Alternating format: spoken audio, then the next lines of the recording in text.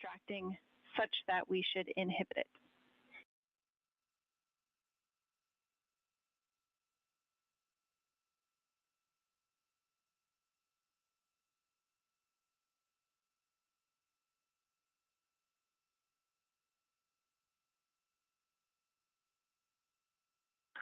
Okay, we are going to go execute 1.2. We had skipped that, and we would prefer to inhibit the CMOS caution on board.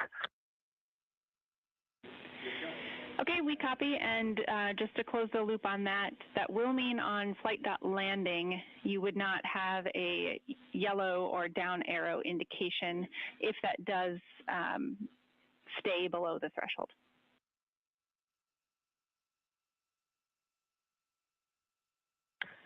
And that is totally fine. And that is totally fine.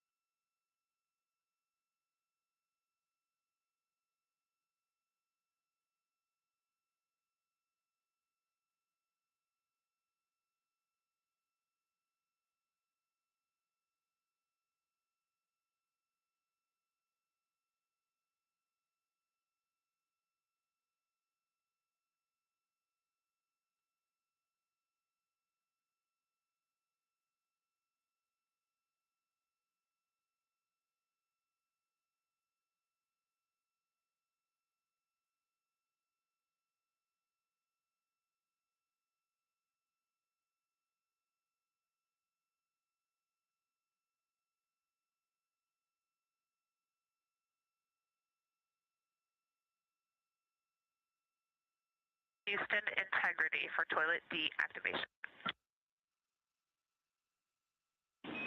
Integrity, Jackie had to step off for a second. Go ahead for toilet.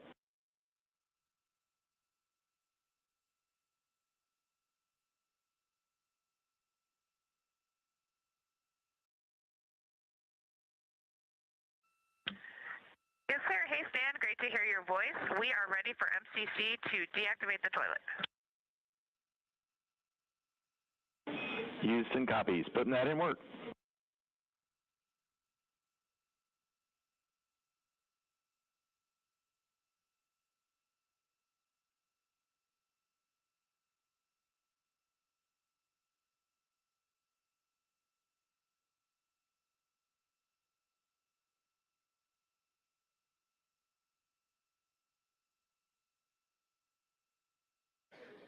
This is Mission Control Houston. That communication from Christina Cook on board Integrity to spacecraft communicator Stan Love. Integrity for burn telemetry on CM raise burn. 2 questions.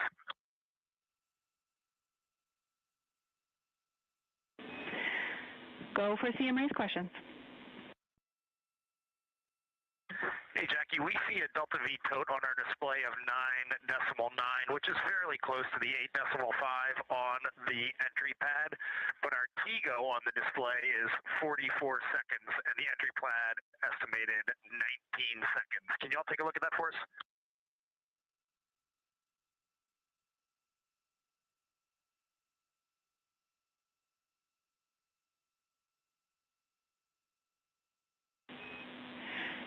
Hey, Reed, good catch.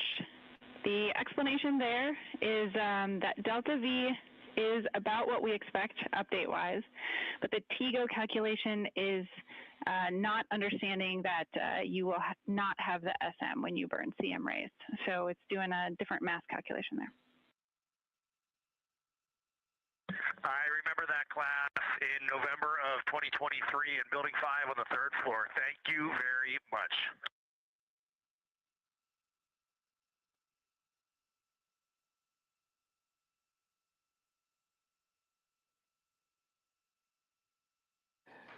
This is Mission Control Houston. Commander Reed Wiseman inquiring about the values for the upcoming crew module raise burn. Again, as we've explained, this burn that's scheduled 2 hours and 51 minutes from now is designed to tilt the angle of attack a bit upward, basically raising the aft end of the vehicle prior to entry interface to improve the angle of attack and minimize heating effects on the heat shield for the Orion vehicle. The crew module raise burn will occur about 4 minutes after the service module is separated from the crew module, and we're expecting about a 19-second burn. Integrity, Houston, the toilet is unpowered.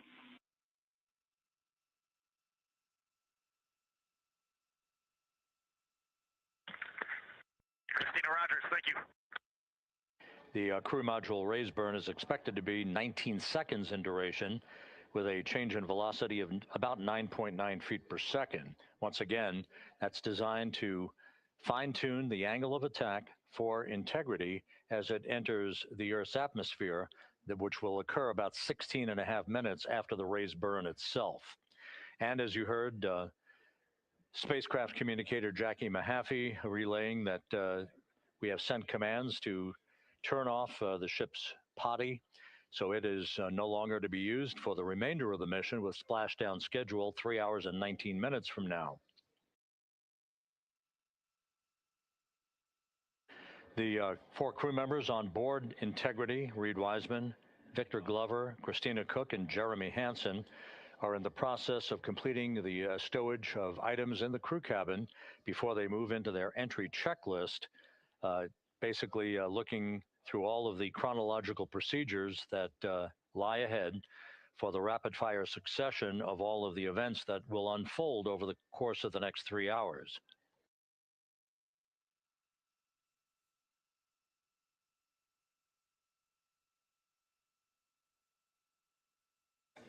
Integrity is about 25,000 nautical miles from Earth, continuing to accelerate towards a splashdown in the Pacific 3 hours and 18 minutes from now.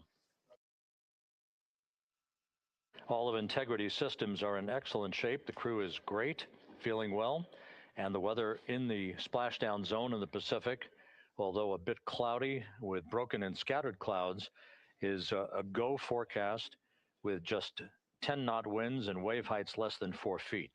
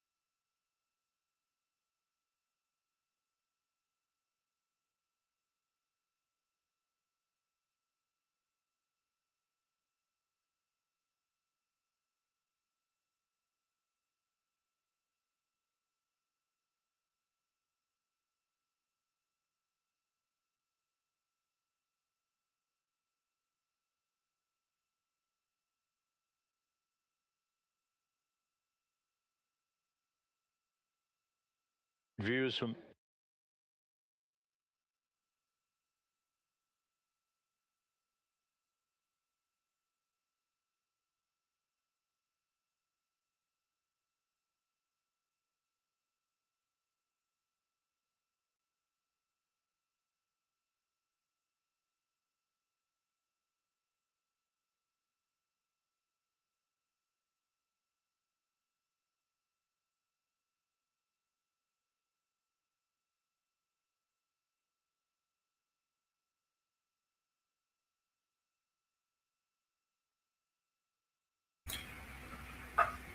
Hola y muy buenas noches, bienvenidos en directo. Estamos retransmitiendo online y tal como estábamos comentando en los chats, la imagen que estamos viendo es un CGI. O sea, naturalmente no hay una cámara en el exterior que esté filmando y están poniendo como plaquetas. Me imagino que harán un CGI también de entrada, como estamos observando ahora.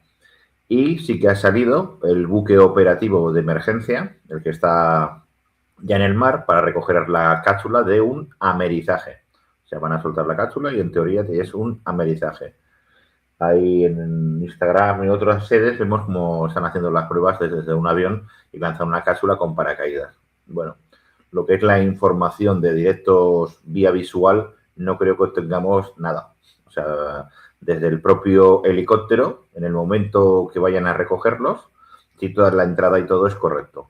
Y seguimos con las comunicaciones naturalmente. A ver si el protocolo, están todos muy serios porque naturalmente si hay un accidente es ahora, en la reentrada. Sobre todo por las placas protectoras. A los que estamos habituados que tienen una yard de fog, ¿vale? El clásico tocho que tenemos en la yard de fog, este sería, dijéramos, el articulado externo de la cápsula para que aguante la temperatura. Lo puedes vestir más de un color o de otro color o ser un proveedor o otro. Salvo error o omisión, yo tenía entendido que desde aquí, de una empresa de Cataluña, sirvió este cerámico. Y cuando se produjo el accidente de la reentrada, al parecer, ya digo, esto es rumorología, ¿eh? No lo puedo confirmar ahora porque intenté cotejarlo con la inteligencia artificial y no me lo supo encontrar. En su momento corría este correveidile y al parecer alguien vio, si sabéis los que tenéis Yard de Fog, cuando tú enciendes el Yard de Fog, queda como un hollín, queda como un color, vuelves a encender y vuelve a cambiar la piedra, pero la piedra está perfecta, o sea, es porque hay el color. No le pareció correcto de que hubiera como el hollín en la nave y entonces la cambió. Lo cambió por otro proveedor, en este caso no europeo, no catalán, y pasó este accidente. Se desprendieron placas y hubo el accidente. O sea que vamos a ver cómo se va resolviendo. Saludos a todos, Xavier García. Y no lo cuestionaré mucho, simplemente saludaros. Hicimos la entrada del directo cuando hubo la salida y hacemos la entrada del directo cuando hace la entrada y a ver cómo van desarrollando. Tal como comentaba Beatriz, que sería el fondo negro, no, es que es una fotografía, Beatriz, no es directo, ¿me explico? Y ahora mismo también están colocando aquí pues una fotografía. Esto no creo que sea un directo. Entonces, bueno, lo vamos observando. Luego ya tenemos los otros compañeros de los otros canales que irán a buscar directamente el tema si ha sucedido o no ha sucedido esta misión, en el decir de si han salido al espacio exterior. Y bueno, ya tenemos caldo de cultivo otra vez con conspiranoicos y no conspiranoicos. Hay que decir un tema que, por cierto, Carlos Mesa, los saludo, de esta historia, de que efectivamente ha habido un tema que ha sido no polémico, pero ha sido atractivo de escuchar, con un tema de la cámara Nikon y un objetivo en concreto para hacer fotografía.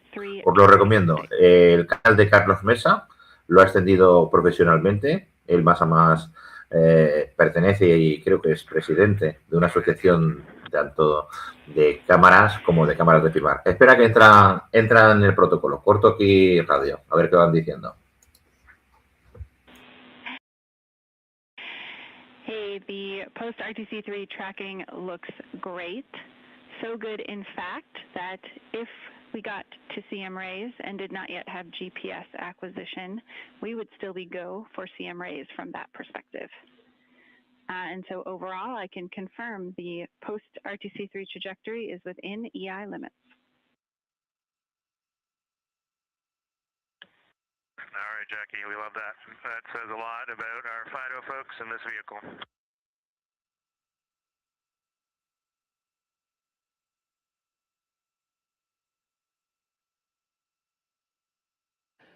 This is Mission Control Houston.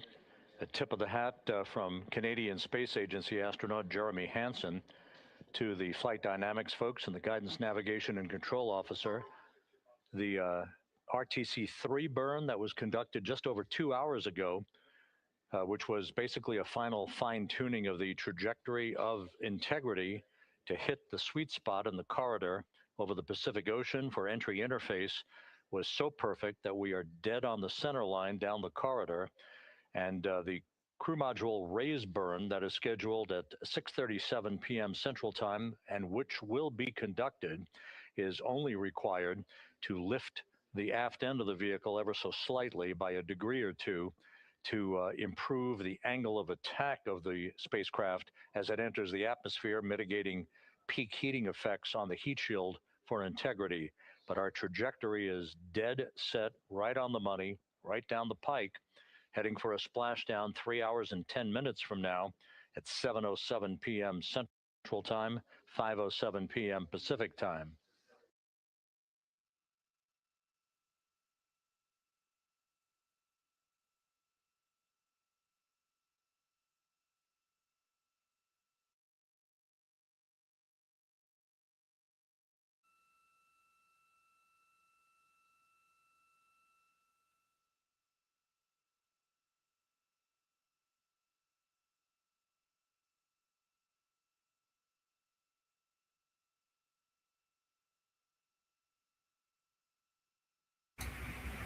Aprovechamos esta vaguada. Un momento, tiro peseta.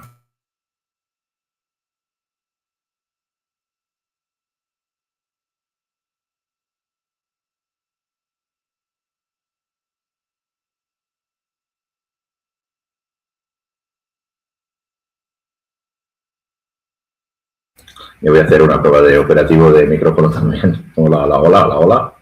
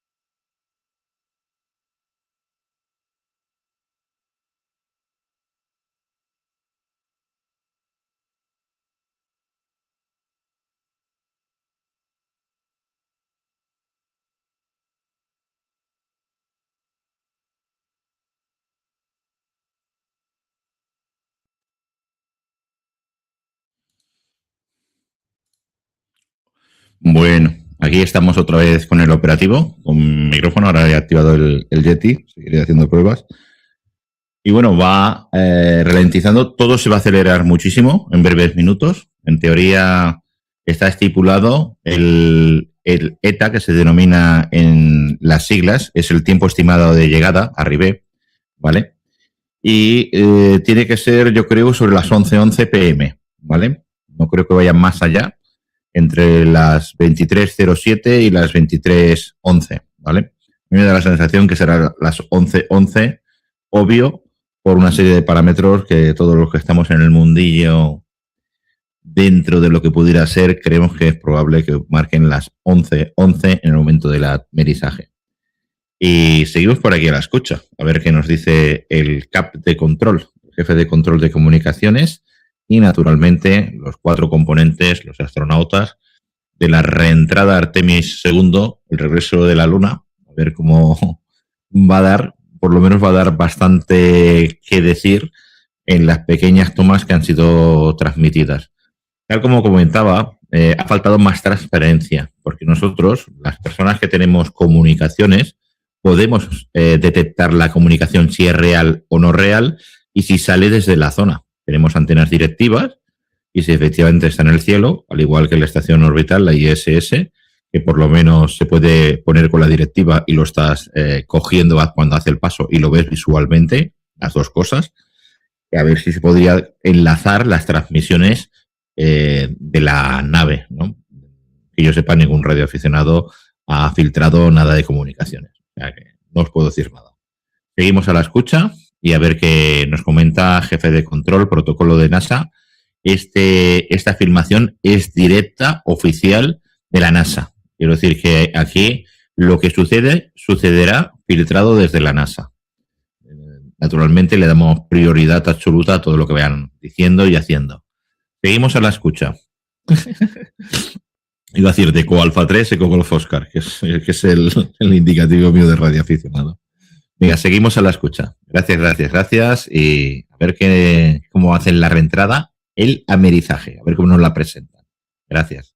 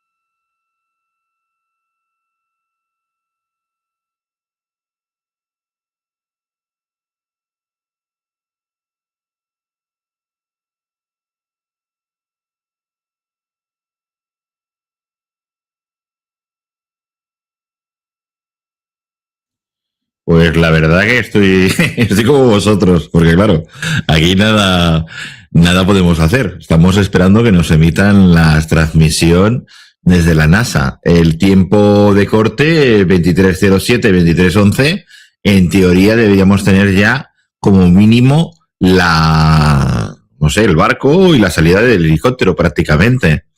Si parece que nos van a presentar que ya estén en el agua. No van a lanzarnos desde el avión, del propio barco, lo van a dejar allí, van a dar un poco de metros y tira, mira, es que da la sensación que no sé, Es un poco extraño. Seguimos por aquí a la escucha, a ver si presentan alguna imagen más. Ya me da esta risa. A ver qué pasa. Hoy, madre mía, nos van a destrozar en los canales. Venga, seguimos por aquí viendo lo que nos quieran enseñar. Hasta ahora.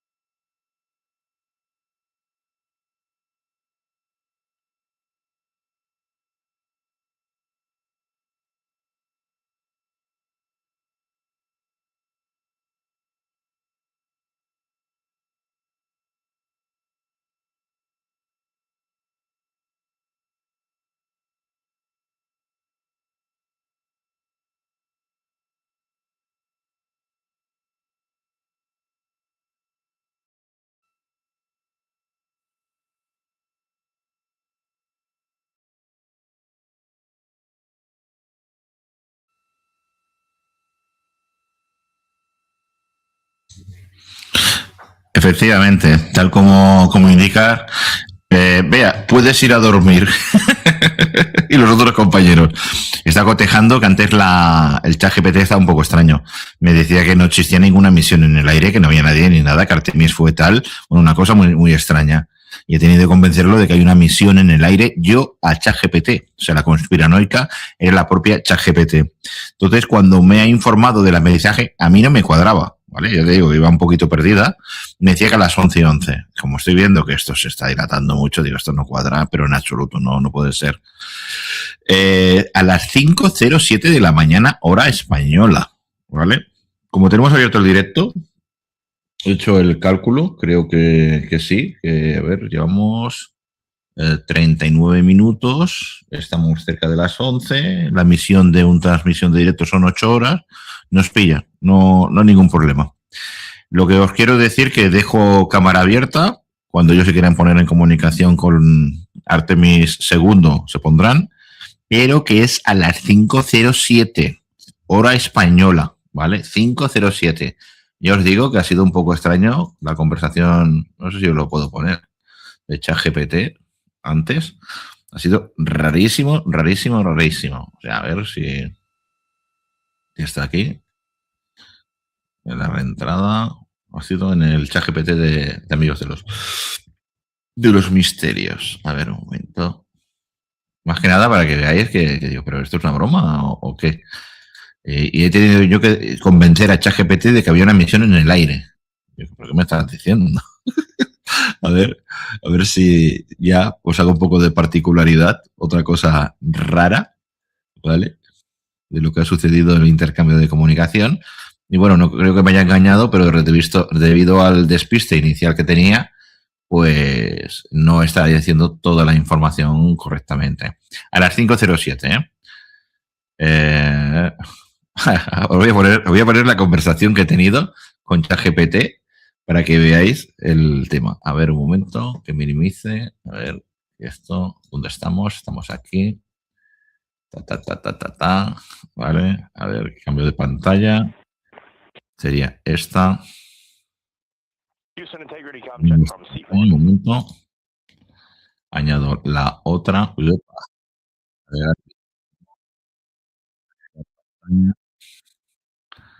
Compartir pantalla. NASA, regreso misión. Era diálogo de besugos, ¿eh? A ver, que vea correcto de que esto es así. Vale, sí, ¿no? Estoy transmitiendo. Bueno, le pregunto yo a ChatGPT, ¿cuándo regresa de la misión hora española? Pues ha sido hace un ratito. Dice ChatGPT, necesito un poco más de contexto. ¿A qué misión te refieres exactamente?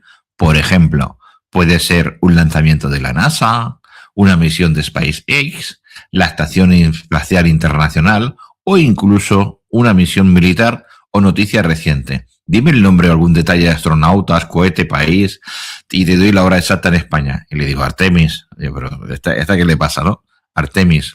Y me dice, si te refieres al programa Artemis, programa de la NASA, ahora mismo hay un punto importante. Ninguna misión Artemis ha regresado aún de la Luna con tripulación.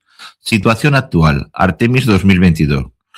Fue sin astronautas y ya terminó con éxito y regresó en diciembre de 2022, ¿vale? Artemis II será la primera con astronautas, pero aún no ha volado. ¿Pero qué me estás diciendo? Si es la que estamos... es la que estamos nosotros intentando esperar que americen. Dice ChatGPT que Artemis II será la primera con astronautas, pero aún no ha volado. Prevista alrededor del 2025-2026. Artemis 3 será la misión que aterrice en la Luna, prevista más adelante, 2026, 2027 o más. Pero mirar, a ver, aquí, ¿qué ha pasado? ¿Qué información tenía ella que nosotros no tenemos? Me refiero a ChatGPT. Artemis II, la supuesta misión que estamos en online en estos momentos, será la primera con astronautas, pero aún no ha volado. ¿Vale? Digo, dice... Entonces, ¿cuándo regresan? La próxima misión con regreso real de astronautas será Artemis II, pero todavía no tiene fecha exacta de regreso confirmada. Cuando se lance el viaje durará aproximadamente 10 días. La hora exacta en España se fará pocos días antes del lanzamiento. Si quieres, dime si estás viendo una noticia concreta o un directo y te doy la hora exacta en España de ese evento. Yo que me lo leo, no me puedo creer lo que me está poniendo y digo, vamos a ver. Y además se lo pongo. Vamos a ver, ¿qué te pasa? Artemis II en esta misión y me marca una cuenta atrás de 4 horas 37 minutos. Por eso estaba comentando, digo, aquí hay algo que no cuadra, porque esta es otra. Claro, en ese momento, cuando yo he visto el contador de la NASA, a mí me marcaba 4 horas 37 minutos. En el cálculo mío, en el momento que estoy haciendo la transmisión, hasta lo vamos a comprobar, me indica la hora de aterrizaje, que era sobre las 11:07, hora española. Entiendo lo que estás viendo, pero te aclaro directo. Artemis II no está en misión ahora mismo. ChatGPT, ¿eh? Yo digo, pero vamos a ver. No hay ningún vuelo activo de Artemis II a día de hoy. Esta misión de la NASA todavía no ha sido lanzada.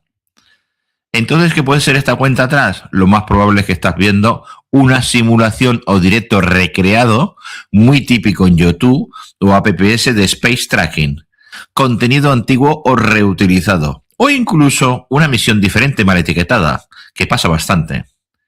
Realidad actual. Artemis II no ha despegado aún. Y dale, esto es ChatGPT, ¿eh? No hay cápsula regresando ahora mismo de la Luna bajo ese nombre. Por tanto, esta cuenta atrás no es real. Si quieres, pásame captura o enlace de lo que estás viendo y te digo exactamente qué misión es en realidad. Muchas veces Artemis 1 reciclada o una simulación. Digo, es de la NASA. Lleva 8 días en misión y le pongo, pues nada, el enlace de la NASA, http://www.nasa.gov. Y salta ahora. Ah, tienes razón. Ahora sí que estás viendo algo real. La misión Artemis II de la NASA sí está en vuelo ahora mismo y ya va por el final. Lanzamiento 1 de abril de 2026. Duración 10 días. Estado regresando a la Tierra ahora mismo. Hora real del regreso a España, ¿vale? Y fíjate lo que me está indicando, que yo esa cuenta la he leído yo de la NASA. O sea, ¿pero qué me estás contando? Según los datos más recientes, es plan de aterrizaje 23:07 hora española peninsular. Pensar que sigo viendo la cámara de NASA abajo, ¿eh? O sea, está igual, está con una foto puesta ahí y ya está. 23:07 hora española peninsular, que coincide con la cuenta atrás de 4 horas 37 minutos. Encaja perfectamente. Estás viendo en tiempo real, restante, reentrada de la atmósfera, despliegue del paracaídas y amerizaje en el Pacífico. Momento crítico, cuando queden pocos minutos, velocidad de 40.000 kilómetros hora, temperatura hasta 2.700 grados y 6 minutos sin comunicación, el apagón de plasma. Cuando hay el fogueo, se produce un campo electromagnético y es como el experimento Filadelfia. Exactamente igual, no están. Resumen claro, sí es real, sí llevan unos 8 o 10 días en misión, tu cuenta atrás coincide, regresan hoy sobre las 23 horas. O sea, según el momento de la transmisión y era contador de la NASA, estos ya están en el agua, o sea, ya los están recogiendo, ¿vale? Dice, si quieres te puedo tal, patatín, patatá, y bueno. ¿Qué os quiero decir? Pues que no tengo ni idea. No tengo ni idea. Voy a poner la otra, voy a quitar esta pantalla, detener pantalla, pongo la otra, compartir pantalla, NASA, comparto pantalla y así estamos. En la nueva que he mirado de la NASA, ¿vale? Le he preguntado, según el dato que tengo, que dice que a las 8:07 de la tarde habrá el amerizaje en la costa de San Diego, ¿vale? Pues 9 más 8 son las 5:07. Lo que me estás contando y la cuenta de atrás que he visto yo antes, pero ¿por qué era esa cuenta atrás? Esto empieza a ser un poco muy extraño, ¿eh? Bueno, os saludo, seguimos por aquí y nada, a ver qué nos dice. O sea, en principio, a las 5:07, a ver dónde se lo he preguntado yo. Me imagino que en el otro washout. A ver qué me ha dicho. Me ha dicho, a ver.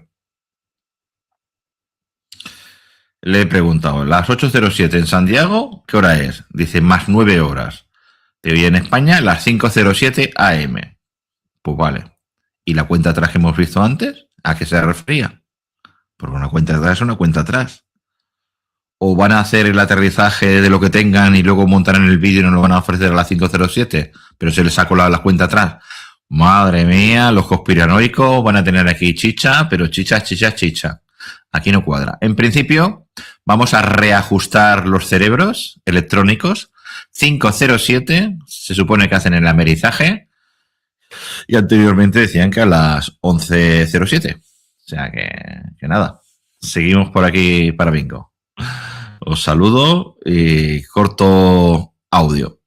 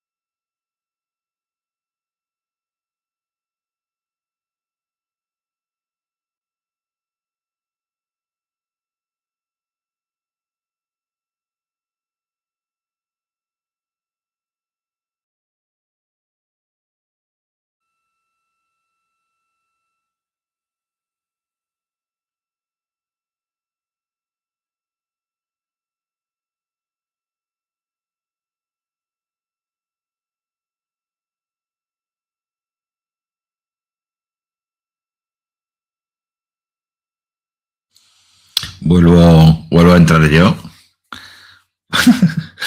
Porque, a ver, entender cómo funciona esto. Se supone que... Espera un momento que quito aquí el retorno. Hay algo que no cuadra. O sea, os explico. Va a ser lanzada la cápsula desde el cielo hacia la costa de San Francisco, ¿vale? Y ahora se me ha pasado por la cabeza a mí, que es un operativo que cuando tú lanzas algo desde el cielo, limitan la zona de acceso de los aviones, ¿vale? Porque claro, a ver dónde va a ir la cápsula. Y en este momento, si hay algún avión y lo que no pueden es parear la ruta de caída. O sea, cuando empieza a descender, desciende. Esto no tiene ala ni lo pueden posicionar.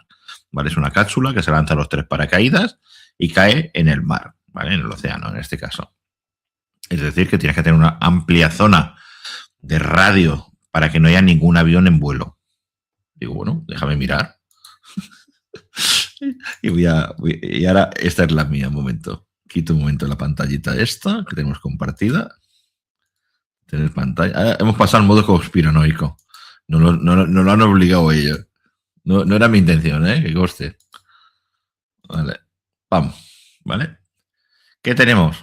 Pues si ahora tiramos para atrás y para adelante, la costa de San Francisco, ¿vale? Sería por aquí. Pero yo que veo aquí un montón de aviones dando vueltas. Y bueno, y dentro de estos tiene que existir el helicóptero, que si la cuenta atrás era la anterior, ya llega otra vez a la zona del barco. ¿Vale? ¿Qué quiere decir el helicóptero? Yo no veo ningún helicóptero por aquí. Nada, cero patatero. Es decir, yo si pongo encima de una aeronave, la clico, ¿vale? Como estáis viendo ahora. Me dice San Francisco, Lanai, ¿vale? Este ha salido de San Francisco, para que veáis exactamente dónde está San Francisco, pues está aquí, ¿vale? San Francisco, ¿vale? Lo estamos viendo. Y San Francisco no es San José, es San Francisco. O sea que si ahora le dejamos un poquito hacia la derecha el margen, bueno, ¿qué harán? Que cuando se acerquen las 5 de la mañana dejarán el espacio vacío. Lo vamos a comprobar. Después lo comprobaremos. ¿Por qué? Porque me imagino que este va a San Francisco, ¿vale? ¿Veis? De Tokio a San Francisco. Este me imagino que irá a San Francisco también. Este va de Tokio a Los Ángeles, se desvía un poquito.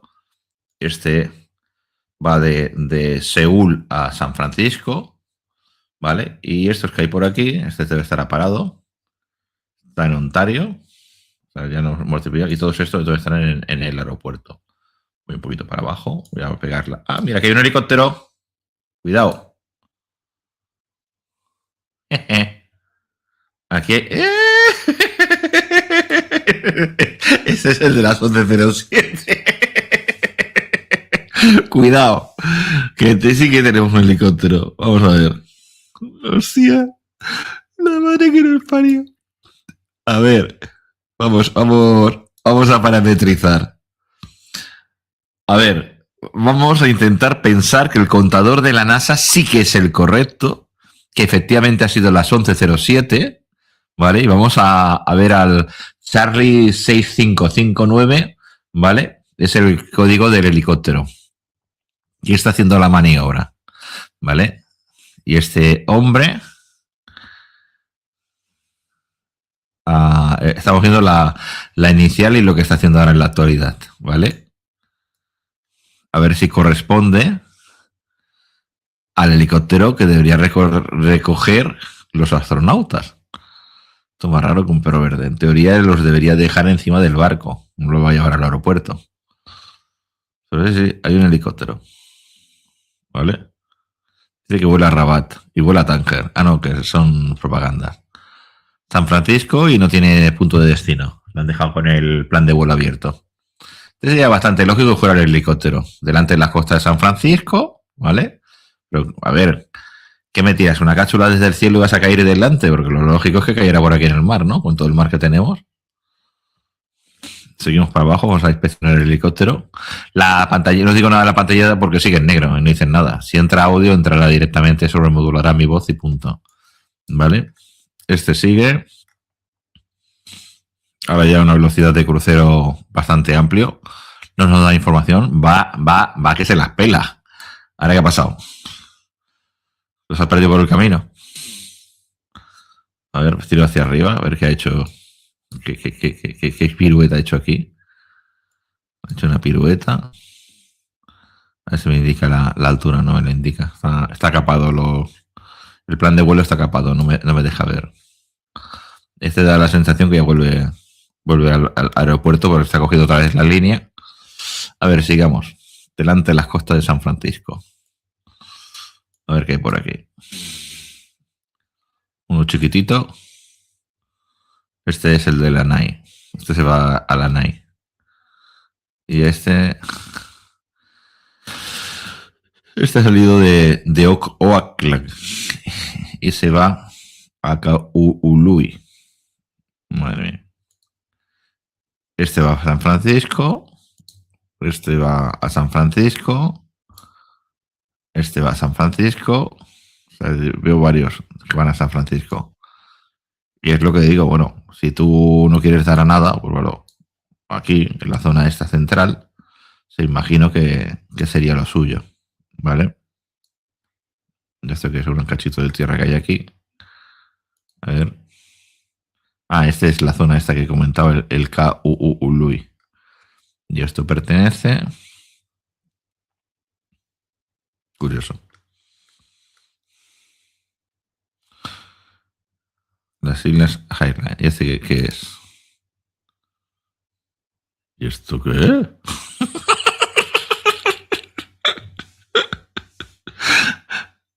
Ni idea. No puedo decir ni lo que... Eso es donde se ha movido ese ovni que tiene localidad, porque dicen que tiene matrícula H Hotel Bravo Alfa Lima 787. Pero no me está indicando nada. Dice que es un vuelo privado. Madre mía.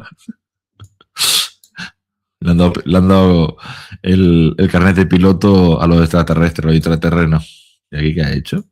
A ver. ¿Ha hecho un salto? Ha parado. No da datos. Va a trompicones. Debe ser un globo aerostático, pero vuelve al sitio. No sé, una cosa rara. Seguimos en la zona, delante de la costa de San Francisco. Y nada, simplemente sigo por aquí con el cartelito. Venga, os dejo.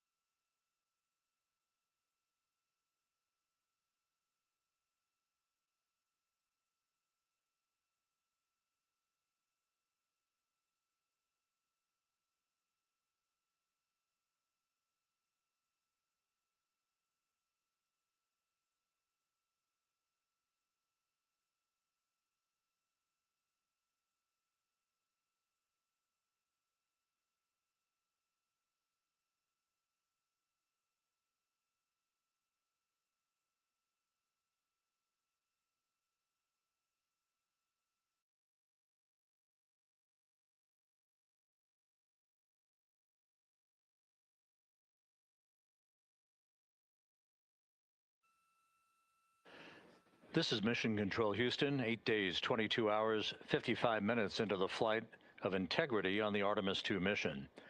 On board the vehicle, the 4 crew members, Commander Reed Wiseman, pilot Victor Glover, and mission specialists Jeremy Hansen and Christina Cook are suiting up in their Orion crew survival suits, the launch and entry suits that they also wore during their launch from the Kennedy Space Center back on April 1st. Once the crew is all suited up, they'll conduct a series of leak checks to make sure that they have good suit integrity, aboard integrity, before they strap themselves into their seats for the final phase of this mission that will culminate with a splashdown in the Pacific 2 hours and 35 minutes from now at 7:07 p.m. Central Time, 5:07 p.m. Pacific Time, about 2.5 hours before sunset, southwest of San Diego. And the suits are in the process of being leak checked at the present time. We'll relay all that to you in just a few moments. Right now, Integrity is just about 20,000 nautical miles from the Earth, continuing to accelerate towards the next major milestone, which will be the separation of the crew module from the European service module 2 hours and 1 minute from now. That separation maneuver, pyrotechnically, will occur at 6:33 p.m. Central Time.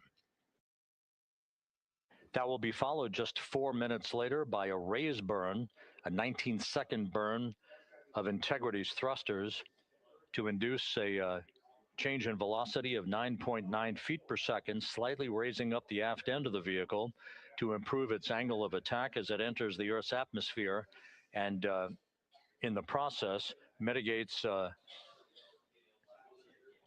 peak heating effects on the heat shield of the vehicle. Out in the splashdown zone, out in the Pacific Ocean, the weather is forecast to be go by the Spaceflight Meteorology Group here at the Johnson Space Center. Winds of just about 10 knots and wave heights less than 4 feet, which should be ideal for the recovery forces that are being deployed from the USS John Murtha to recover the crew, extract them, hoist them into 2 Navy helicopters, and fly them back to the deck of the Murtha to be brought into medical bay for post-splashdown medical checks. We now have a report from the environmental systems officer here that we have good suit leak checks. All 4 suits have passed the leak check. So we are in good shape here for entry and splashdown coming up just over 2.5 hours from now.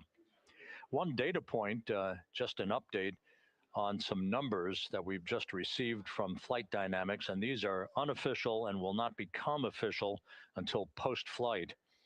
We now anticipate that the maximum speed that Integrity will encounter as it enters the Earth's atmosphere will be right around the same time as we enter a communications blackout of 6 minutes in duration.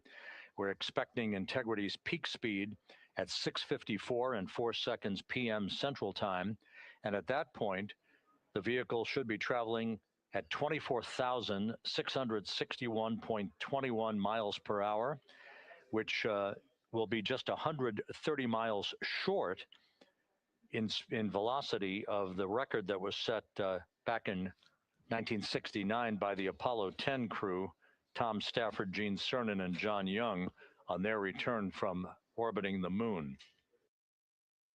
Once again, that peak speed expected to be reached just a few seconds after the start of entry interface, as the vehicle plummets back into the Earth's atmosphere. The peak speed expected to be reached at 6:54 and 4 seconds p.m. Central Time. And that peak speed now estimated by Flight Dynamics to be 24,661.21 miles per hour, which equates to about Mach 33. Houston Integrity, seat 1 and 2, leak check complete. Also, we powered up the AGA, and it's giving us a CO2 alarm at 4.4.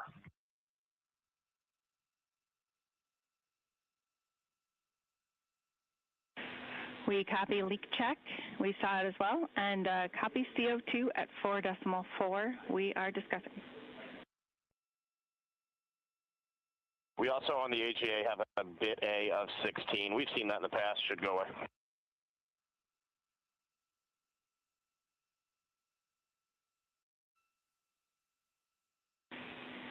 And Reed, is the AGA been powered for 5 minutes yet, or are we still in that wait period?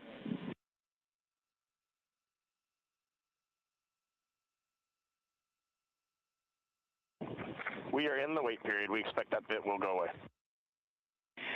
We copy, and that bit can also indicate that we cannot trust the other values, so we'll check back with you after the 5 minutes on the CO2 levels. Affirm.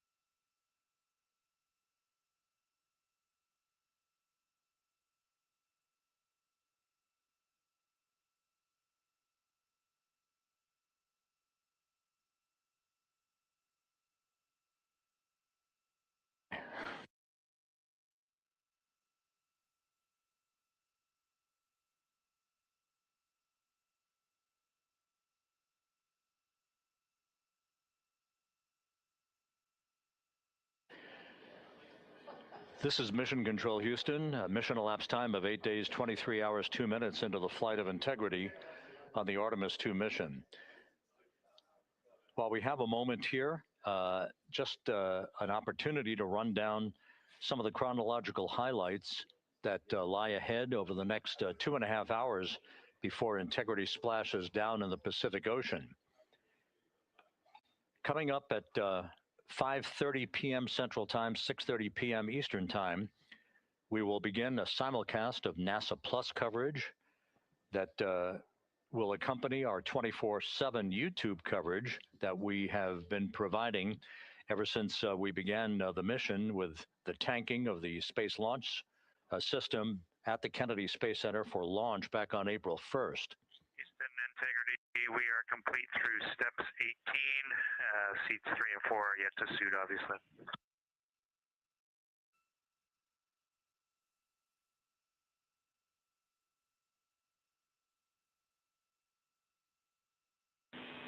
Jeremy, we copy. You completed 16 through 18, and confirm for us whether you needed any adjustments of CIAS in step 17.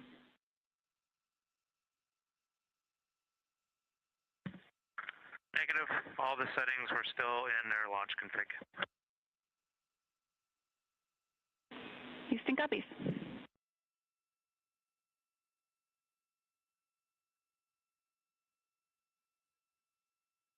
Once again, with the leak checks having been successfully completed on the 4 launch and entry suits for the crew members on board Integrity, once again, we'll begin our NASA Plus coverage as a simulcast to our 24/7 YouTube coverage in less than an hour at 5:30 p.m.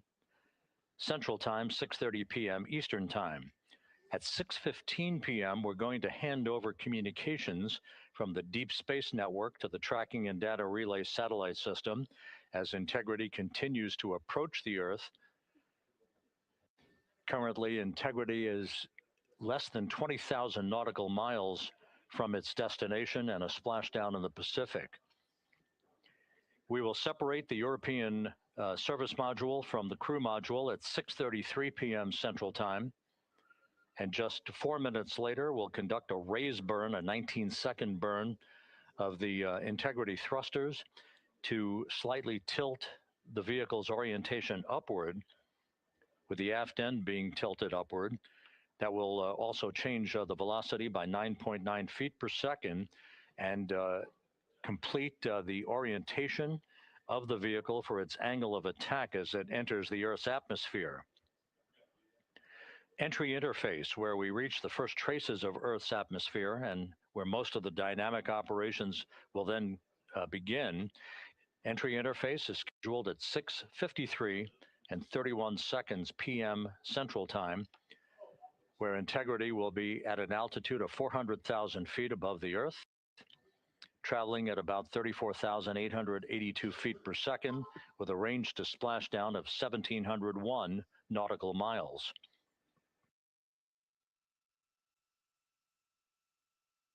Just 10 seconds, just a few seconds later, about 24 seconds later, We'll enter a 6-minute communications blackout at 6:53 and 55 seconds p.m.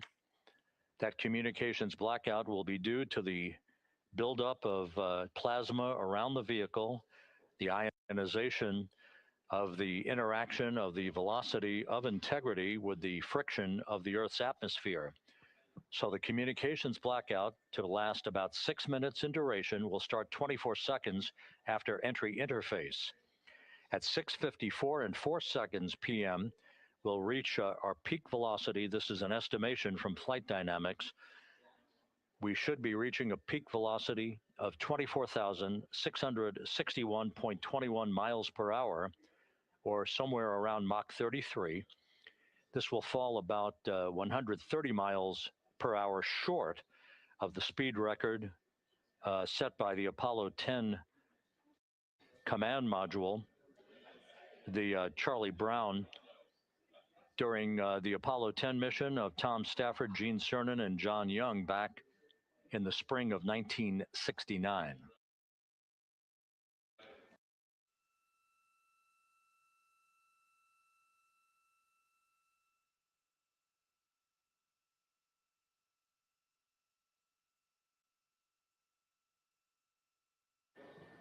Once the communications blackout ends, which is expected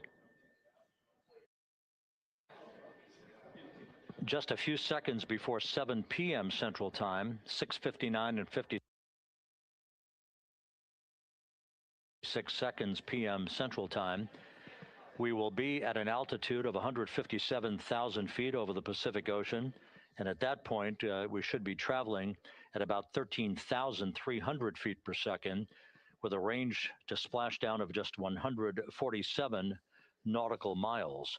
There will be a series of roll reversals, first to the left, allowing integrity to bank to the left. These are computer-commanded, not crew-commanded, but computer-commanded roll reversals to bank the vehicle first to the left, then to the right. That bleeds off excess energy and helps to reduce the speed and the heating effects on the vehicle during the final phase of flight. Starting at 7:03 and 22 seconds p.m. Central Time, we'll begin the series of chute deployments. In all, there are 11 parachutes associated with this mission. The first 3 will pull off the forward bay cover from the top of the vehicle. The forward bay cover chutes are 3. That'll be followed by the deployment of the drogue chutes at 7:03 and 23 seconds p.m. Then 3 pilot parachutes will pull the main parachutes, 3 of them, from the forward bay cover. The forward bay housing all of the parachutes at the very top of Orion.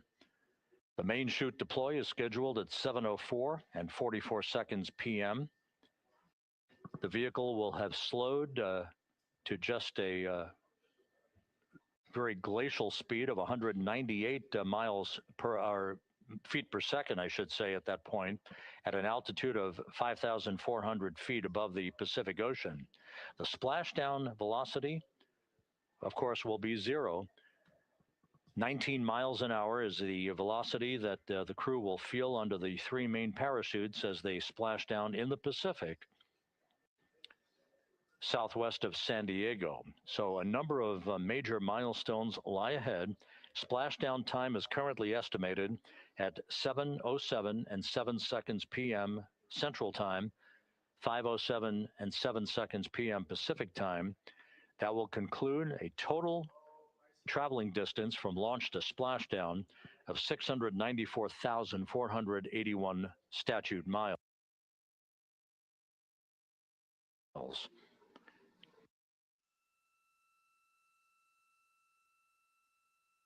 We're just 1 hour and 48 minutes away now from crew module, service module separation. The crew has donned their launch and entry suits. They've conducted leak checks. Everything is in order, and the weather is go at the splashdown site. Some of the flying assets that will collect imagery of the descent of Integrity towards splashdown have already been deployed from the deck of the USS John Murtha. The actual recovery team members will be deployed in helicopters and fast boats a bit later on as we approach splashdown and, of course, after splashdown itself. Once the vehicle splashes down, we'll be deploying the 5 inflatable airbags at the top of the vehicle with helium. That will ensure that the vehicle is upright throughout the course of the recovery operations. The team here in Mission Control will check all of the systems on Integrity, make sure that we are not leaking any toxic gases from the spacecraft, and that will be the signal for the start of the power down of Integrity systems and the ability of the first members of the recovery team to approach the vehicle to set up the inflatable life raft called the front porch, which will be used to bring the crew members out of the vehicle into that front porch one by one after the hatch is open to Integrity. We expect the extraction of the crew to be some 45 minutes to an hour after splashdown, which would be about 30 to 45 minutes after the vehicle is powered down.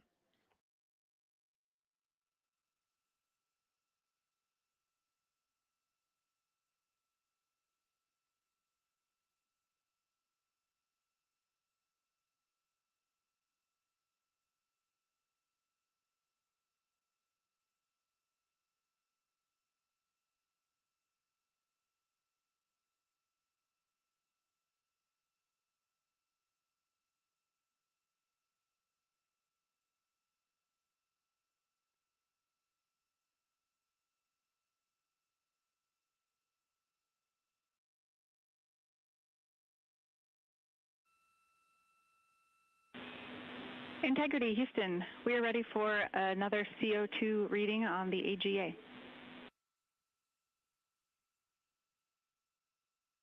It is 5.1.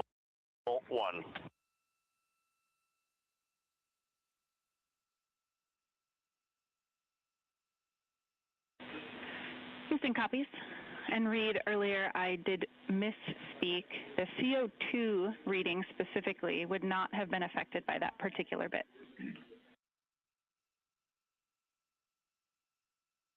Okay, sounds good. We just know we're in an ARS suit, and that's very likely contributing to that.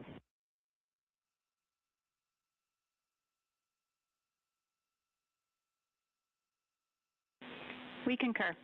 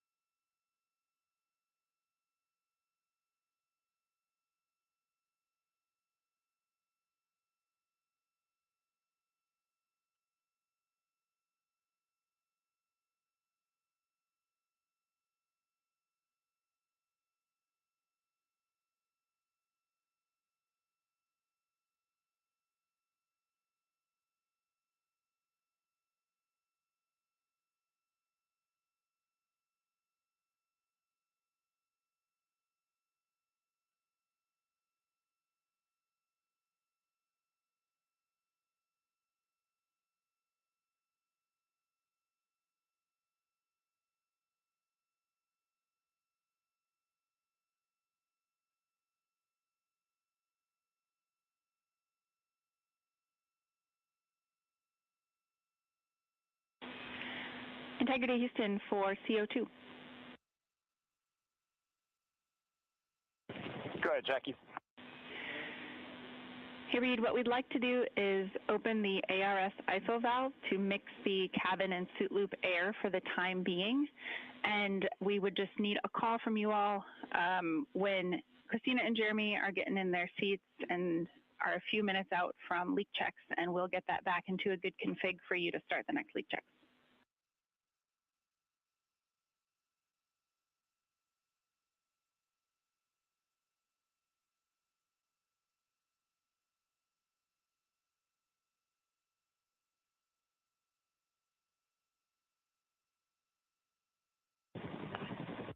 Hey, Jackie, that's a reasonably good idea. Can we just hang on that for a little bit and see how we're doing?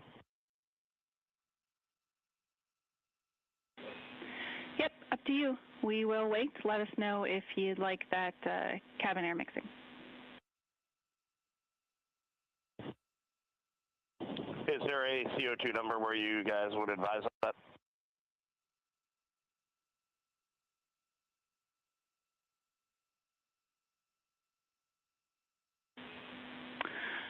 Reed, we would not want to go above 7. Yeah, that's perfect. Let us monitor it for just a couple minutes here.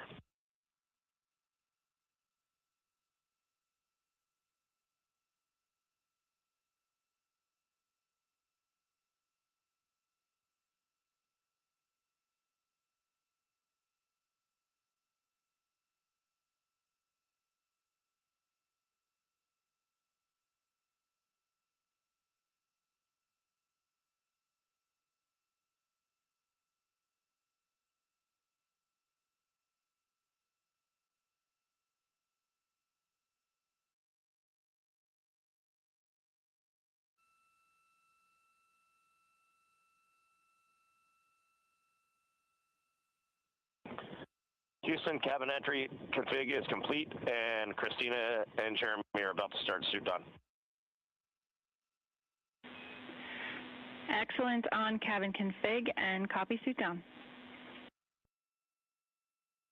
That call from Commander Reed Wiseman aboard Integrity indicating that following the successful leak checks on the 4 launch and entry suits, the crew will begin to actually don those suits now, and then they'll climb into their respective seats, both on the flight deck and the mid deck of the Integrity, in preparation for crew module service module separation that's scheduled 1 hour and 40 minutes from now.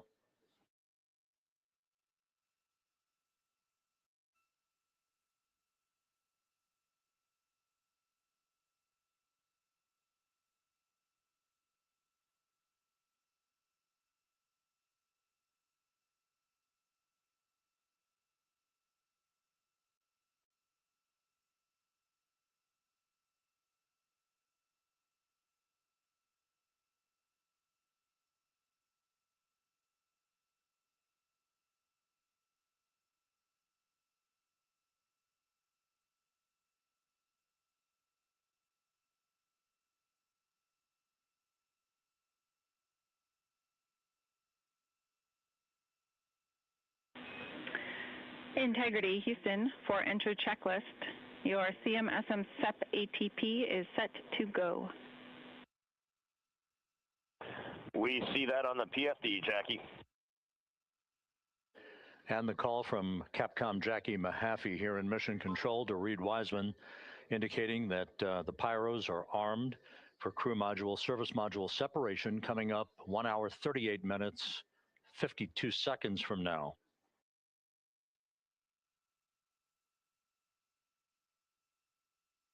Integrity now squarely facing the planet Earth, 17,600 nautical miles away, headed for a splashdown 2 hours 12 minutes from now.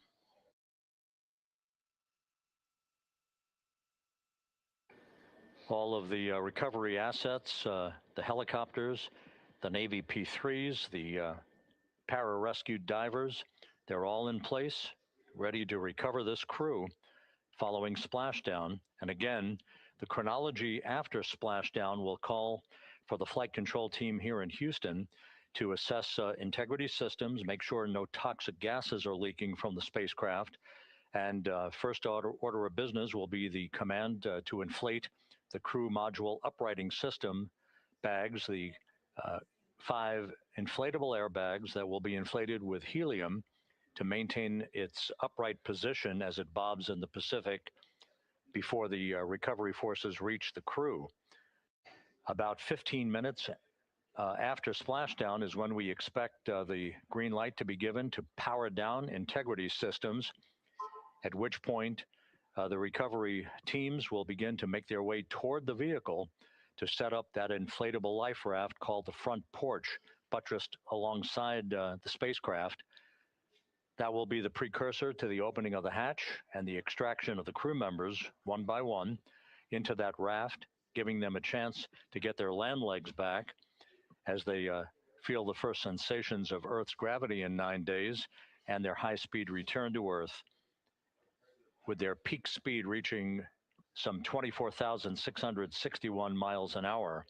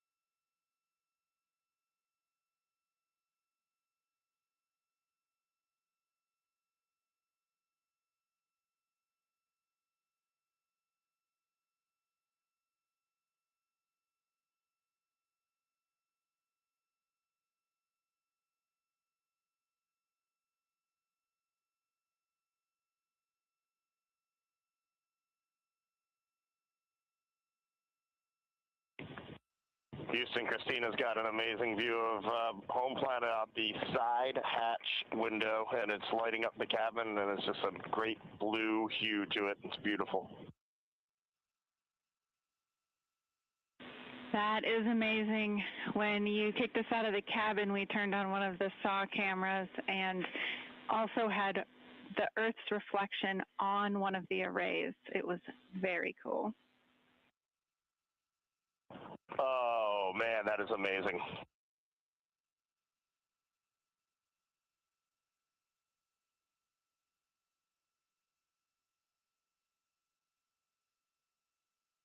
This is Mission Control Houston.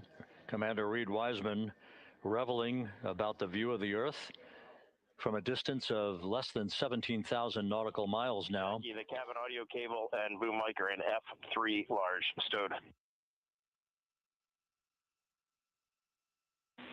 We copy. The view that Reed Wiseman is describing is the view you're looking at right now as the Earth grows larger in the field of view with each passing moment.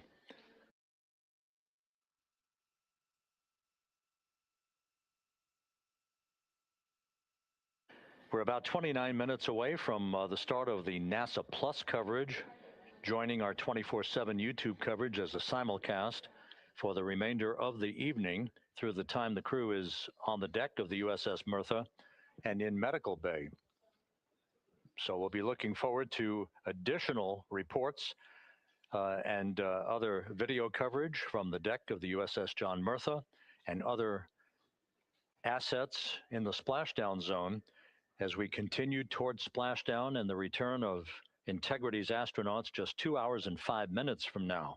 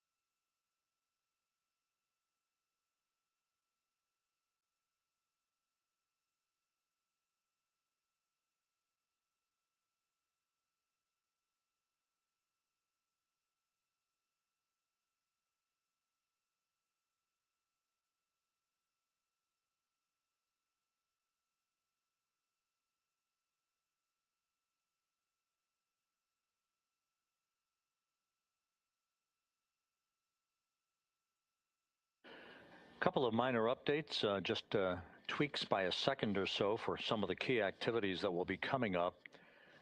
Flight Dynamics providing us with some updated information. The start of the blackout period, just a 1 second change. It's going to be estimated now at 6:53 and 54 seconds p.m. Central Time. The duration remains 6 minutes. That blackout will end at 6:59 and 55 seconds p.m. all Central Time. We expect to begin entering the Earth's atmosphere at an altitude of 400,000 feet at 6:53 and 30 seconds p.m.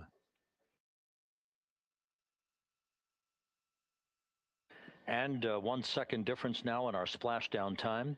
If everything unfolds the way we believe it will, splashdown now scheduled at 7:07 and 8 seconds p.m. Central Time, 7:07 and 8 seconds p.m. Central Time, 5:07 and 8 seconds p.m. Pacific Time at the splashdown zone off the coast of San Diego.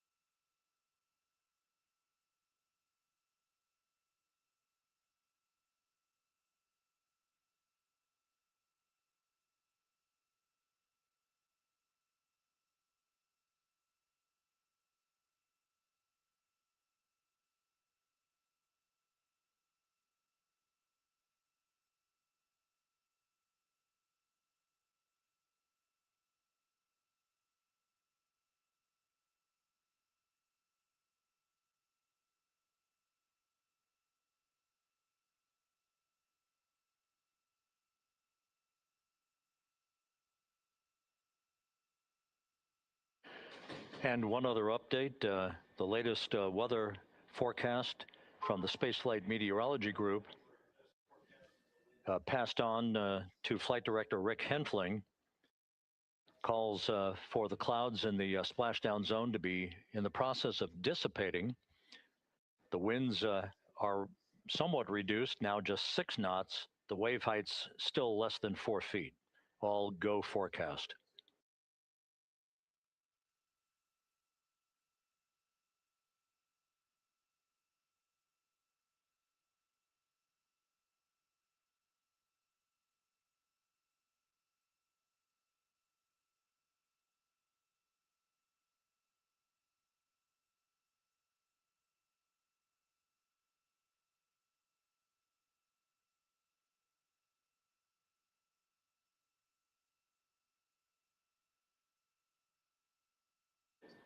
So once again, the stage is set as Integrity continues its inexorable march toward a splashdown in the Pacific 2 hours from now. 16,000 nautical miles away from the Earth. We are just 1 hour and 26 minutes away from crew module, service module separation, followed by a raise burn to tilt the aft end of the vehicle up ever so slightly and improve its angle of attack into the Earth's atmosphere as a mitigating action to reduce heat loads on the heat shield of the vehicle. This is all pre-planned, pre-flight. There's no differentiation between what we had designed this mission to do.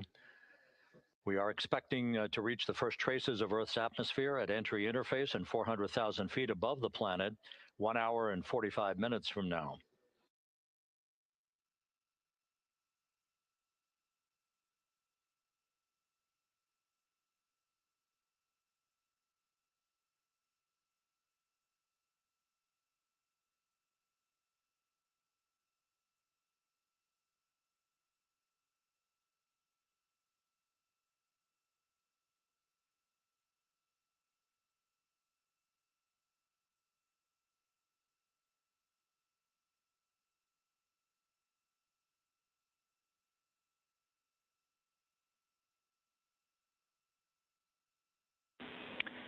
Integrity, Houston.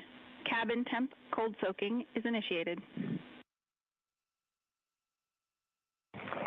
Copy that, Jackie. CO2 is 5.5, and we are still doing good on board. Christina and Jeremy are beginning suit on.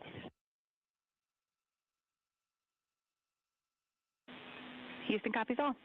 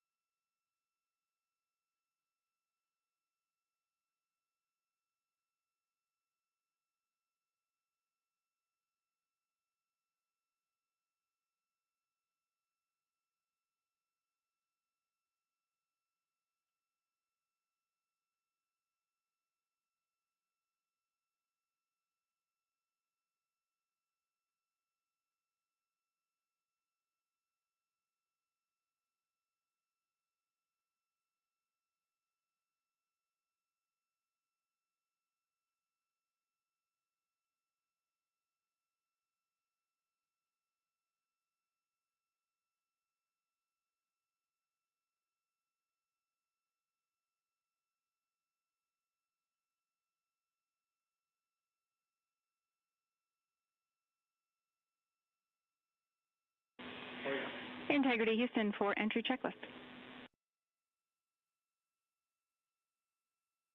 Go ahead, Jackie. Reed, with this time to EI, we expect you're about to be stepping into steps 9 and 10 in the entry checklist. In step 10 for the SIP switch config, there are no deltas. No deltas to step 10. Copy all.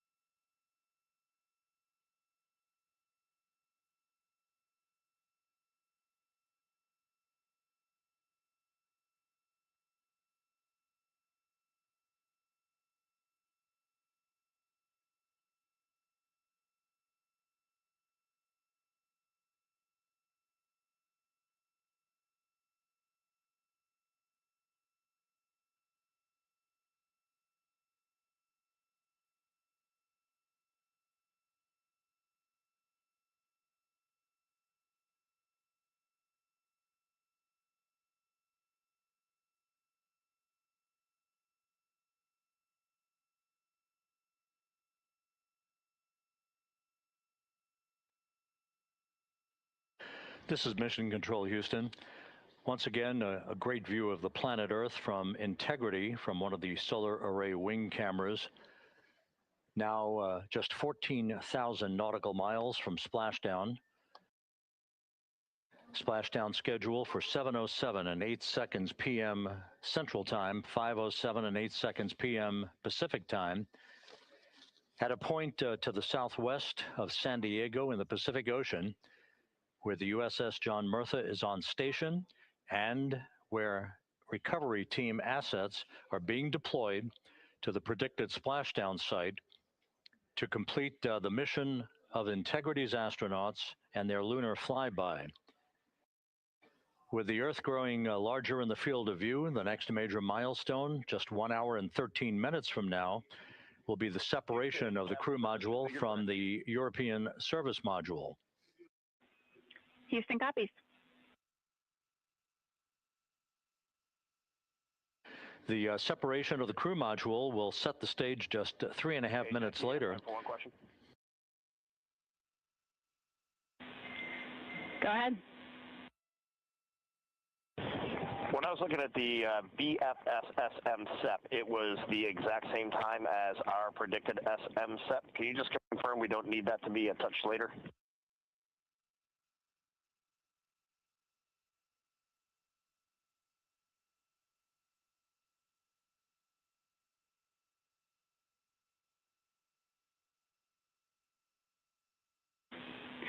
And Reed, matching is expected. That's when the sequence will begin for that whole SEP config. Outstanding. Thank you for the verification.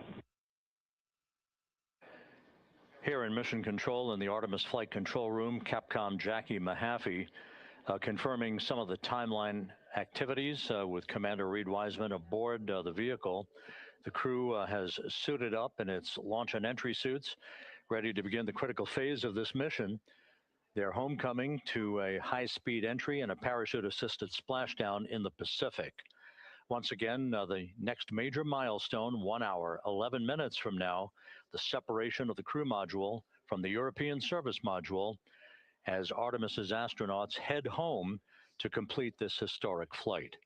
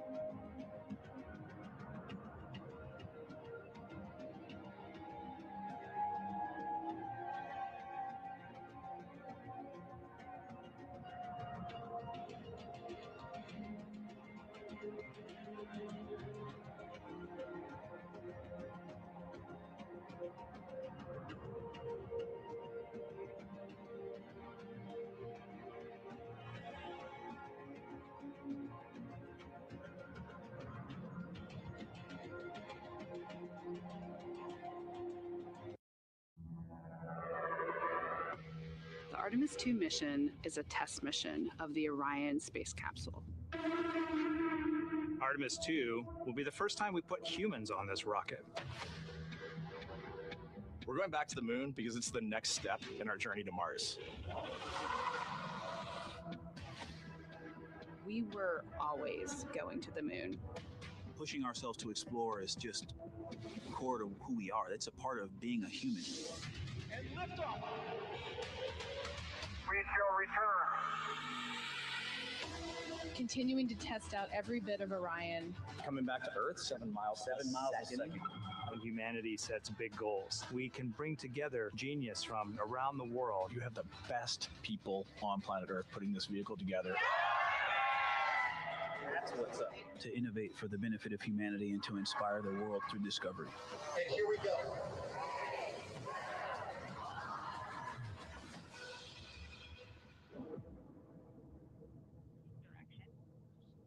19th, 1972, 2:25 p.m. Eastern Standard Time. The Command Module America splashes down in the Pacific with Gene Cernan, Ron Evans, and Jack Schmidt aboard as the Apollo 17 mission came to an end, along with humanity's first series of expeditions to the moon. Today at this hour, you are looking live at our planet from the Integrity spacecraft, heading for a splashdown in the Pacific off the coast of San Diego just 1 hour and 35 minutes from now. And good day from the Artemis Flight Control Room here at the Johnson Space Center in Houston, where the entry flight control team is on duty at this hour, led by Flight Director Rick Henfling, joined on console with the voice you'll hear talking to the crew throughout the course of the day. That is Jackie Mahaffey, second from your left. Everything has gone extremely well as we are closing in on the return of Artemis's astronauts from their flight around the moon and historic lunar flyby that will culminate with that splashdown in the Pacific off the coast of San Diego just 1 hour and 35 minutes from now.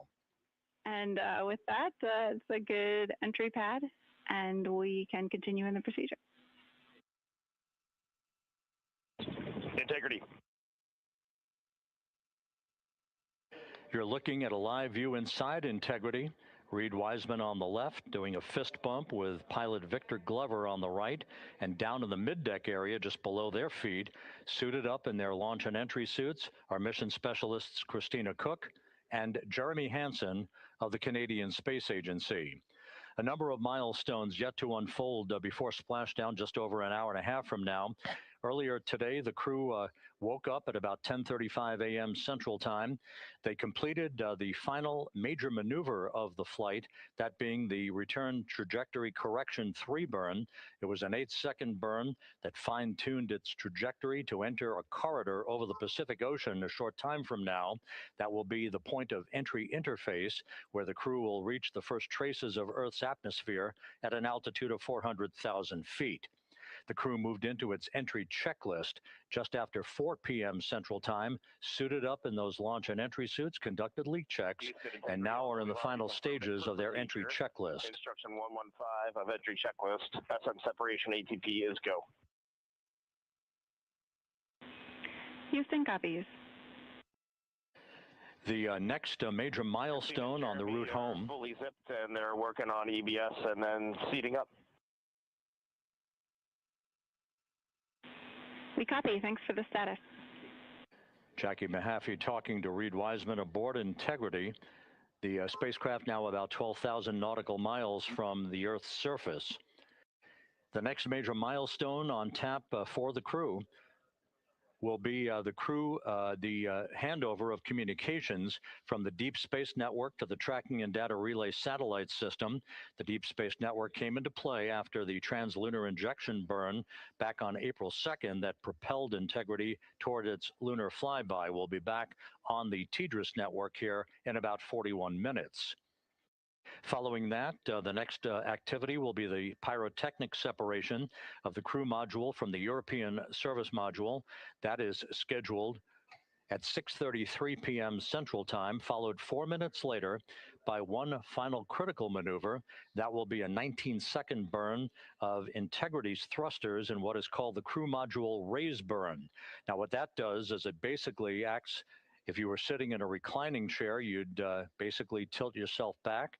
It raises the aft end of Integrity ever so slightly, and that is the final opportunity for us to fine-tune the angle of attack of Integrity through the area of peak heating at entry interface. That will come a bit later on, about an hour and 18 minutes from now.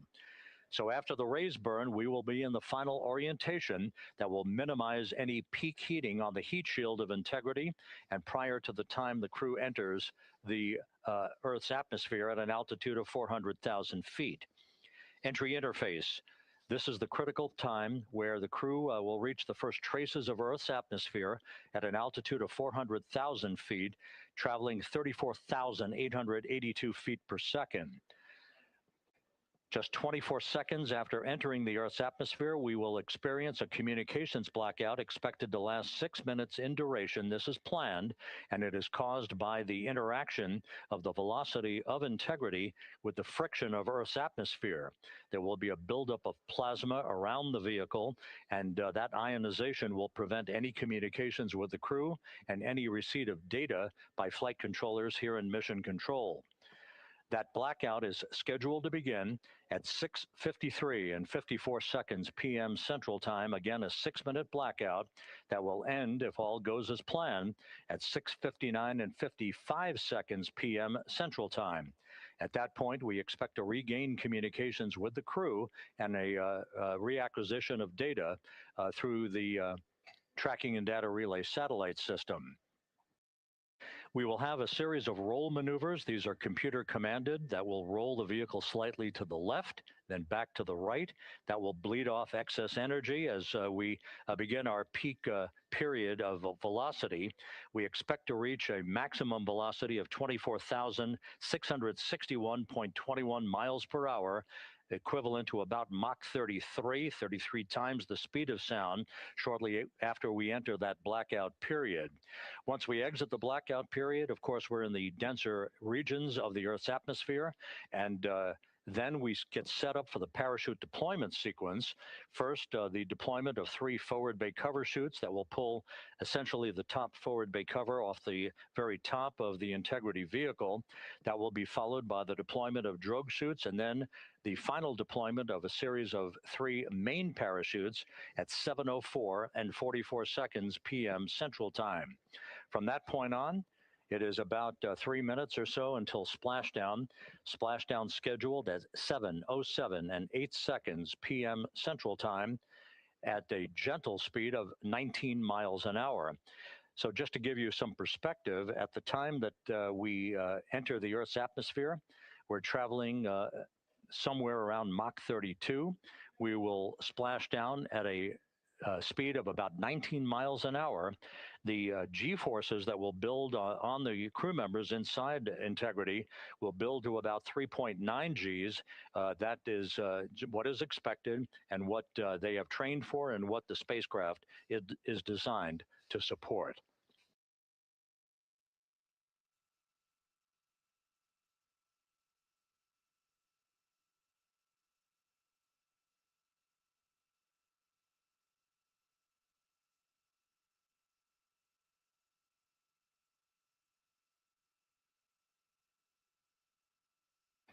The latest weather forecast out in the recovery zone off the coast of San Diego is a go forecast from our meteorologists here at the Spaceflight Meteorology Group at the Johnson Space Center. And standing by on the deck of the USS John Murtha is my colleague from the Kennedy Space Center, Megan Cruz. Megan?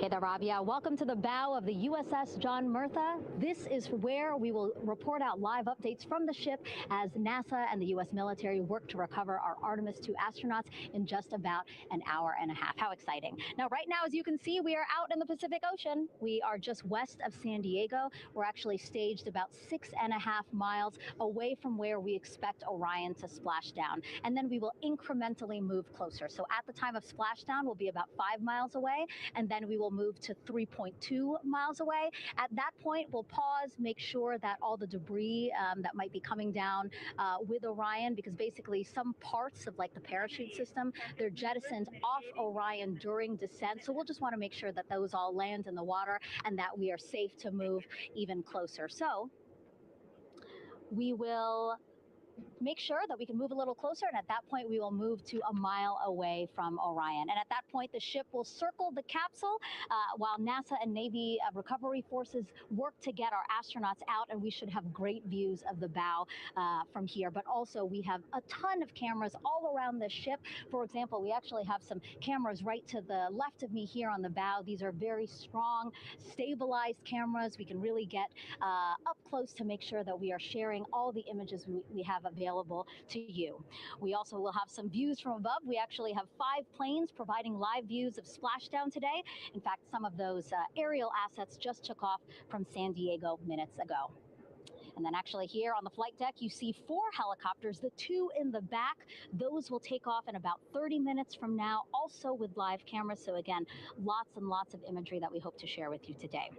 And then those 2 helos in the front, those 2 will pluck the crew out of the water and fly them back to our ship.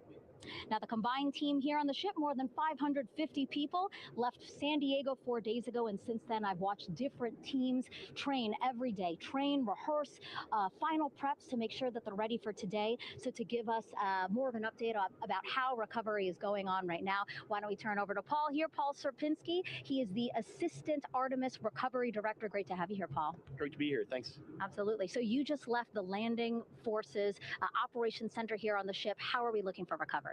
Right now, it's looking great. When I left, they were just about to get into weather briefing with Mission Control Center in Houston. But listening to the loops this morning and everything that's been going on, the reentry trajectory correction burn, the return trajectory correction burn went great. They were right down the money, right on the money, right down the middle where they should be coming back. Our forces here are teams out in the water. All our boats are launched or will be imminently. So yeah, it's just coming along great. Yeah. It's really nice to see. We did see some of those boats float behind us. We were hoping to give you a live view, but of course they floated right out of the camera shot as you came to us. But so basically the team right now here on the ship, basically like monitoring mode, but really things will pick up about 15 minutes after splashdown. Yeah, so a couple minutes before splashdown, things start happening really, really fast. Mm-hmm. Some events during the reentry, they're maybe a second or 2 apart. And so it just takes a whole lot of effort and a lot of updates back and forth between us and Houston to try to keep track of everything that's happening all in real time. And then after splashdown, that's when the recovery team really kicks into high gear.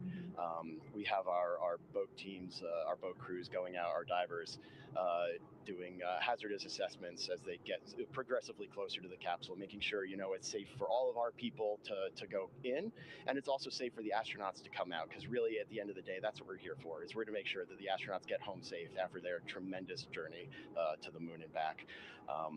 But then also we have, like you mentioned on a minute ago, all of our imagery helicopters are taking imagery, camera shots of it as it's coming in all the way through splashdown. I mean, they'll see it as soon as it crosses the horizon, all the way to the ocean here.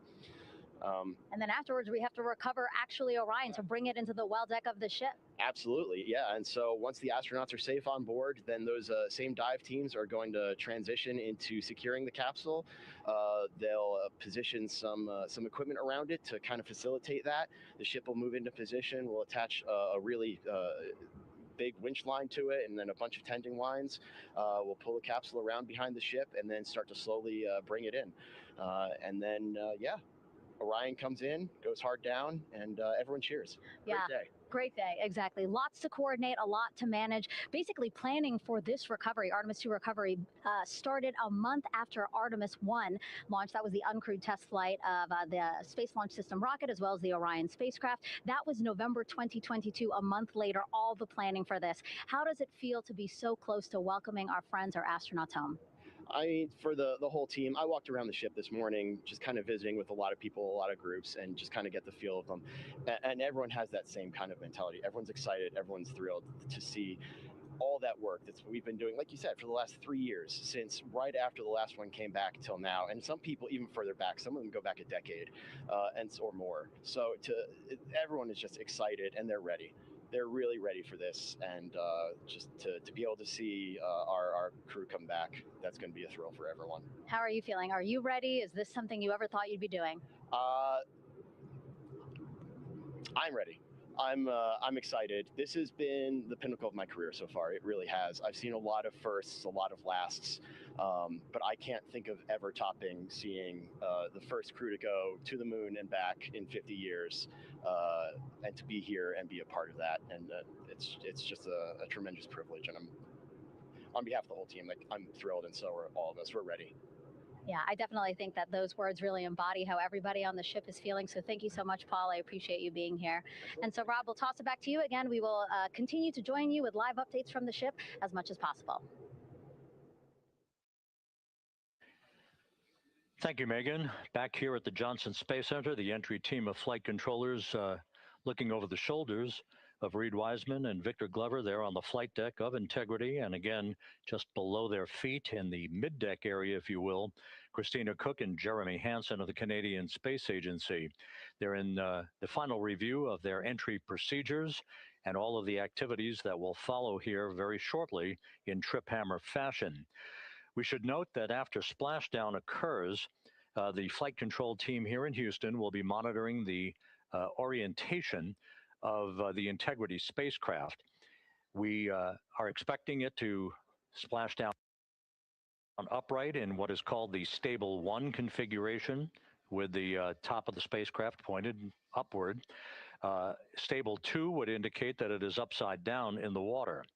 Regardless of the orientation, there will be 5 inflatable airbags called the CMOOS system. That's the acronym for Crew Module Uprighting System. We are suit dot complete. Houston copies. Reed Wiseman acknowledging that the final steps in suit donning are now complete for the crew. Leak checks have been completed earlier. The CMOOS system, those 5 inflatable airbags, will be inflated with helium. Those airbags will ensure that the vehicle remains upright. While that activity is going on, the flight control team here will be checking the systems on Integrity, also making sure that there's no leakage of toxic gas from the spacecraft. It should take about 15 minutes from splashdown to the power down of all of the systems on Integrity.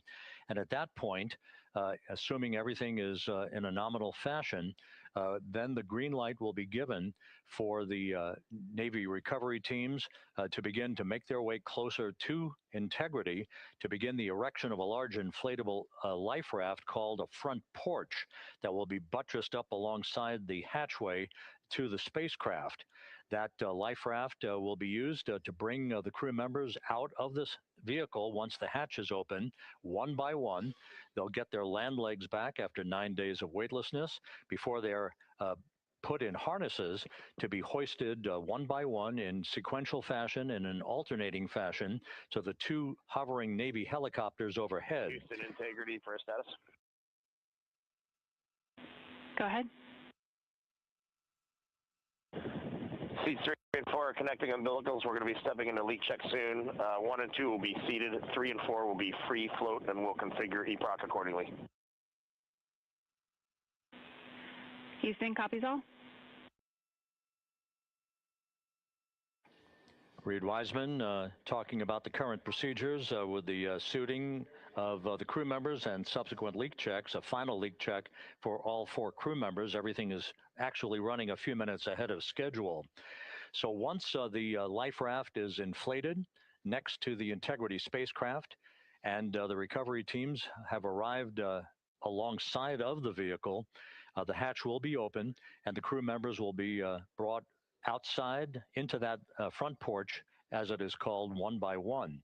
They then will be hoisted into the hovering helos overhead, and those helos then will turn around once the 4 crew members are on board, 2 for each helicopter, and will head back to the ship. That should be about a 10 to 15 minute transit. Once the helicopters land on the deck of the USS John Murtha, the crew members will be exiting those helicopters and brought into medical bay on the deck on the ship itself for comprehensive medical exams. They will spend a period of time yet to be determined on board the USS John Murtha before they are flown by helicopter to the shore in San Diego, to the San Diego Naval Air Station, and ultimately will board a NASA jet for the flight back to the Johnson Johnson Space Center here in Houston. Just to recap some of the key times that are coming up, we are expecting the separation of the crew module from the service module just 43 minutes from now. That is expected to occur at 6:33 p.m. Central Time, 7:33 p.m. Eastern Time. That will be followed just 4 minutes later by the crew module raise burn, the use of Integrity's thrusters one final time in a 19-second burn to slightly tilt the vehicle up into the correct orientation or angle of attack to ensure that it enters the Earth's atmosphere at the right angle, if you will. That will help deflect the buildup of heat against Integrity's heat shield. This was a deliberate move, a change in the procedures from the Artemis I mission that resulted in unexpected char loss on the Avcode heat shield that had not been intended based on the entry trajectory for the Artemis I mission. What we're doing is we deliberately changed the trajectory of the entry from a skip entry that was about a 3,000-mile transit across the Pacific Ocean. We are expecting now from entry interface to the point of splashdown to have a range of just 1,701 nautical miles, and that in of itself will reduce the exposure time of heating on the heat shield of the spacecraft. Once the raise burn is complete, then the stage is set for entry interface at 6:53 and 31 seconds p.m. Central Time. That means that Integrity will be entering the Earth's atmosphere at an altitude of 400,000 feet, traveling at about 34,882 feet per second, heading for its splashdown site off the coast of San Diego, as you just heard from Megan Cruz on the deck of the USS John Murtha. Splashdown once again under those three main parachutes is expected at 7:07 and 8 seconds p.m. Central Time, 5:07 p.m. Pacific Time, 2.5 hours before sunset. The actual total distance traveled for Integrity from launch to splashdown is estimated at 694,481 statute miles.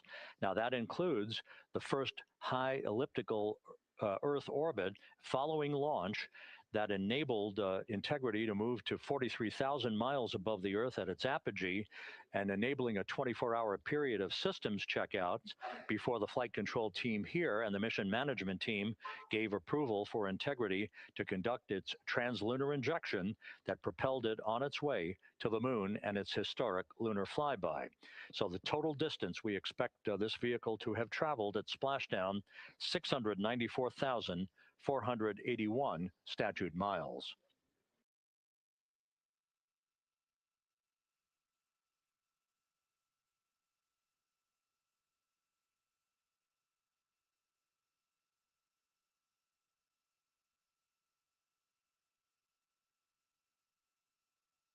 With everything proceeding on track and on time aboard Integrity, the vehicle system's in excellent shape as the Earth grows larger in the field of view.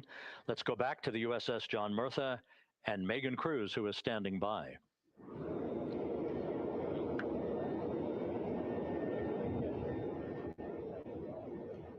Hey, yeah, Rob, welcome back. Again, we are out in the Pacific Ocean, staged just about 6.5 miles from where we expect Orion to splash down now in just over an hour. How exciting. And the weather, awesome conditions here. I know you see some wind blowing around my hair, but really nothing to speak of when it comes to having to recover our astronauts, as well as no waves here, really. So yeah, we're expecting a really great day. Also, hopefully some really great views. You can see behind me that some of the clouds are starting to break up, so that's really exciting. And now, of course, this ship has a lot of people ready and excited to welcome our crew back home, including Dr. Rick Schuring here. He is a NASA flight surgeon. Great to have you here, Rick. You too, Megan. It is a blessing to be out here this day with our teams. We've trained 3 years for this nonstop with the U.S. Navy and along with EGS, and we so look forward to this day. And you know, just by God's grace, everything's parting, the skies and everything. The crew's doing great.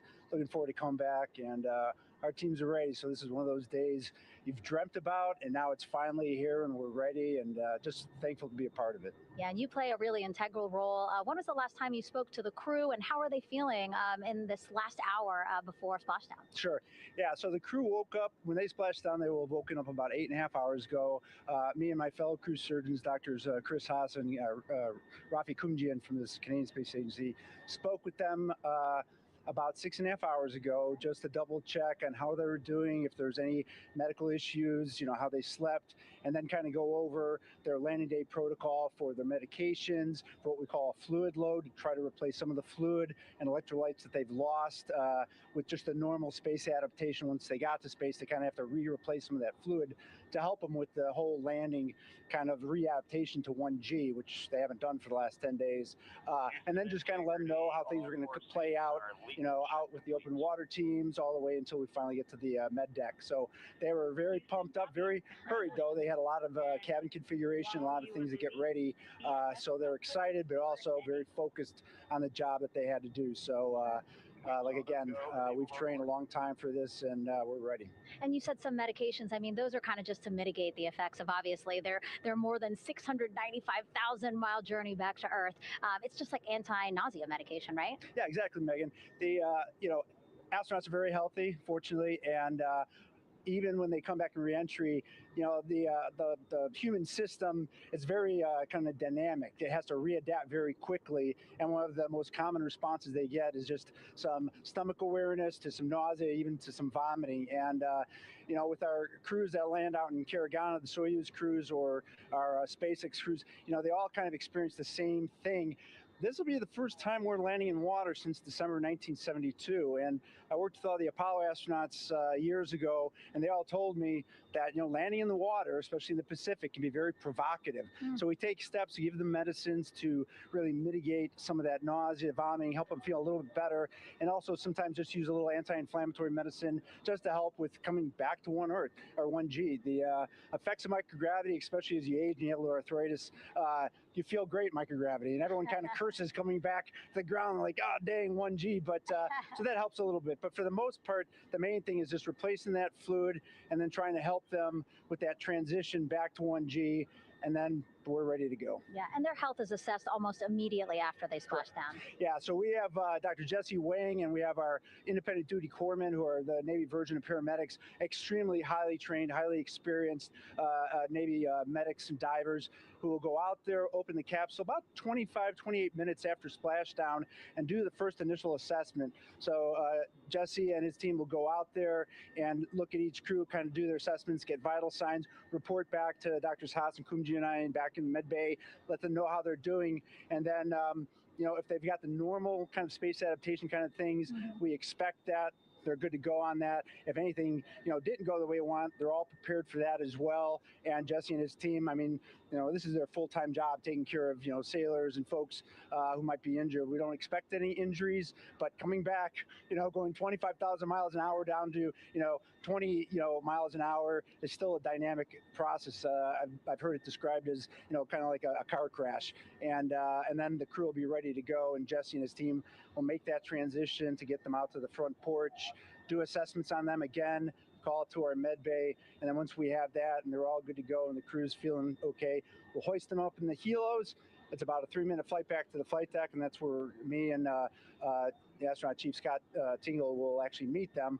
I'll get eyes on them, make sure they're all good, just take very slow transitions.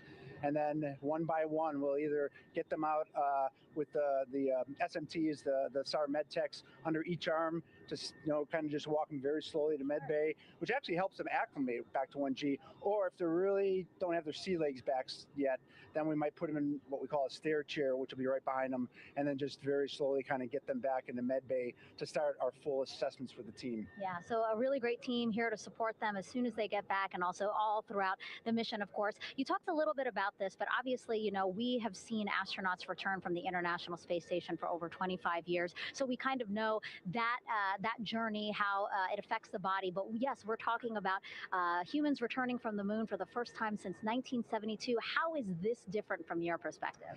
So it's different in one very significant respect.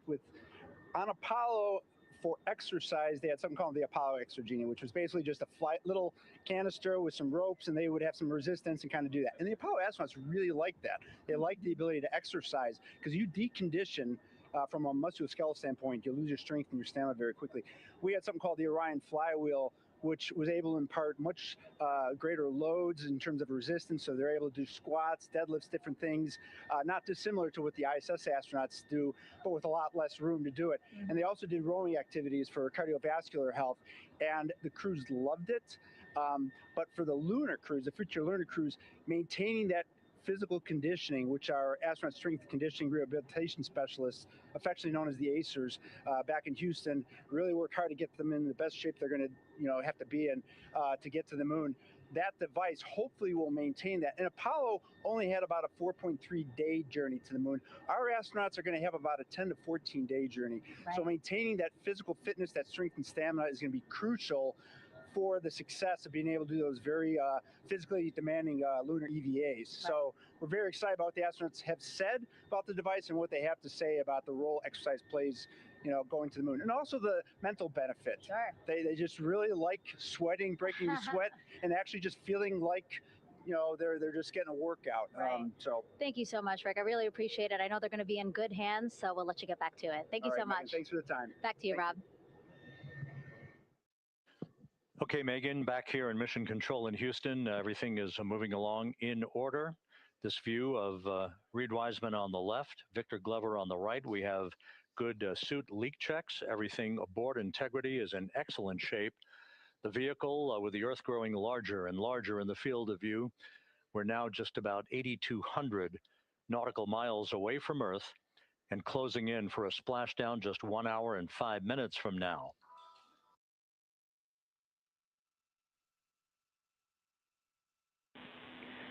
Integrity, just under a minute till your GPS maneuver initiates, and both GPS units look eager to acquire. Outstanding. Seats 3 and 4 are working on seat strap in now. Houston copies. Once again, as we start to close in on some of the major milestones, the first one coming up in just 31 minutes. And integrity, just confirming the LCG gas trap was able to be closed out. Affirmative. Copy. Crew module, service module separation scheduled just 31 minutes from now. The key point of interest, of course, will be the performance of Integrity's heat shield during its high-speed entry back into Earth and the peak heating that is expected around the spacecraft of some 4,000 to 5,000 degrees Fahrenheit. On Artemis I, as I think most folks know by now, we flew a trajectory known as a skip entry, in which we performed an initial dip into the atmosphere to bleed off some energy.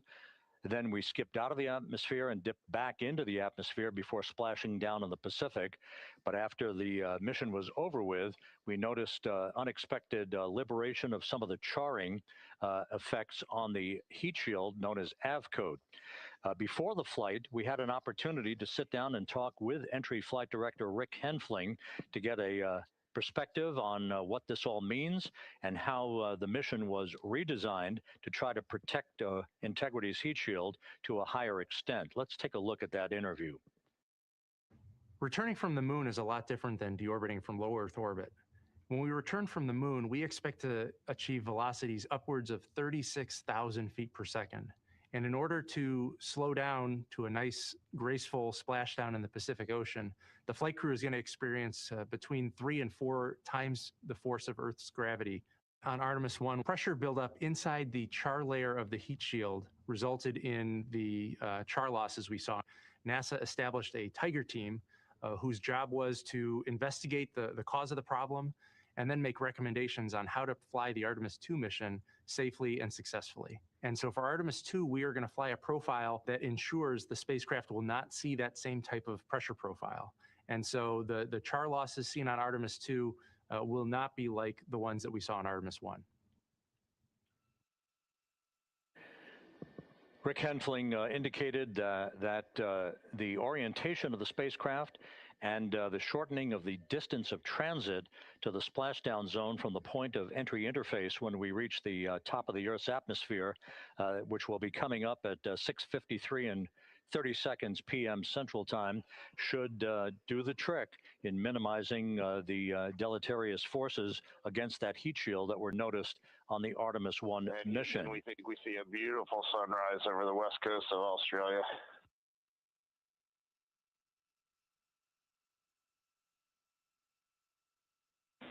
We copy. Commander Reed Wiseman reveling in his final hour in space on this mission as Integrity is passing over the southwest coast of Australia now at an altitude of some 7,600 nautical miles. That will begin the southwest and northeasterly transit across the Pacific Ocean. Let's talk a little bit more about some of the highlights and some of the numbers associated with the points of interest here. We are 27 and a half minutes away from crew module, service module separation. That will be followed about 3.5 minutes later by the raise burn that we've discussed, a 19-second burn of Integrity's thrusters to fine-tune its angle of attack as it enters the Earth's atmosphere. Entry interface is scheduled 47.5 minutes from now.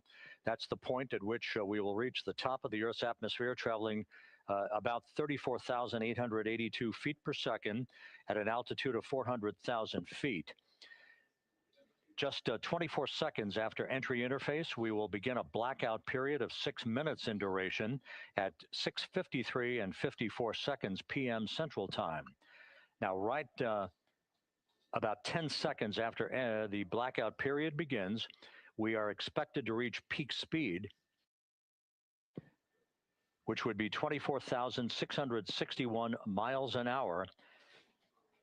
That'll be about 103 miles an hour short of the velocity record set by the Apollo 10 astronauts, Tom Stafford, Gene Cernan, and John Young, when they returned from the moon on the Apollo 10 mission in 1969. That blackout period is expected to last 6 minutes in duration. At 6:54 and 52 seconds p.m. Central Time, we'll reach our peak heating period of about 4,000 to 5,000 degrees while we're in a communications blackout from Integrity and its astronauts. That blackout should end at 6:59 and 55 seconds p.m. Central Time, at which point we expect to regain communications with the crew. Capcom Jackie Mahaffey here in the flight control room will be talking to the crew, calling them, and we'll await a response from the crew as they come out of that blackout period. And at that point, their altitude will be just 157,000 feet above the Earth, traveling at 13,000 feet per second with a range to splashdown of just 147 nautical miles. From that point on, the next key series of events will be the deployment of a series of parachutes that we discussed before. First, the forward bay cover chute deploy that will pull the forward bay cover away from the top of Integrity, followed by drogue chute deploy, and then the main chute deploy that's expected at 7:04 and 44 seconds p.m. Central Time. That will begin the gentle descent of Integrity towards its splashdown at just a velocity of just 19 miles an hour. And that will begin the recovery operations that you just heard Megan Cruz discuss with her folks on the USS John Murtha. All of Integrity's systems in great shape. The crew is suited up. Leak checks complete as we stand by for the next major milestone, which will be the crew module service module separation just 24.5 minutes from now.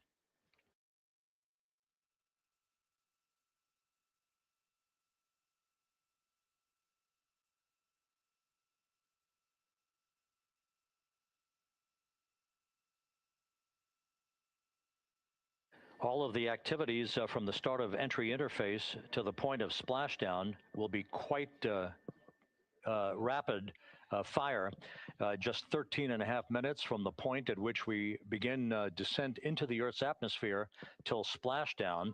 And just to show you, as Rick Shearing, the flight surgeon, alluded to in his interview with Megan Cruz, all of this happens to decelerate the vehicle from traveling around Mach 33 to just 19 miles an hour at splashdown. All of that happening in just 13 and a half minutes. But the vehicle and the parachutes are all designed to support all of that. So we'll be standing by to report all that to you in sequential fashion as these milestones are ticked off and as we hear from the crew during its entry back into the Earth's atmosphere and ultimately when they emerge from the blackout period. And at that point, we'll be just minutes away from splashdown.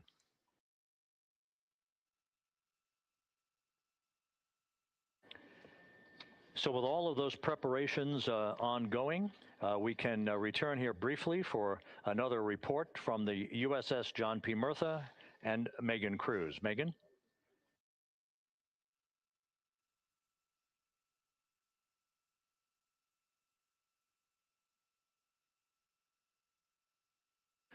And we'll regain that communication with the USS John P. Murtha just momentarily. In the meantime, everything is on track aboard Integrity, the flight control team here in Houston, led by Entry Flight Director Rick Henfling. The voice you will hear talking to the crew is that of Jackie Mahaffey. She will be reporting everything to the crew and receiving their reports as they enter the Earth's atmosphere for their 13-and-a-half-minute plunge back into the atmosphere for splashdown off the coast of San Diego. Now we have the ship back with us and Megan Cruz aboard the USS John P. Murtha. Megan? 11 balloon, right?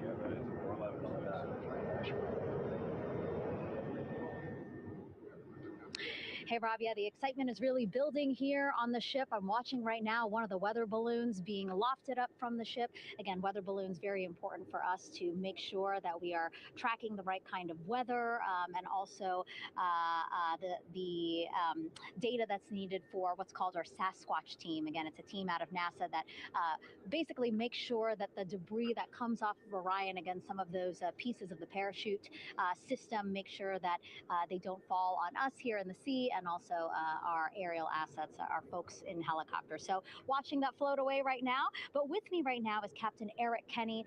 He's the commanding officer of the John P. Murtha naval ship. Thank you so much for being here. There are so many moving parts that you have to keep an eye on. That's absolutely right, yeah.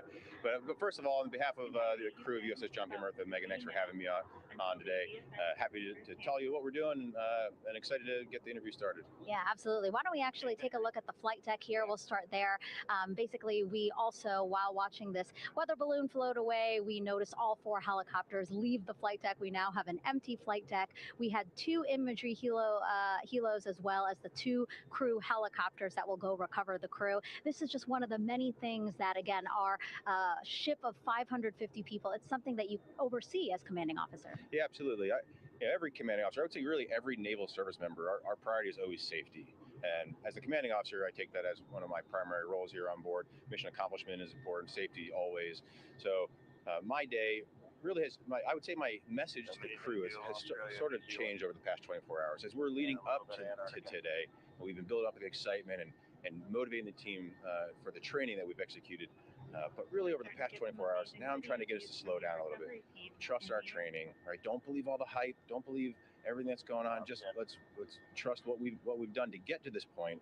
And if we do that, we'll be successful today. Mm-hmm. And also part of the big success is obviously the coordination between NASA and the U.S. military. How does it feel being able to support the human space program we have? Yeah, I mean, since 1959 with Mercury, Gemini, Apollo, the history between NASA and the Navy has been in lockstep. But like any other skill, if you don't practice it regularly, that skill atrophies. So we've had a few decades off from that. But, over the past 4 or 5 years, really with this ship over the past year, we've constantly trained and working for this moment right here. Building up the hype, but to get to this point today, to be able to trust all the training we've done. We worked with, working with NASA, the Air Force, the medical team, dive team. You want to talk about high-performance organizations coming together, working in unison. We are seeing that here on board the USS John P. Murtha, and I can't be more proud of all the work everyone's doing. Yeah, you had some great words this morning saying just that, again, that it's really nice to see everybody working together and so excited. I mean, you just became the commanding officer of this ship back in February. How does it personally feel for you to be a part of this historic moment today? Yeah, I mean, first and foremost, I'd say any opportunity to command any warship in the United States Navy is a tremendous honor, is a pinnacle of any naval officer's career. That being said, as my change of command was approaching, and I realized that Artemis was going to be in the window here, to say that I'm humbled and honored to be here is an understatement. What really just excites me is the opportunity to see this crew, who has been training so hard over the past year plus, come together. It is what inspires me. Listening to NASA and the ownership and pride they take. They make my crew better. I think we're making NASA better together. That synergy is something that I'm happy to see and hopefully take forward with me in my career. Yeah, it's all about partnerships. We couldn't do it without you, and we couldn't have gotten to the moon without our international partners as well. So thank you so much, Captain. It was really great to have you here today. Thanks, Megan. Awesome. All right, Rob, back to you. Thank you, Megan. Back here in Mission Control in Houston. We just had a quick view of the crew. We'll get that view back, and there they are again. Here in Mission Control, the entry team of flight controllers led by Rick Henfling and Jackie Mahaffey serving as the spacecraft communicator. We have just handed over communications links from the Deep Space Network that we communicated with the crew through from the time of the translunar injection burn back on April 2nd. We've just handed back to the Tracking and Data Relay satellite system as we prepare for the crew module service module separation that will take place just 17 minutes from now. With the Earth looming in front of Integrity as it barrels back for a splashdown of the Pacific just 50 minutes from now, we're just 5,700 nautical miles from splashdown. Just one other quick note about the comparison from the Artemis I entry profile to the Artemis II entry profile and how that is serving as an extra layer of protection for Integrity's heat shield. The Artemis I entry had an entry range of some 3,178 nautical miles, a very long downtrack, and a very longer period of exposure to heat loads than we're experiencing tonight. It also had that skip entry profile that we discussed earlier, dipping into the Earth's atmosphere, then back out, then back in. It was about 20 minutes of exposure. Integrity, Houston, comm check on TDRS. Jackie, we have it loud and clear on TDRS. We have you the same. And there's one of the weather balloons being deployed from the USS John P. Murtha.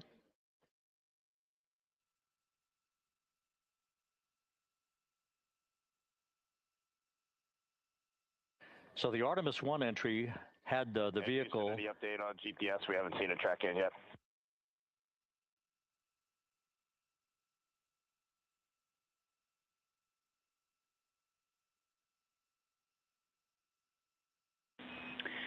Reed, we are watching. We are starting to get into the window where they may start acquiring, so should be within the next 10 minutes. Okay, sounds good. We're holding at step 17 and getting ready for CM-RCS hot fire.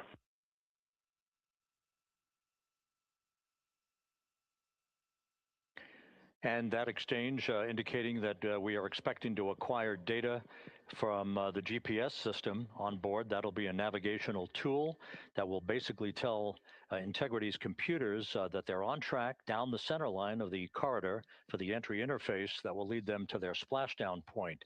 Once again, the Artemis I entry exposed the heat shield for about 20 minutes of peak heating. For Artemis II, we're going to reach a downtrack distance of 1,701 nautical miles from the point of entry interface with just 14 minutes of duration. And it's basically a different angle of attack, a little bit steeper angle of attack that will protect the heat shield from excessive heat loads. So that is the difference between Artemis I and Artemis II.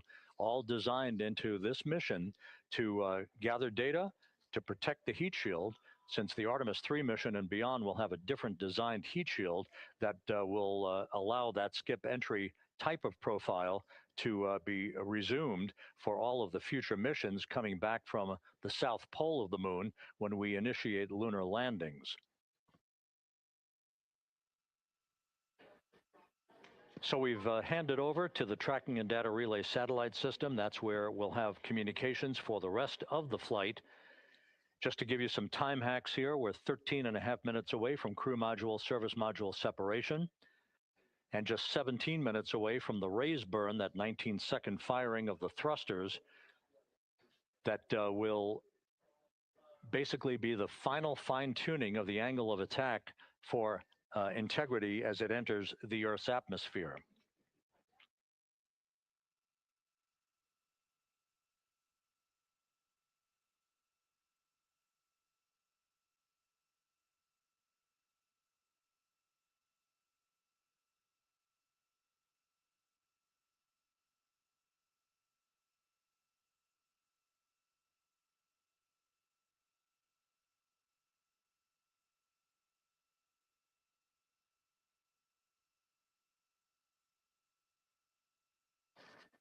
And once again, a dueling box view of some of the assets that are involved in recovery operations today. The integrity, cabin configured, all crew suited and seated. Houston, copy. That confirmation from Reed Wiseman aboard Integrity, as you see the assets being deployed to the splashdown zone. At the time of splashdown, we expect the John P. Murtha to be about 5 miles away from Integrity, keeping a safe distance until we are sure that the vehicle is in the water and upright, and that it is in a good configuration system-wide for the recovery teams to begin to approach the vehicle to erect that inflatable raft. 2 minutes to CM RCS warm-up hot fire. We're ready. That call from spacecraft communicator Jackie Mahaffey indicating that we're 2 minutes away from a quick burst of the reaction control system. Thrusters, that will be a hot fire test prior to the separation of the crew module from the service module. The European service module has performed flawlessly throughout this flight.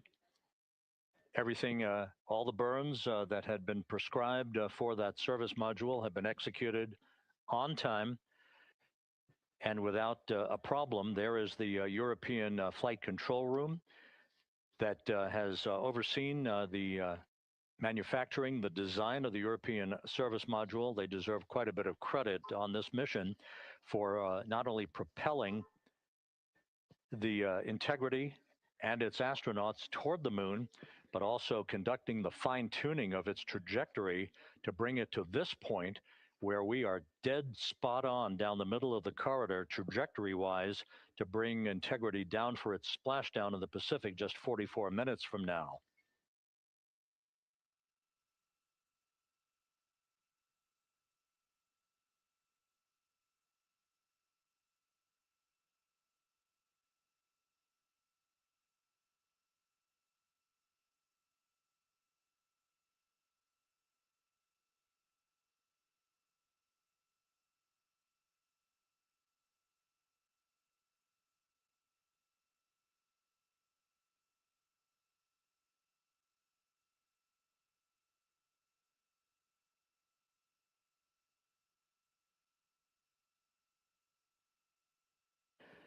What you're looking at is a computer-generated visualization based on real-time telemetry from Integrity, currently traveling about 16,000 miles an hour.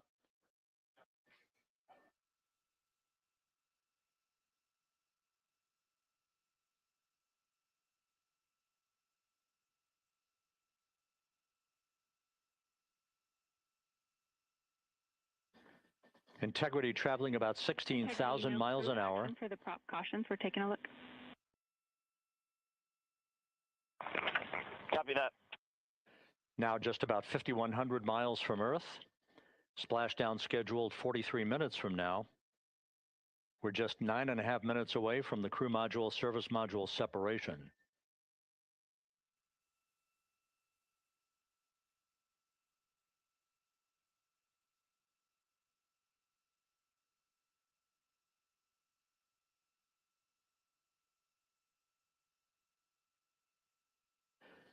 We are confirming. Integrity, we are assessing details, but so far looks like a good hot fire. Looks good on board, Jackie. Thank you. And Jackie Mahaffey took the words out of my mouth. I was just about to say that we had a good hot fire test of the thrusters in advance of the crew module service module separation that's coming up just 8.5 minutes from now. This will begin the period in which we will have rapid fire succession of critical activities on board that will lead to entry interface just 28 minutes from now, where the vehicle will enter the Earth's atmosphere at an altitude of 400,000 feet. The time of entry interface, 6:53 and 30 seconds p.m. Central Time.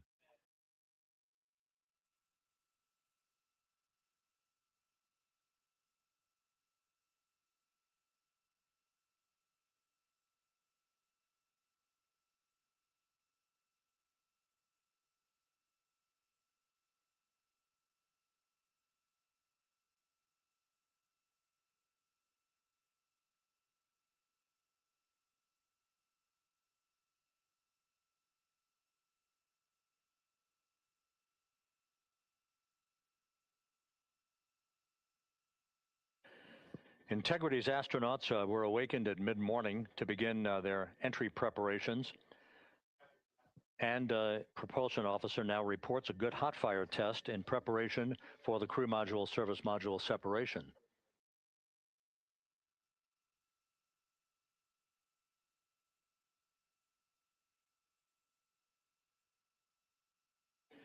We're now inside 41 minutes until splashdown. Integrity Houston, we have confirmed a good CMRCS hot fire. And although we are not seeing GPS acquired yet, you can skip the troubleshooting steps in 157 for now. Integrity copies.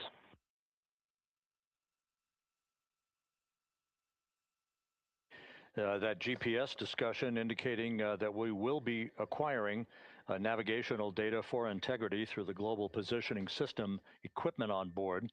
We just don't have it yet, but we will. All of Integrity's systems are in great shape to support its high-speed entry into the Earth's atmosphere. It, once again, will reach a peak speed of 24,661.21 miles an hour. You're calling GPS. We at least have GPS 1 looking good on board.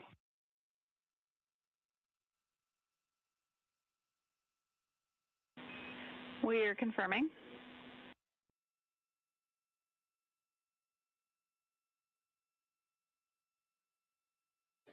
The guidance, navigation, and control officer here in Mission Control confirming that we have good lock on GPS data. We are on a communications link now through the tracking and data relay satellite system. Now, following splashdown, we're going to lose that link and go to what's called a VLDR, a very low data rate communications link, so that we can talk to the crew inside Integrity as they are on the water. Integrity, confirm we do see good GPS. We do too, especially GPS 1 is accepting in nav channels 1 and 3.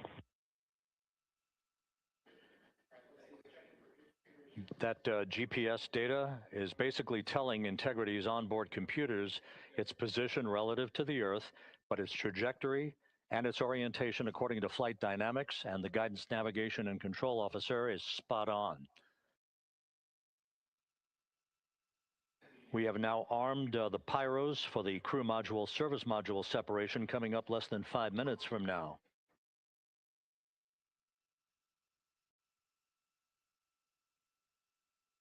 Once again, just 10 seconds after entry interface, we will see Integrity reaching its peak speed of 24,661.21 miles per hour. That will be just seconds before we begin a 6-minute blackout period. Integrity Houston.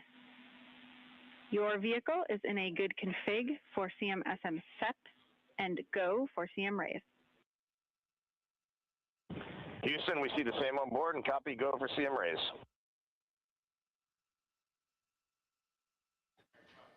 That CM raise referred to as the slight firing of 19 seconds by Integrity's thrusters with a change in velocity of 9.9 feet per second, a slight nudge of the aft end of the vehicle so that it's tilted a bit upward, providing the final angle of attack as the vehicle enters the Earth's atmosphere. This being the mitigating factor that will reduce heat loads on the heat shield as we reach a point downrange from the start of entry interface, some 1,701 nautical miles to the splashdown site.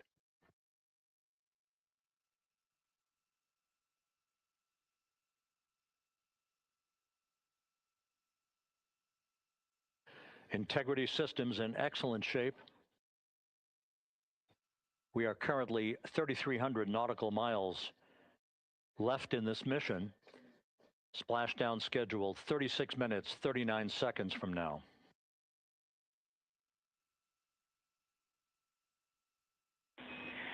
Integrity Houston, for the 2 enabled prop cautions, what happened is while the thrusters were firing, multiple pressure sensors on each of the strings diverged a bit from each other. Those limits look to be set pretty tight. We think it could happen again when the thrusters fire in the future, so we are going to suppress those messages. We concur with suppress, not inhibit. Thank you. That exchange between Jackie Mahaffey, our Capcom for tonight, and Reed Wiseman aboard Integrity, indicating basically to ignore sensor data. All of Integrity's systems are in good shape.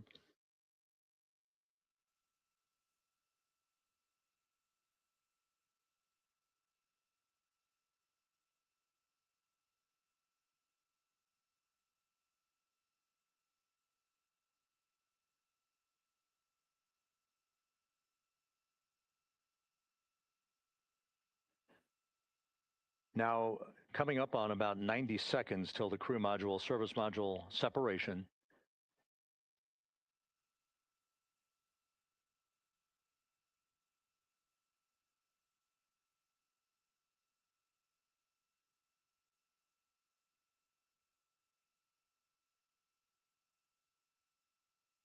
All quiet here in Mission Control as we enter the most critical phase of the completion of this flight.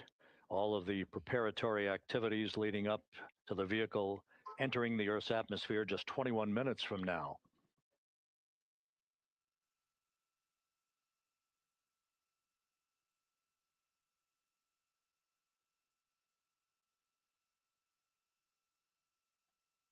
Coming up on 1 minute.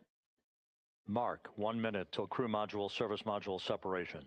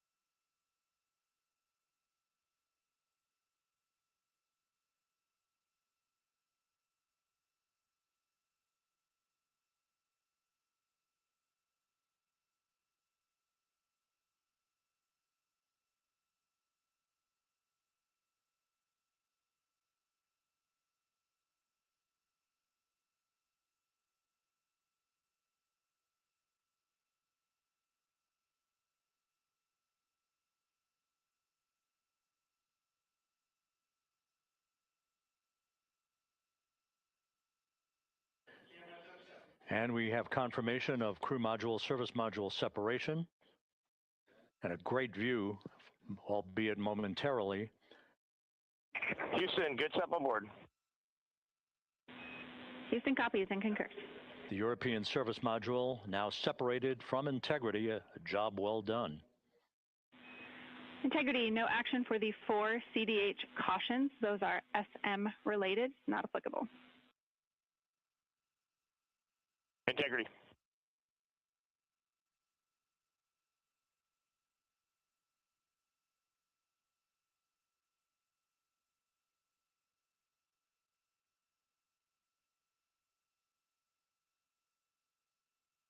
So, with Integrity now flying free on its own for the remaining 32 minutes of this mission, next up, the raise burn, a 19-second firing of Integrity's thrusters.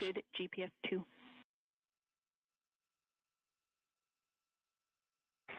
Integrity copies. Good GPS 2. Coming up on the 2-minute mark until the raise burn. Again, this is the final tweaking of the orientation of Integrity to put it in the right angle, if you will, the angle of attack that it will fly in during its entrance into the Earth's atmosphere. Entry interface now just 18 minutes, 25 seconds away. This is a visualization, but driven by real-time telemetry. This is the maneuvering of Integrity to the raise burn orientation. Just 2,800 miles from Earth.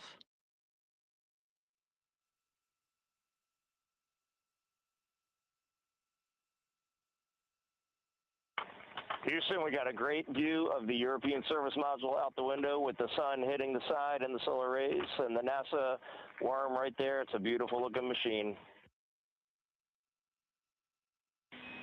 Roger.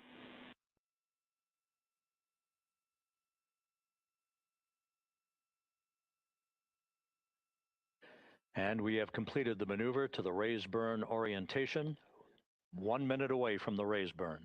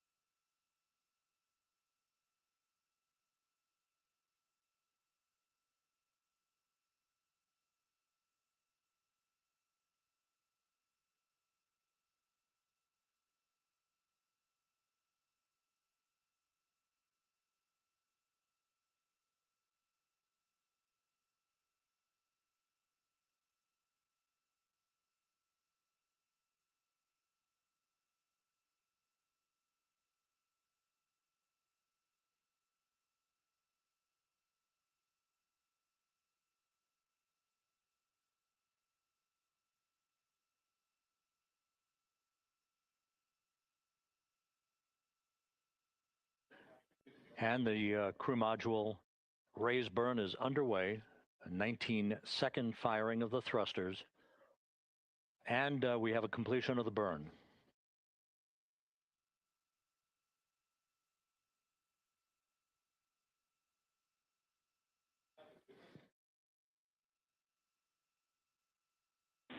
Integrity, good. CM raise burn. Your flight path angle is within limits.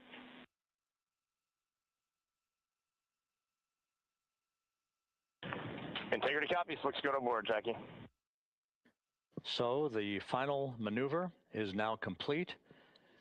Our trajectory for a splashdown in the Pacific 29 minutes from now is set and will not be amended any further. And we have the right angle of attack to mitigate any excessive heat loads on the vehicle during entry interface. Integrity Houston, a heads up about comm coverage. When you perform the 180 roll, for the first minute or so in that attitude, we expect about a minute LOS. We copy.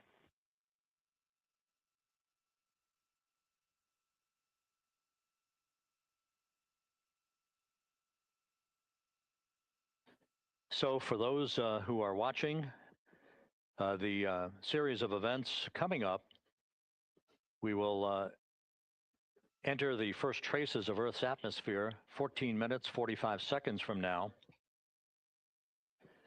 6:53 and 30 seconds is what is pegged for entry interface at an altitude of 400,000 feet, traveling at approximately 34,800 feet per second, range to touchdown or splashdown 1,701 nautical miles. 24 seconds after entry interface, we will enter a 6-minute blackout period in which we will lose communications with the crew. This is expected due to the buildup of plasma around the vehicle. That's an ionization effect due to the collision, if you will, of the velocity of the spacecraft with the friction of the Earth's atmosphere. That 6-minute blackout is expected to begin at 6:53 and 54 seconds p.m. Central Time. During that period of time, we will reach our peak speed of 24,661 miles per hour. That comes just short, based on unofficial data from the flight dynamics officer right now, will come just short of the velocity record set by Apollo 10 of 24,791 miles per hour in 1969. We expect peak heating on the vehicle at 6:54 and 52 seconds p.m. Central Time, 1 minute and 22 seconds into entry interface. At that point, we will be just 204,000 feet above the Earth, traveling at 33,000 feet per second.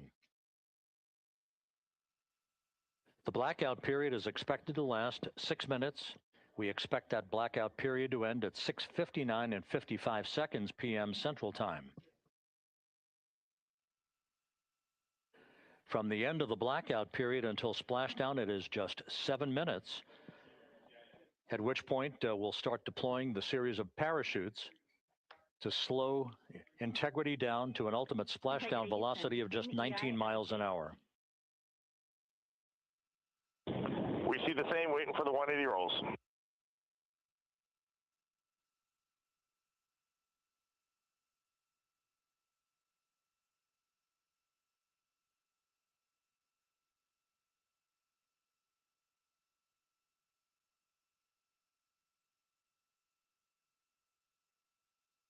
The parachute deployment sequence, once again, will come in several segments, but in rapid fire succession. And we have a great view of the moon out window too.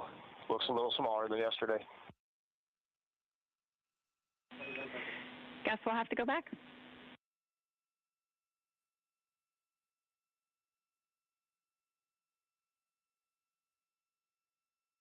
Reed Wiseman and Jackie Mahaffey exchanging discussion on a view of the moon that Integrity's astronauts are seeing in the final minutes of this mission that will be completed with splashdown just 25 minutes from now. 3 forward bay cover parachutes will be used to pull the forward bay cover off the top of the vehicle. Then 2 drogue parachutes will be deployed to slow and stabilize the crew module during its descent, followed by 3 pilot parachutes that will lift and deploy the main parachutes from the forward bay. The final sequence will have 3 main parachutes deployed. These will be 116 feet in diameter, each main parachute approximately 265 feet long when reefed. The parachutes will ultimately slow Integrity down from its peak speed of almost 33 times the speed of sound to a gentle 19 miles an hour at splashdown.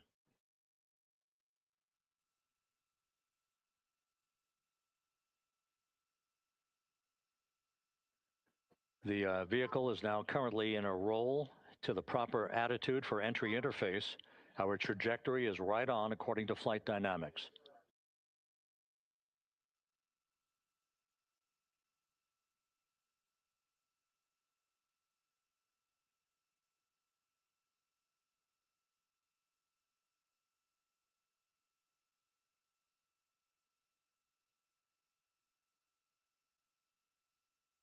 Integrity is on a trajectory from southwest and northeast across the Pacific Ocean, descending at a rate of 15,000 feet per second.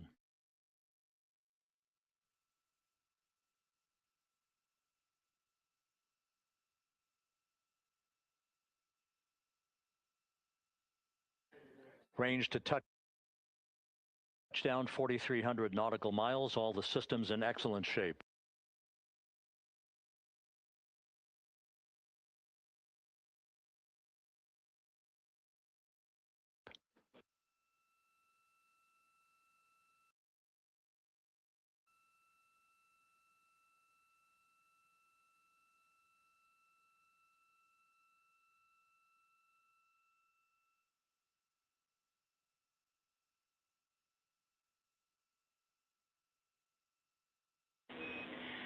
Integrity, Orion in the EI roll 180 attitude. Looks good on board, Jackie.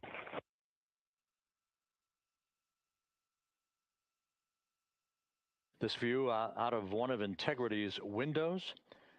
We had a call for 3 good baros. Those are barometric pressure sensors that feed altitude and rate of descent information to Integrity's computers that will trigger the parachute deployment sequence. We are less than 9 minutes away from entry interface, 22 minutes from splashdown.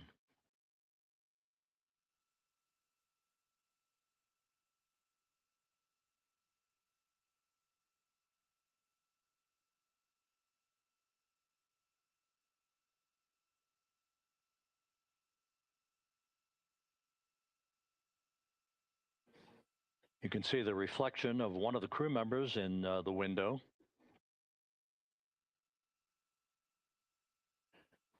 Out in the Pacific, the weather conditions remain go. Just a few clouds, some scattered clouds, winds at 10 knots, wave heights just about 4 feet. A gentle day in the Pacific for the homecoming of Integrity's astronauts.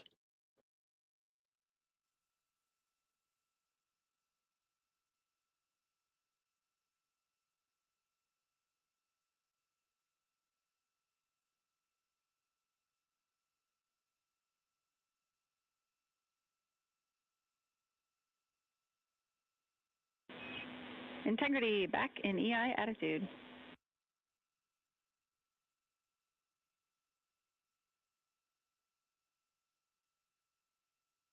We see the same on board, Jackie.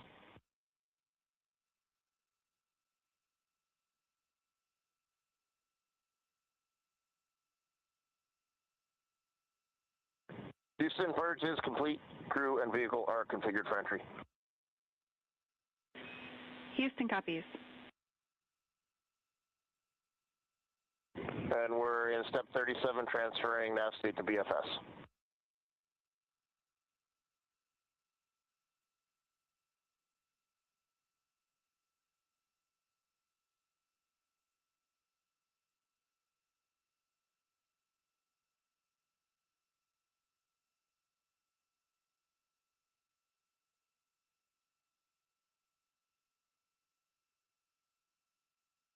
And Houston, in instruction 509, we are not below 0.2.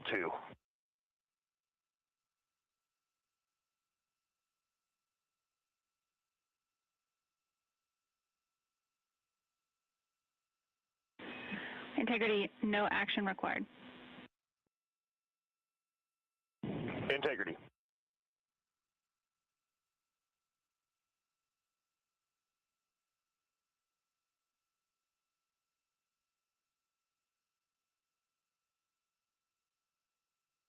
Now 6 minutes away from entry interface.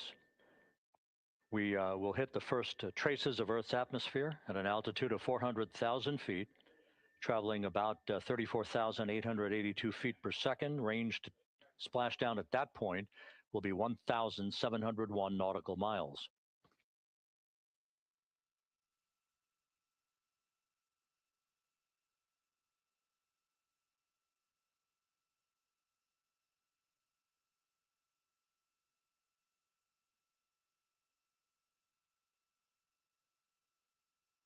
And once again, just a reminder, some 24 seconds after entry interface, we do expect to lose communications with the vehicle and the crew during a 6-minute blackout period when a plasma shield will build up around the spacecraft due to the ionization, due to heating effects. And Flight Dynamics has just confirmed we will have a blackout period of exactly 6 minutes in duration. And once again, that's due to the fact that a plasma buildup around the vehicle will prevent communications and data, so we will not be able to talk to the crew members at that time, nor will we receive data here in the flight control room. Houston, everything is looking good on board. Just confirm no pre-EI downloads.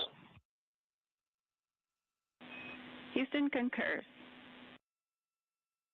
That blackout period to begin at 6:53 and 54 seconds p.m. Central Time, and again will last about 6 minutes in duration.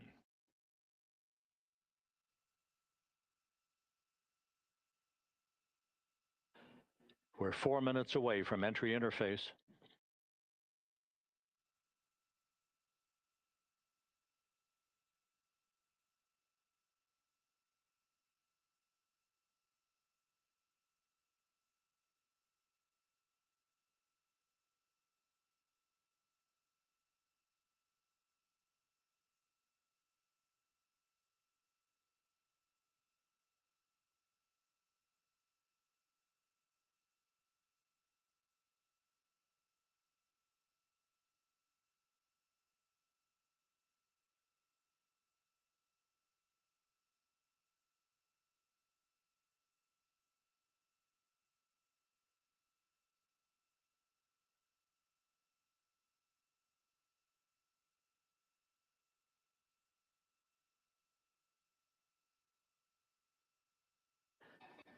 This view from Integrity, as it crosses from southwest to northeast across the Pacific Ocean, 3 minutes from entry interface.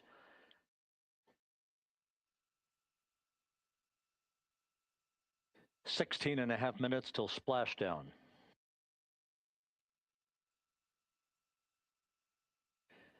The USS John P. Murtha and the recovery team is on station and in position, as are the airborne imagery assets that we hope to receive imagery from as Artemis enters the Earth's atmosphere and through parachute deployment.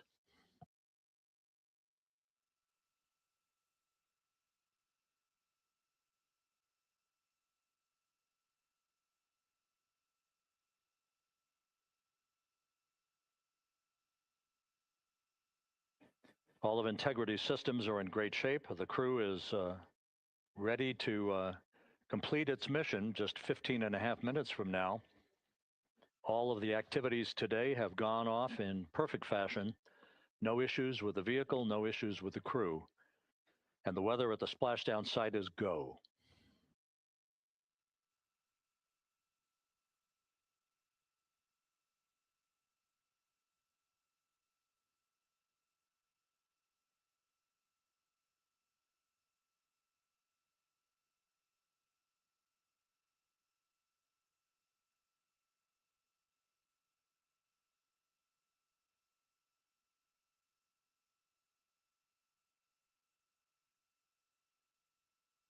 Coming up on 1 minute until entry interface.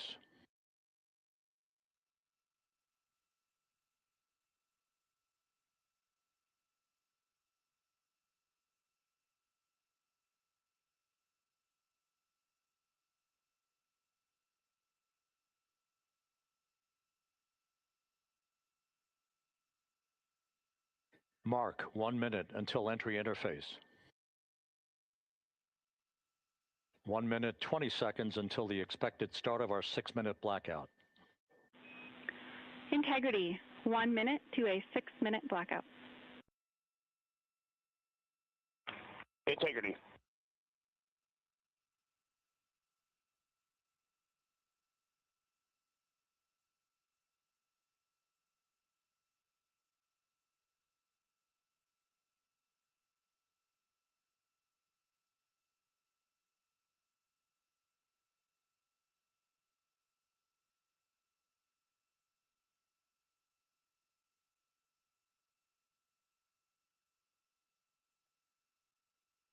Ten seconds till entry interface.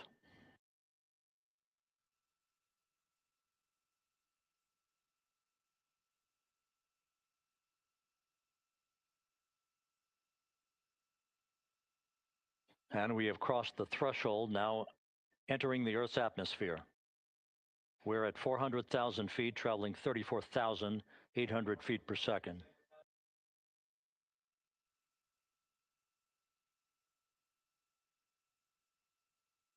Time to splash down, 13 minutes, 10 seconds.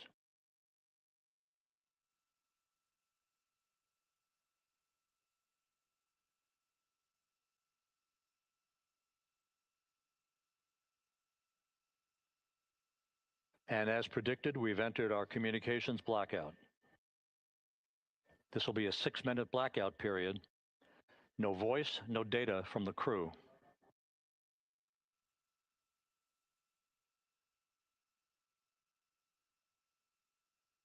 We're 30 seconds away from the anticipated point of peak heating on the vehicle, where temperatures will rise to about 4,000 to 5,000 degrees Fahrenheit.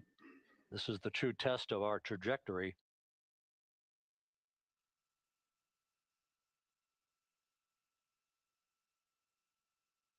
And from the G5 aircraft in the vicinity of the splashdown zone, this view of integrity. So that pinpoint of light shows the vehicle as it enters the period of peak heating in the Earth's atmosphere, the first tug of gravity being felt by Integrity's astronauts since their launch back on April 1st.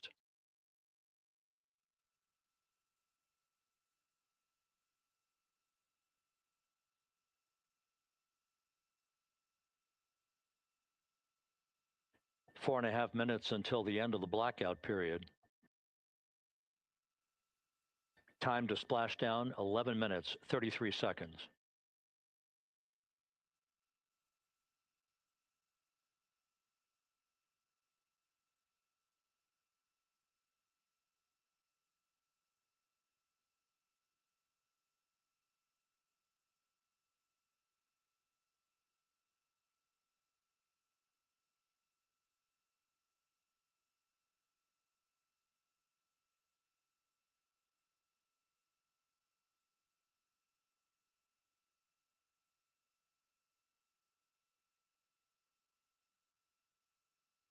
The landing and support officer reports that the P3 has acquisition on Integrity.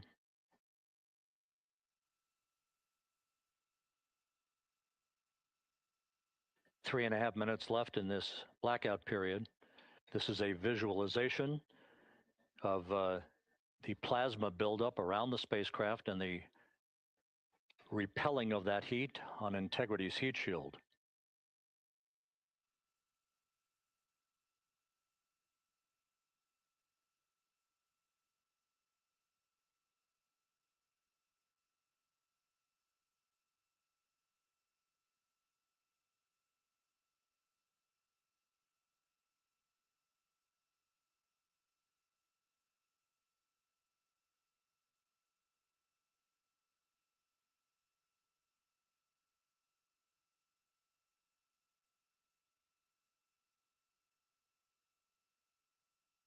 Flight Dynamics reports that airborne assets in the vicinity of the splashdown zone do have a visual on Integrity.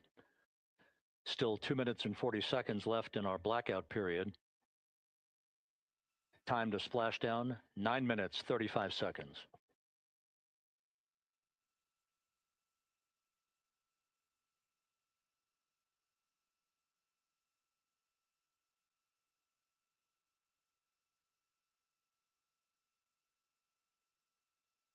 Multiple airborne assets as part of the recovery team all have visuals on Integrity.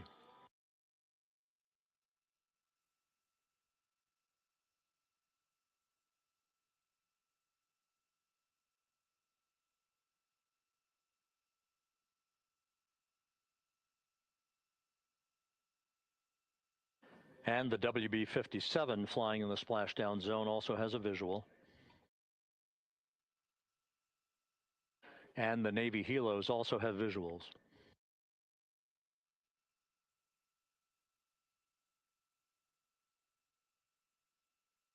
We're still in the blackout period. Still do not have communications from the crew.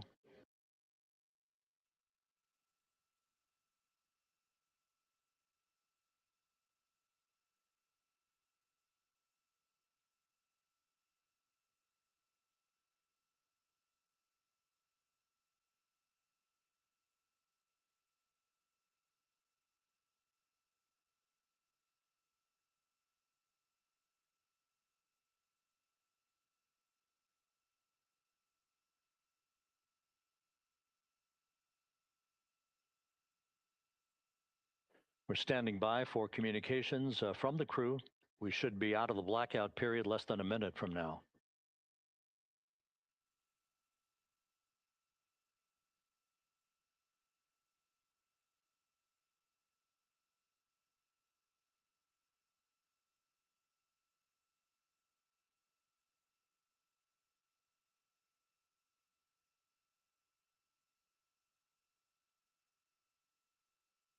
We are now processing data from integrity.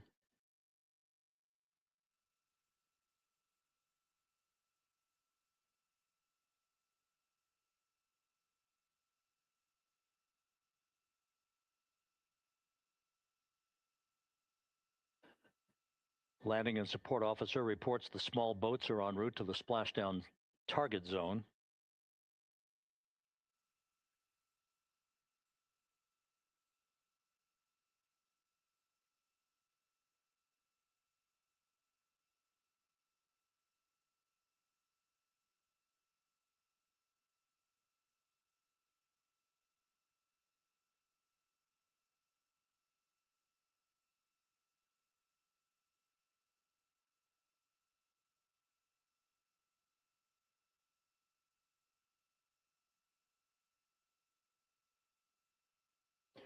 Passing through 150,000 feet, our trajectory is perfect.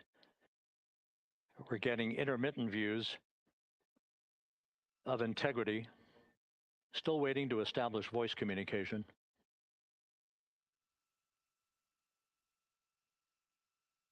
Integrity, Houston, comm check, post-blackout. Houston, Integrity, we have you loud and clear. Your trajectory is nominal, and your recovery teams have visual. Guidance looks good. No action for the enabled internal camera controller fail. Big cheers from the viewing room here in Mission Control as voice communication reestablished with Commander Reed Wiseman.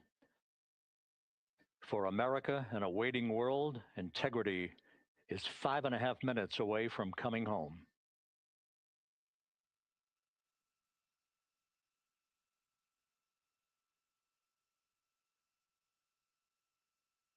Passing 100,000 feet now. Range to splashdown 19 nautical miles.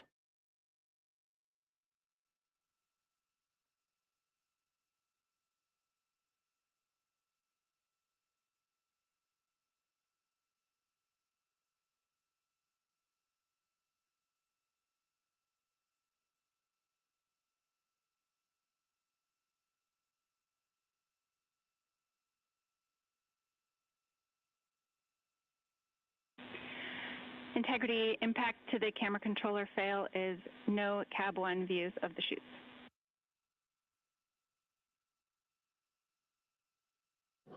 Integrity. We're processing good data through the GPS system. A good view of Integrity, time to splashdown 4.5 minutes.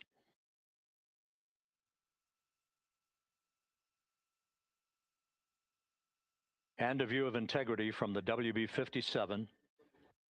We're at 50,000 feet.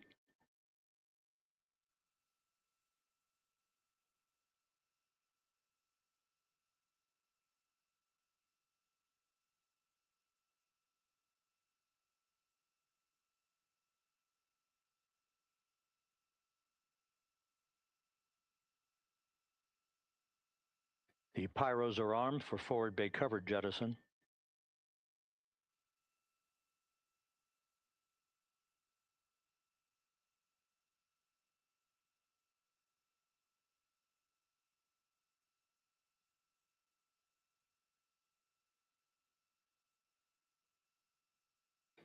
And there go the first series of parachutes, and we're on drogues. And Houston, we're visual 2 drogues out the window. 2 good drogue shoots. Next up. We copy, we see them. Next up, the deployment of pilot parachutes that will pull the main chutes out. Time to splash down 3 minutes and 10 seconds.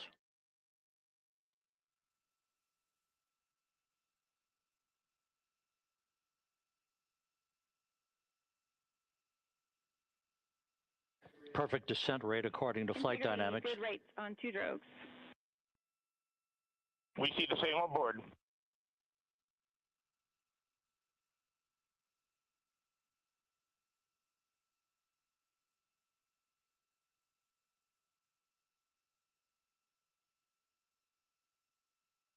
Passing through 10,000 feet, still on drogues.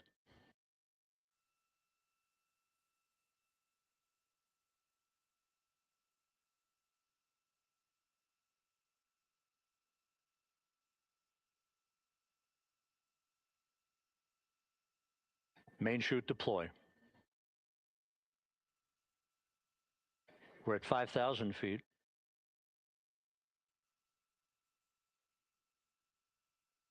Search and recovery beacon has been activated on integrity. And we have 3 good main chutes. Good 3 main chutes, good reefing, good descent rate. Good rates, and we see 3 good-looking parachutes.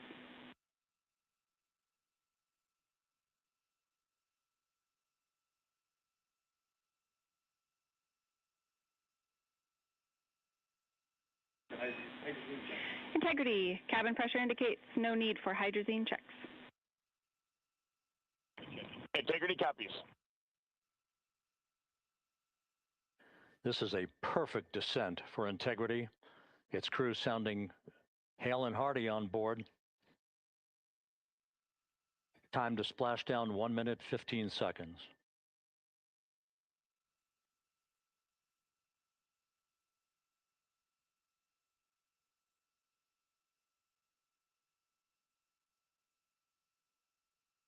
Integrity about to complete a journey spanning 694,481 miles from its launch from the Kennedy Space Center back on April 1st, and a trip around the moon.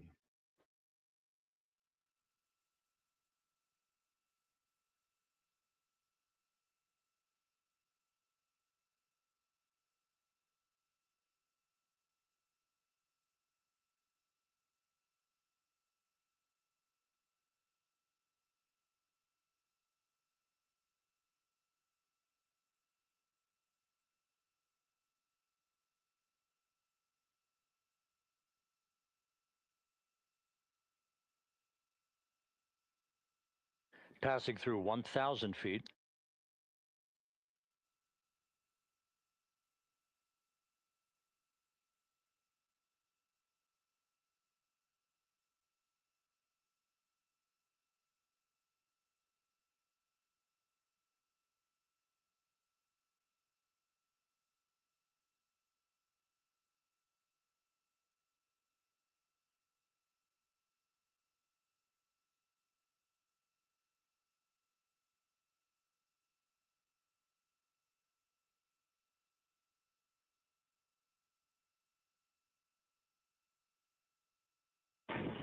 Integrity, splashdown, sending post-landing command now. Splashdown confirmed. Copy splashdown, waiting on VLDR. Splashdown confirmed at 7:07 p.m. Central Time, 5:07 p.m. Pacific Time. From the pages of Jules Verne to a modern-day mission to the moon, a new chapter of the exploration of our celestial neighbor is complete. Integrity's astronauts back on Earth.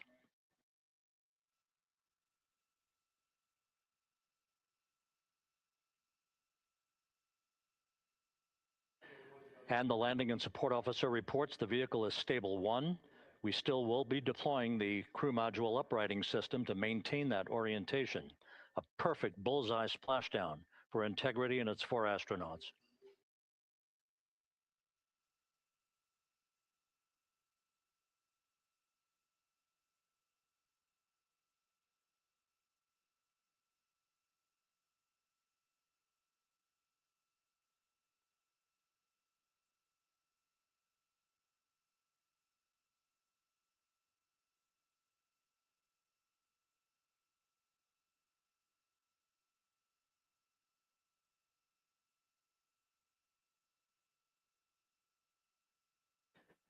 The unofficial splashdown time, 7:07 and 47 seconds p.m. Central Time. We'll get that refined for you.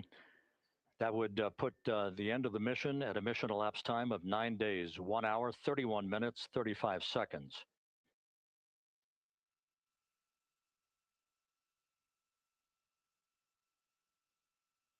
And we're configuring for very low data rate.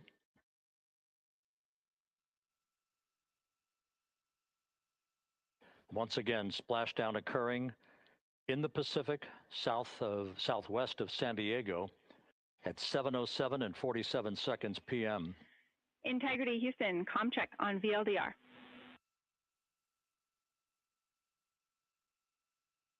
Houston, we have you loud and clear on VLDR. How else? We have you the same. We'll meet you over in post-landing.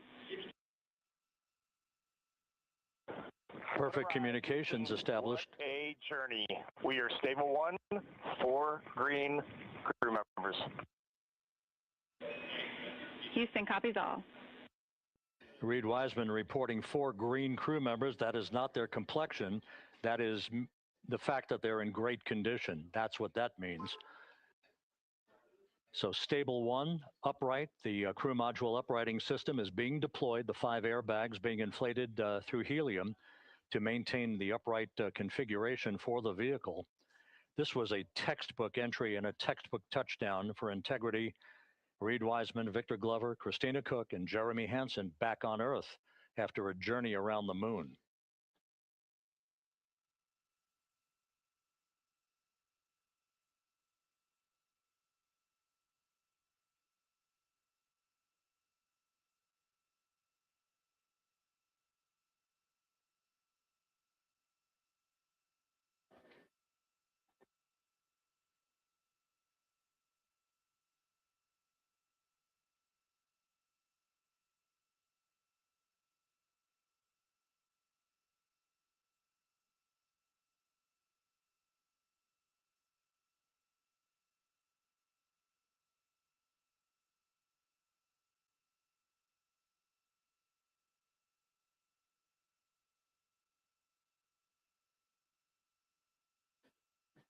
We continue to monitor the functioning of the CMOOS system.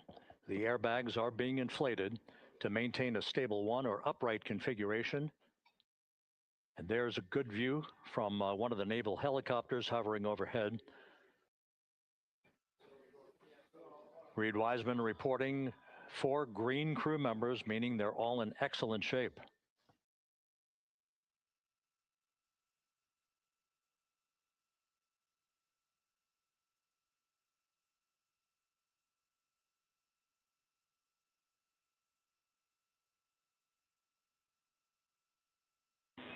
Integrity Houston for SAR beacon and radio.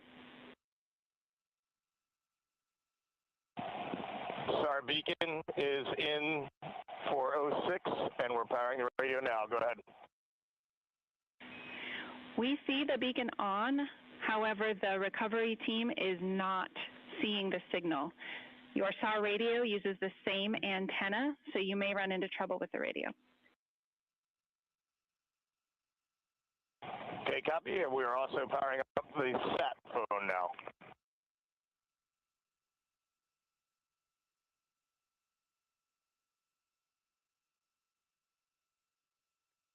So integrity is in great shape.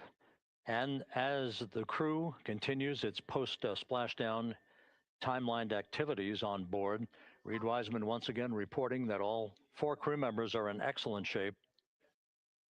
And we have 5 inflated airbags to maintain an upright configuration so that the recovery team can now begin a slow approach to the vehicle.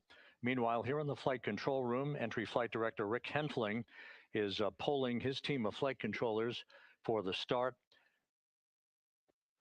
of powering down the vehicle after a thorough systems check. We have no toxic gases to be concerned about, so the recovery personnel can approach the vehicle, but not until we have powered down the spacecraft. That's expected to take a few more minutes.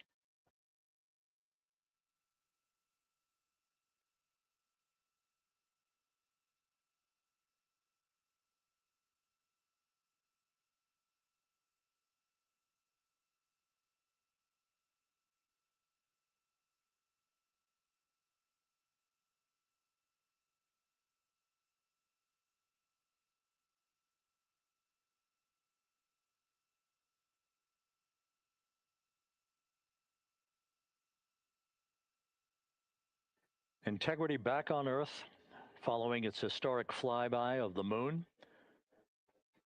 It was, for all intents and purposes, a textbook mission. On 2828, but I'll remain on this frequency.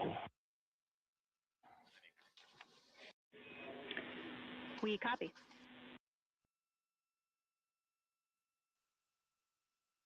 Reed Wiseman indicating some trouble with the SARSAT phone on board, but that's not an issue. What is more important is that the vehicle is solid.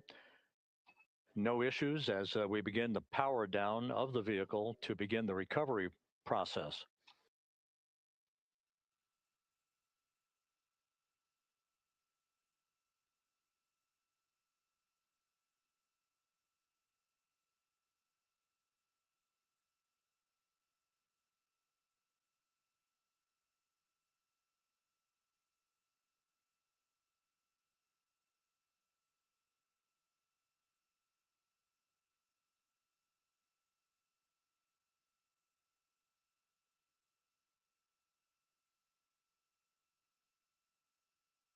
The propulsion officer here in Mission Control reports that we have safed the prop system on integrity.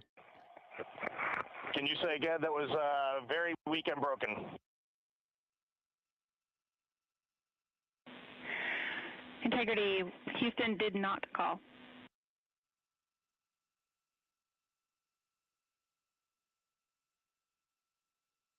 Copy that, Houston. It might have been on the SAR radio. Stand by.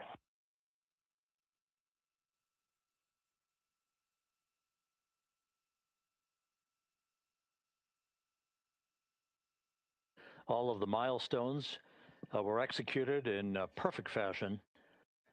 Integrity entering the Earth's atmosphere right on time, reaching its peak speed shortly after a blackout period began. We emerged from the blackout period, but the recovery imagery airborne assets were able to pick up Integrity's descent almost immediately through entry interface, tracking the vehicle all the way down. And finally, you saw the sequence of chute deployments. First, the forward bay cover being pulled off the top of the vehicle by a series of 3 parachutes. Then the drogue chutes were deployed, followed by the 3 main chutes that slowed the splashdown velocity of Integrity to just 19 miles an hour.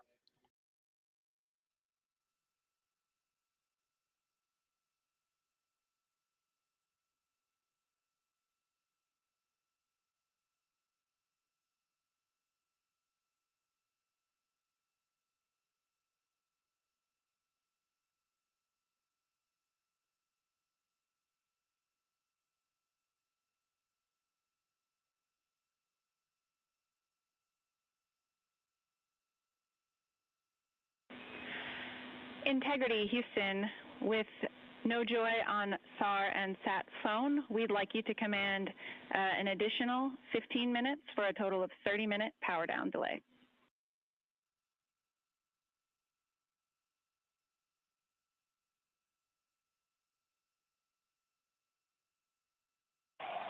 All right, Jackie, we have selected T/D+30. No joy on SAR radio or sat phone. And stand by, we have the master diver on SAR radio. Please hold comms. Hey, Lily. Excuse me. Hey, Jackie, we just got the master diver on SAR.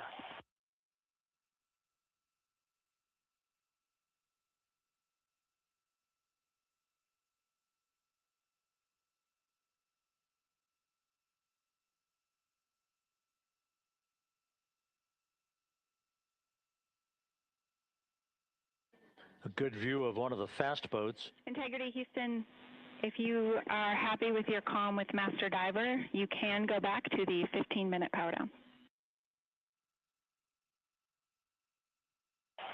Okay, stand by. Yeah, we'll confirm here in a second.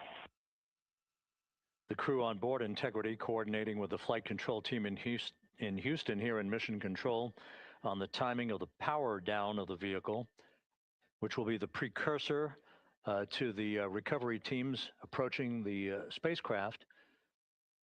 There are no issues with integrity. We've had a bit of broken capability in establishing a SARSAT or satellite phone communications capability between the crew on board Integrity and the recovery team. That will get sorted out here shortly.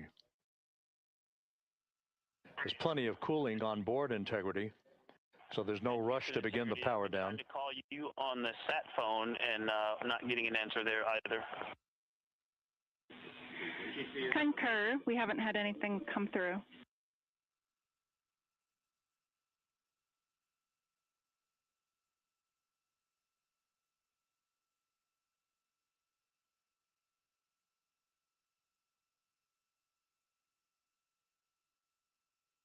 And Houston, if you could relay to recovery that we hear them, but it does not appear as though they are hearing us.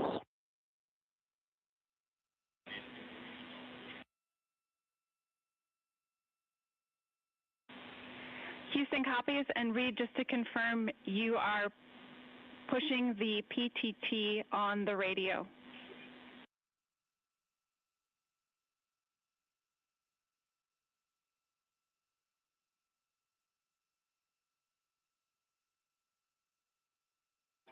So as we continue to sort out the communications between Integrity and the recovery teams, we are standing by for the initiation of the power down procedures that, as you see, the recovery teams are moving towards the side of the capsule. The next major event will be the erection of that large inflatable raft called the front porch. That will be the port of call for the crew as they're being extracted one by one from the vehicle.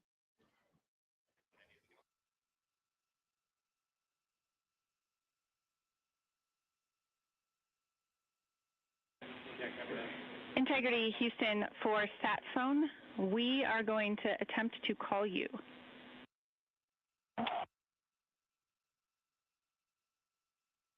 Good idea, standing by. And Jackie, yes, we are pushing the push to talk, the two buttons on the left side of the radio below the up-down arrows. We are utilizing them. I'm rebooting the radio to see if we get good comms. Okay, we copy all, and just to confirm, you are seeing that you are touchdown plus 3030 for power, correct? That's the affirmative.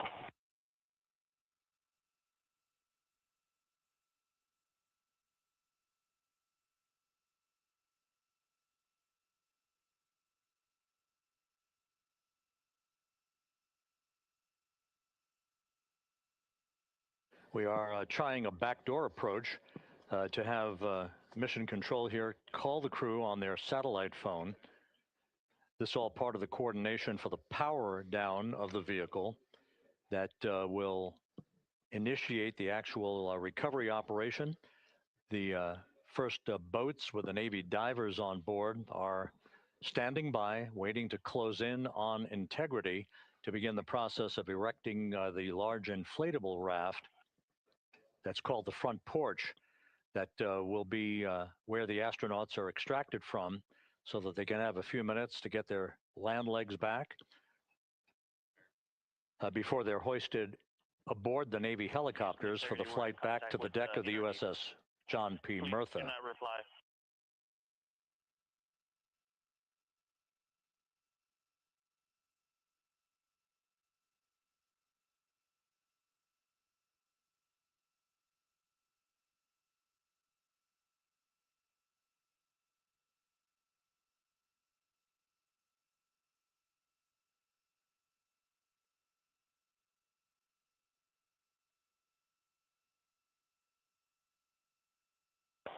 And Houston, please don't reply. NRD, very weak,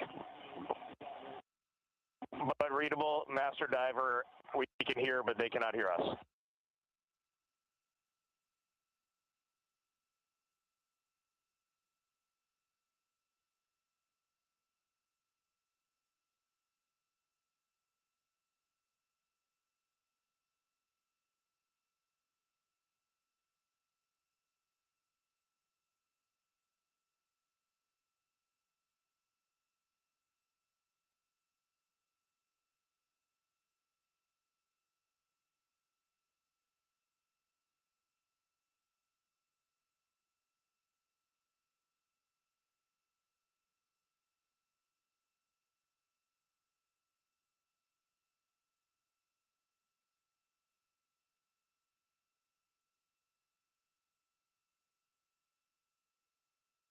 And Houston on OE1, is there any chance to tie us into NRD?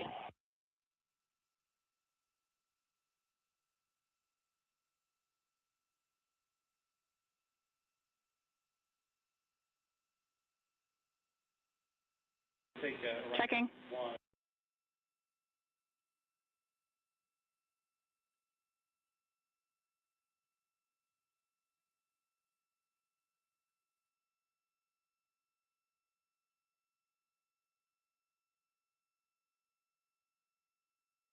This is Mission Control Houston.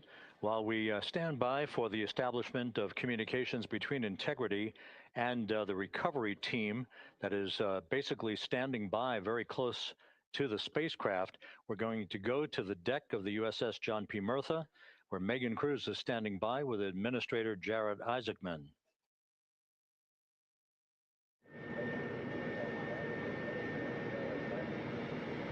Hey, Rob, yeah, just such an honor to be able to be here on the ship, to be able to share and experience this moment with everyone together. And of course, as you just said, yes, here with NASA Administrator Jared Isaacman.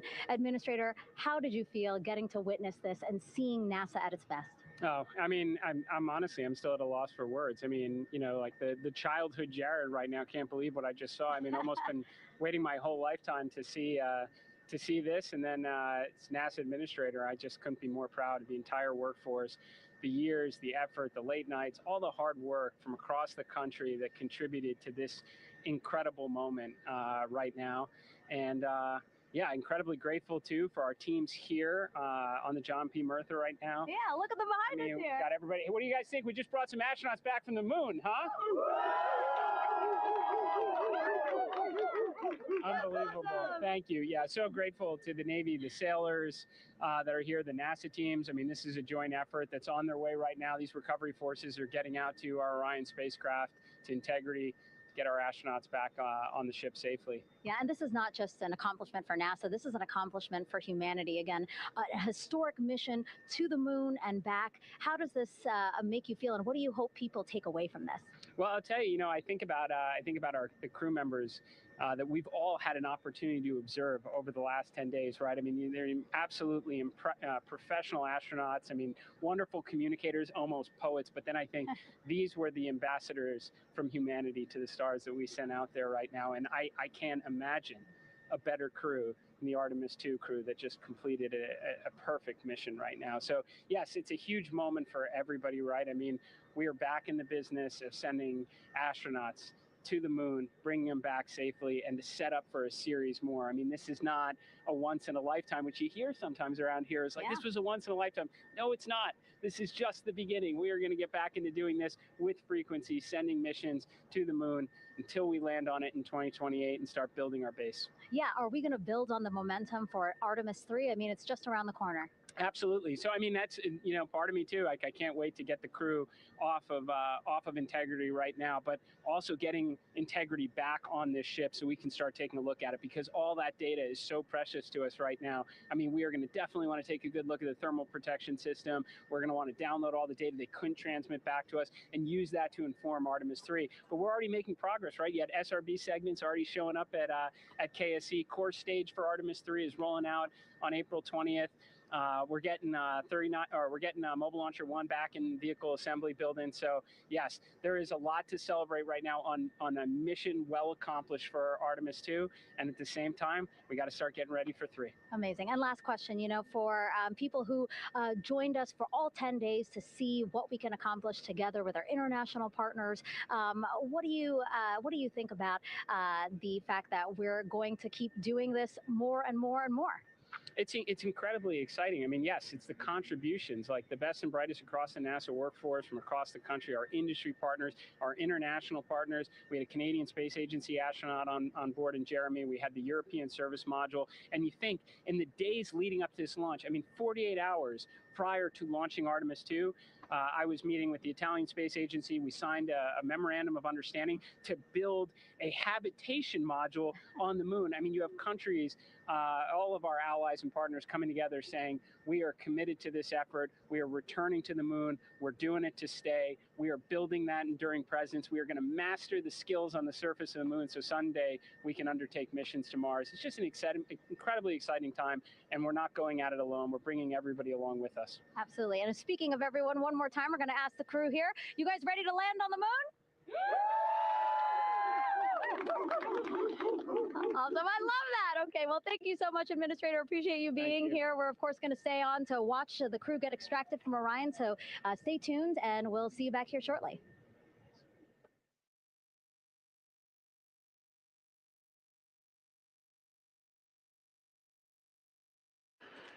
Thank you, Megan, and thank you, Administrator Isaacman. We are in the process of working to establish that communications link and to establish the procedures that will lead to the power down of the spacecraft, which is gently bobbing in the Pacific following a bullseye touchdown that occurred at 7:07 p.m. Central Time, 5:07 p.m. Pacific Time, 2.5 hours before sunset in the Pacific, southwest of San Diego. We have once again heard from the crew during that interview opportunity with the administrator, and we have 4 healthy crew members on board.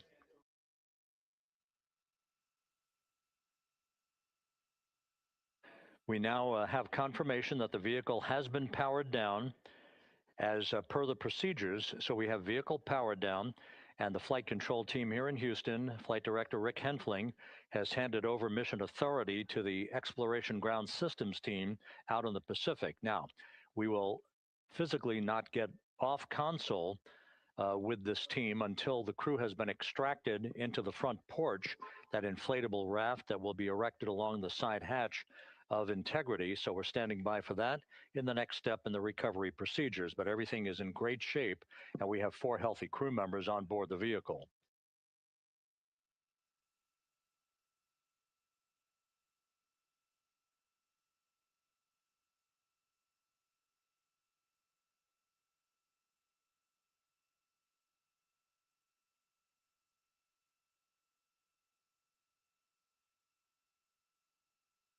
All of the entry events went by the book, no issues, perfect trajectory for Integrity that was culminated with one final raise burn to improve the angle of attack for the vehicle as it entered the Earth's atmosphere. All of that flight dynamics computation worked like a charm.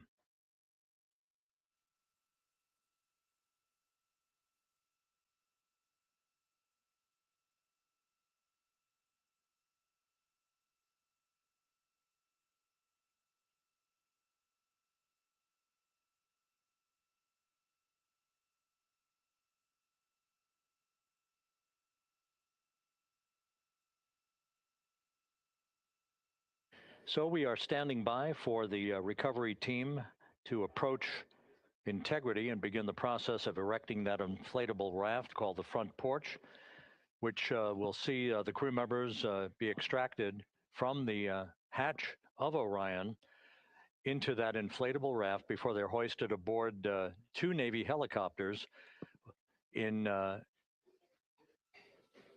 variety of different configurations. Each crew member will be hoisted in sequential fashion, in alternating fashion, 2 crew members for each helicopter before they turn around to head back to the John P. Murtha. Once on the deck of the ship, they'll be brought into medical bay for comprehensive medical exams. But Reed Wiseman has reported several times that the crew is in excellent shape.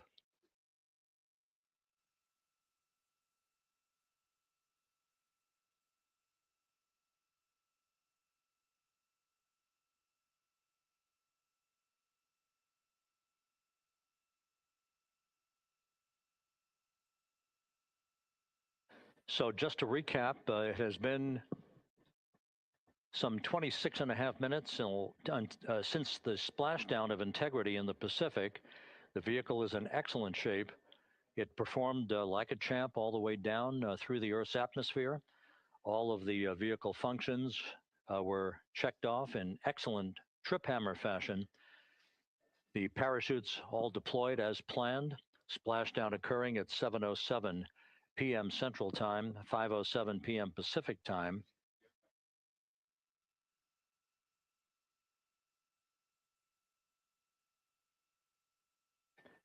And after a bit of a tussle to try to establish a communications link with the recovery team, we were finally able to run through the procedures for the powering down of the vehicle. We've handed over mission authority to the exploration ground systems folks out in the Pacific, and the recovery team will be approaching the vehicle shortly to erect the inflatable raft called the front porch before opening the hatch to integrity to bring the crew members onto that raft before they're hoisted onto two Navy helicopters, two crew members for each helicopter, before they're flown back to the deck of the USS John P. Murtha.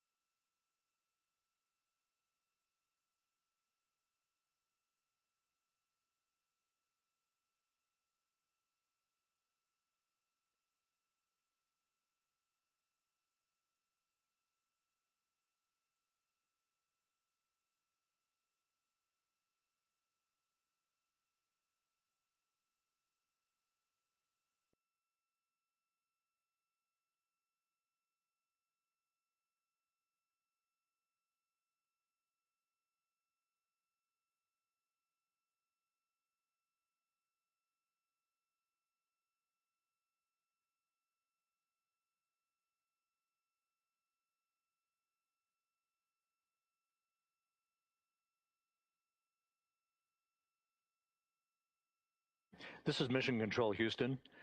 After talking to the flight dynamics folks, we have a bit of a refinement on the splashdown time for you.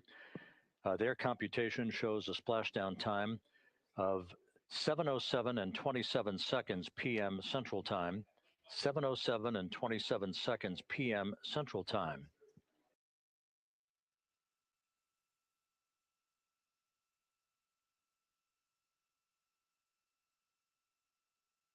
That would equate to a mission elapsed time of 9 days, 1 hour, 32 minutes, and 15 seconds.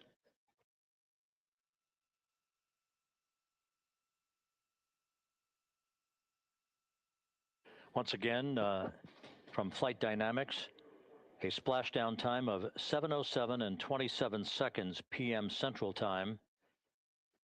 That would equate to a mission elapsed time of 9 days, 1 hour, 32 minutes, and 15 seconds.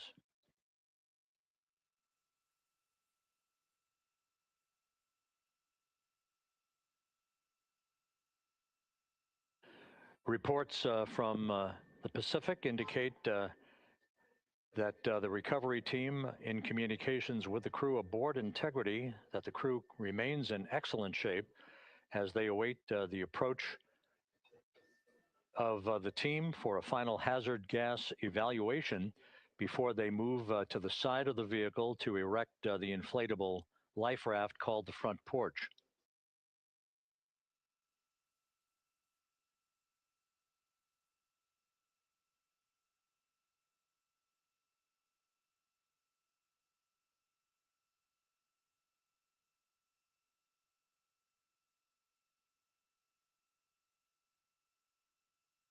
Again, no issues with Integrity. The vehicle is powered down. All of its systems are now safed. We have handed over mission authority to the Exploration Ground Systems folks in the Pacific, but we will not stand down and have the entry flight control team depart its positions until that inflatable raft, the front porch, is erected, the hatch open, and the crew having exited the vehicle. So that's the next step in the recovery process that will lead to the hoisting of the crew members. For 2 crew members for each helicopter, they'll be hoisted to a pair of Navy helicopters that will then fly a short distance back to the USS John P. Murtha. What you're looking at is one of the fast boats circling the vehicle to make a hazard assessment.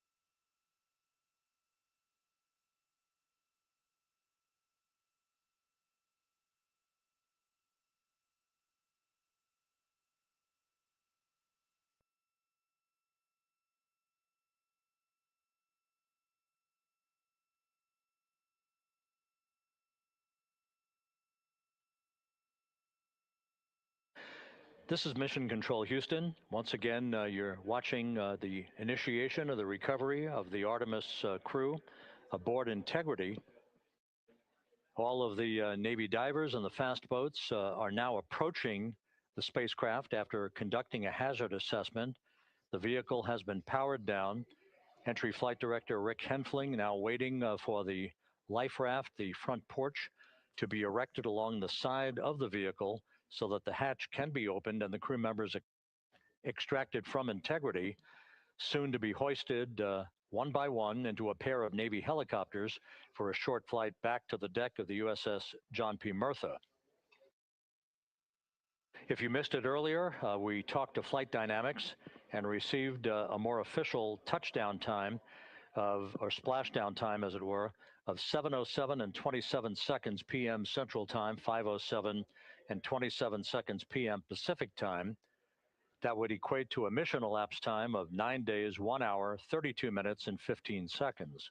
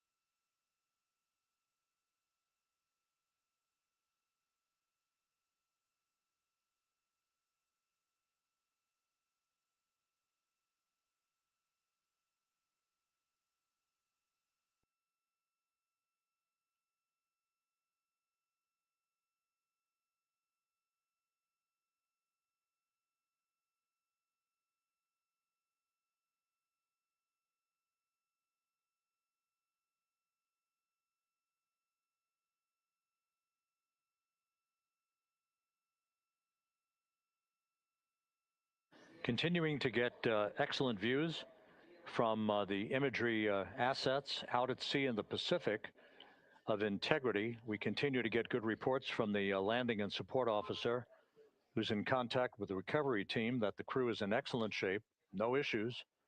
They're just currently biding their time, waiting for the front porch to be erected. We have no hazardous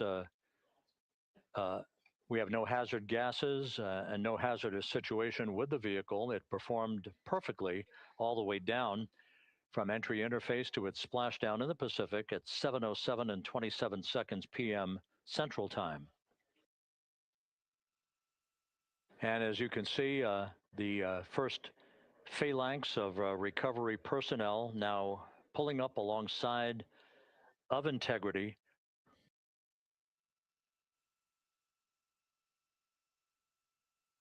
This includes Navy divers, a Navy flight surgeon, and other recovery personnel who have trained for several years for this recovery process.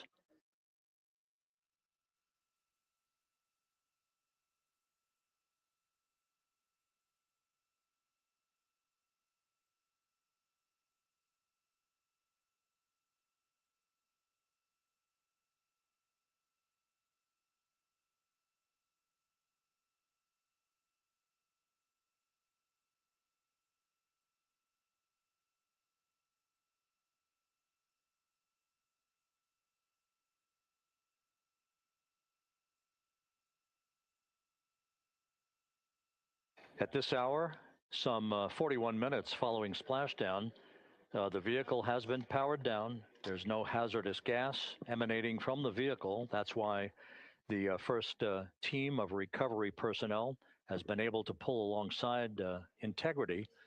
And the reports continue to come in that the 4 astronauts are in excellent shape.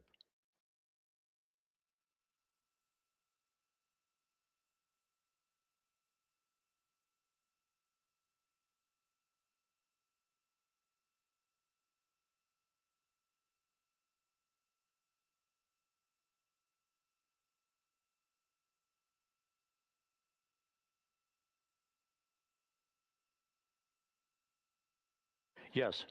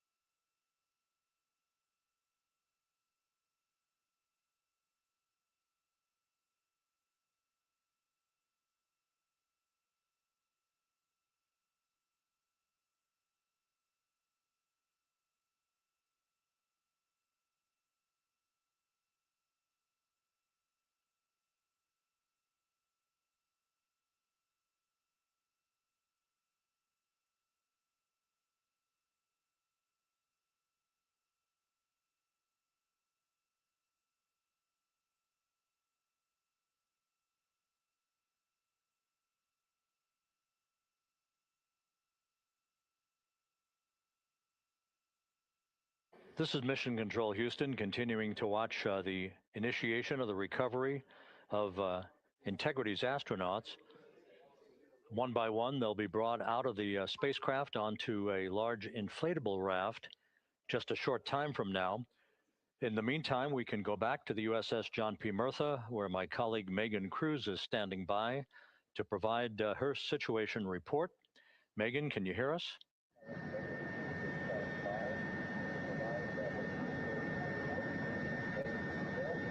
Hey, Rob. Yes, I can hear you. Thank you. Yeah, we're back here on the bow of the recovery ship where there are still plenty of people peering out into the water. We are not very far from the action everyone is seeing on their screen now. The Orion spacecraft, Integrity, in the ocean, surrounded by a number of recovery boats.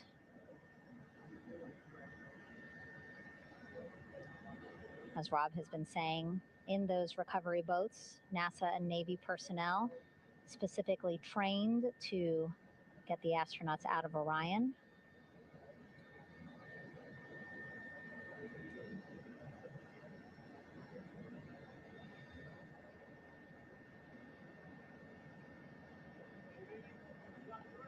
In some of our wide shots, you can probably see that there are 6 boats out in the water. More than 40 people out in the water right now on those boats.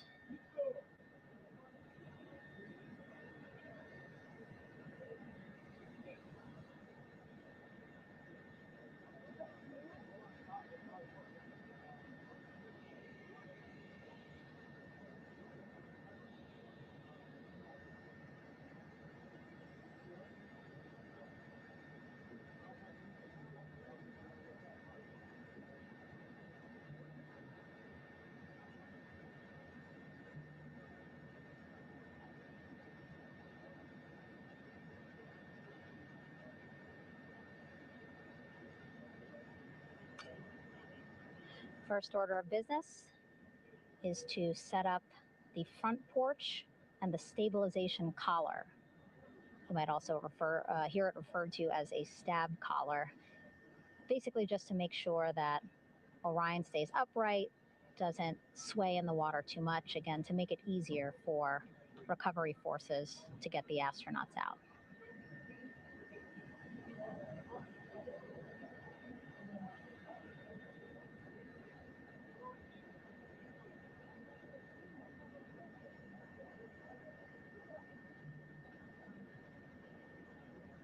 again, we splashed down in the Pacific Ocean just after 5 p.m. Pacific time here. It's a requirement by NASA to be able to get the crew out of Orion within 2 hours of splashdown. So doing great on time so far. Plenty of time. No rush either. I was speaking to NASA flight surgeon Rick Schuring earlier in this broadcast, and he said to me, no rush to get the crew out. Just want to make sure that they're feeling good, and whenever they're ready to take their step out of Orion and onto that large raft, the front porch, folks will be ready.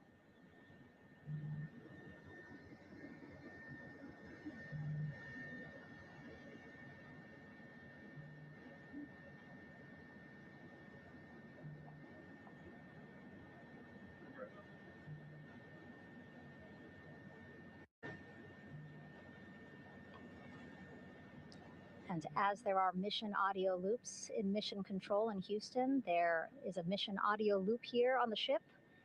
And it was just reported out that the side hatch is open. Side hatch of integrity is open.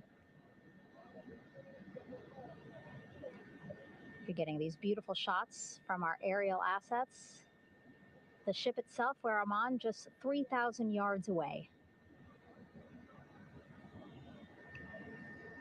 Again, plenty of people on the boat here, glued to the side closest to where they can see all this action. And again, with just 3,000 yards separating us, great views from the bow here. You can see now that side hatch is open. One of the Navy personnel is about to get inside there.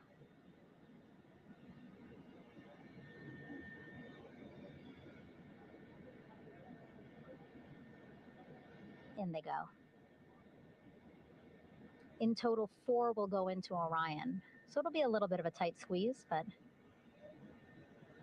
the goal is to have a recovery personnel with each astronaut assessing them.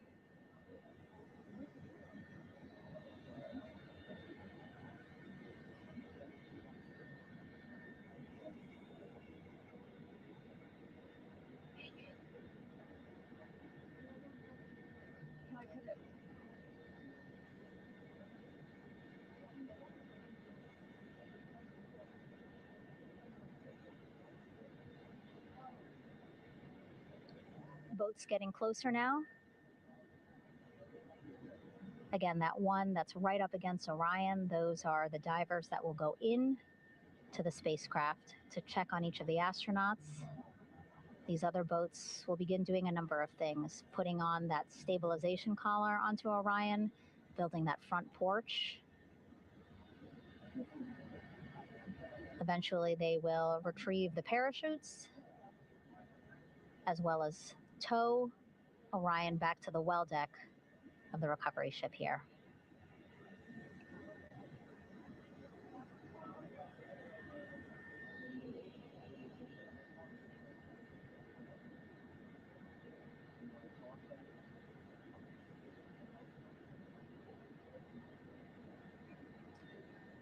And so as we wait for the Navy and NASA personnel to get their assessment of the crew inside of Orion, why don't we toss it back to Rob for an update? Yeah, thank you, Megan. Here in Mission Control, Flight Director Rick Henfling and the entry team of flight controllers still on duty. The vehicle has been powered down for some time now. There are no hazardous gases emanating from integrity. That, of course, allowed the recovery personnel to approach the vehicle and then open the hatch to begin the initial medical assessment of the crew, as you just indicated.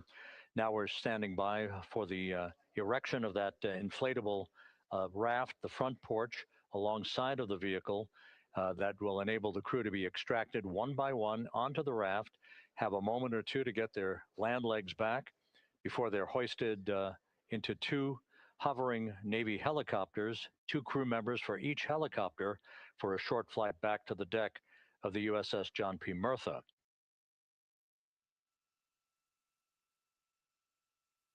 All of Integrity's systems operated flawlessly throughout the course of the approach to the Earth, the entry into the Earth's atmosphere, and all of the key milestones that followed in this high-speed return to Earth for integrity.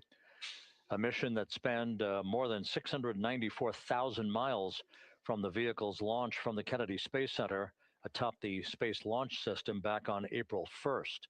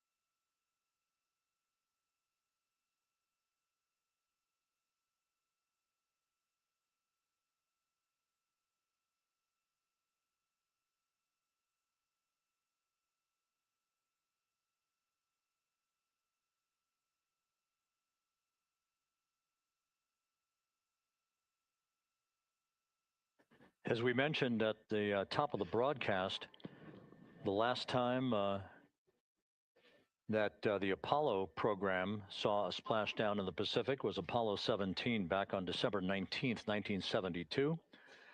So for the first time in 53 and a half years, we have reenacted that with the arrival of Integrity's astronauts as they flew around the moon in that historic lunar flyby that began with a trans-lunar injection burn that took them out of Earth orbit following 24 hours of a high Earth orbit trajectory. The high Earth orbit trajectory enabled flight controllers here to have a full 24 hours to evaluate the systems on Integrity and the condition of the crew before they would commit to flying to the moon.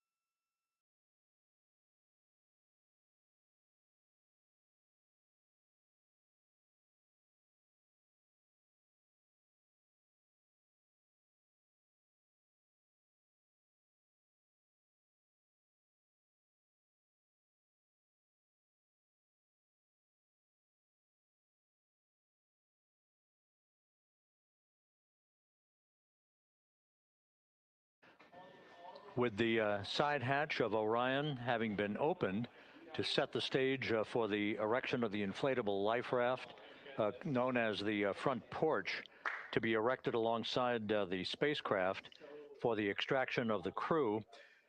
Let's play for you an interview that my colleague Megan Cruz conducted on the USS John P. Murtha with Navy diver First Class David McMahon that explains how this process is unfolding. Okay, Davey, so you and some of your team, one last look over of the stabilization collar, correct? Yes, ma'am. Okay, so what is this stabilization collar? This is what's going to stabilize the capsule out there in the ocean. We don't know how good the weather or the waves will be that day, so this will help prevent any unnecessary occurrences from happening, stabilizing the capsule and the astronauts inside. So basically, this is a float that will go around Orion. I'm assuming that what they're doing right now, these are the lines that will attach the collar onto Orion? That is correct. And so what are they doing here? So we've got the lower line that will secure the inflation device before we inflate it. That gives us the go-ahead that it's secure in its place, and then we'll inflate it. And then once that is done, we'll undo all the carabiners and get this orange line on top tied in the same fashion. And then this will be secured to the capsule, and the astronauts can safely take their first steps out of the capsule onto the front porch. Okay, and how long will it take them to set up the stabilization collar? We should definitely be able to handle this in under 10 minutes. Okay, wow. And then you just mentioned the front porch. So basically, after they set up the stabilization collar, then they set up what's called the front porch here. That's correct. Okay, and what's the front porch? Front porch is basically a bigger waiting room for the astronauts to sit in while we wait for the helicopters to show up and grab them. Okay, so the medical team that was inside with the crew, they're going to help them out and onto the front porch? That is correct. And then what happens here?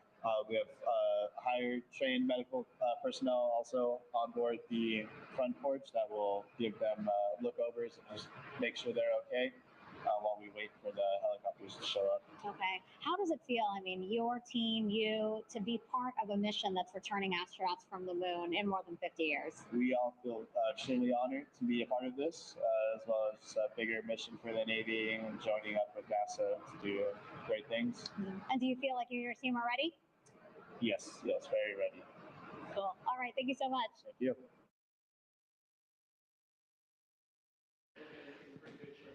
Once again, the recovery operations are continuing out in the Pacific.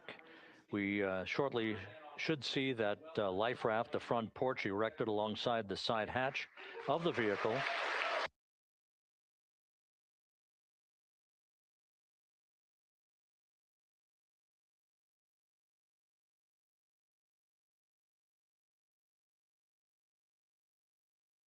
A number of flight controllers have come into the flight control room to receive congratulations from Entry Flight Director Rick Henfling. But we're going to stick with our operations out in the Pacific as we await the extraction of the 4 crew members who are reported to be in excellent condition.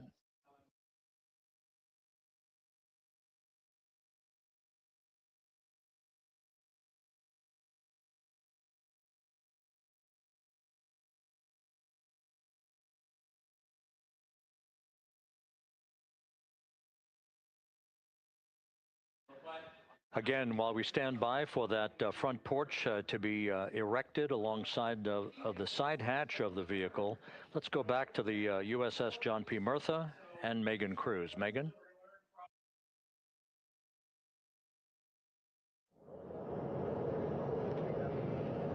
Hey, Rob. Pausing now to listen to some internal audio loops. Again, the operations team here on the ship communicating with everyone out on the water. It seems like currents are hindering them a little bit from unfurling and inflating the stabilization collar as well as the front porch. But again, the requirement to get the crew out within 2 hours of splashdown, plenty of time. So no concerns just yet. But as calm as the water looks, yeah, it looks like it's hindering the teams just a tad.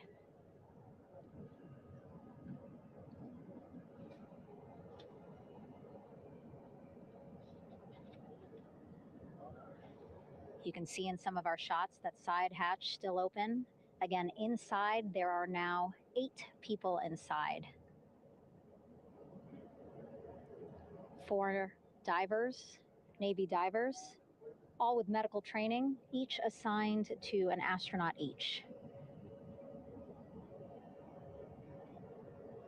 Making sure that they're comfortable, feeling good.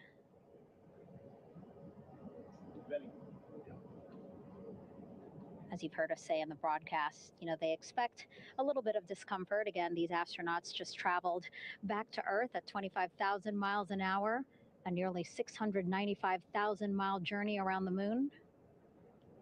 If you think you get car sick.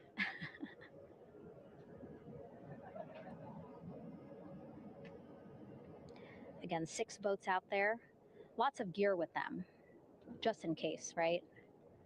As we said, the crew reported feeling great. But again, all those folks out there in case they weren't, right? NASA is all about making sure we think about every situation that can happen. And so, of course, wanted to be ready in case any of our astronauts needed more medical attention while out there in the water.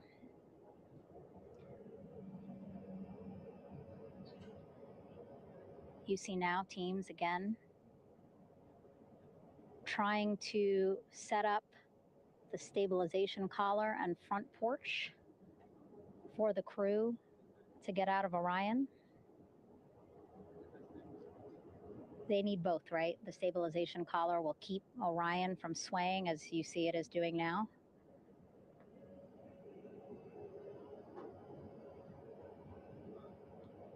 And then they will connect the front porch to the stabilization collar so that the crew can take 2 steps and they will be in the front porch.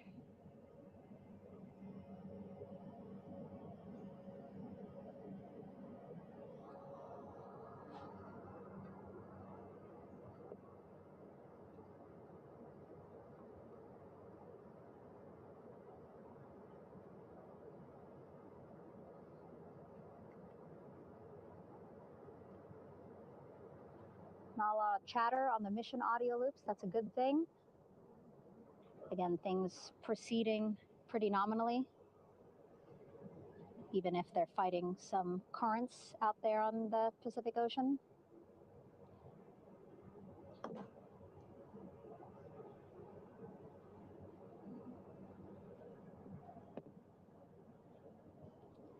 Again, the goal, setting up the stabilization collar and the front porch so that the crew can rest comfortably in the front porch, get placed into harnesses so that 2 helicopters can lift them off the front porch and onto the USS John Murtha here.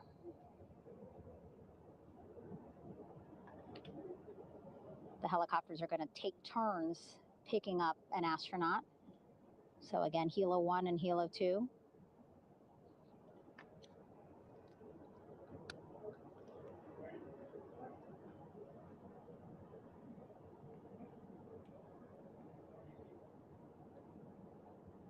Okay, and the recovery team here on the ship just got a report from the undersea medical officer who is inside the capsule with the crew. He is reporting all 4 members are green. All of our 4 astronauts, Reed, Victor, Christina, Jeremy, green, meaning they're feeling great, not the complexion of their skin. They are feeling great, happy to be home, and ready to be extracted as soon as possible.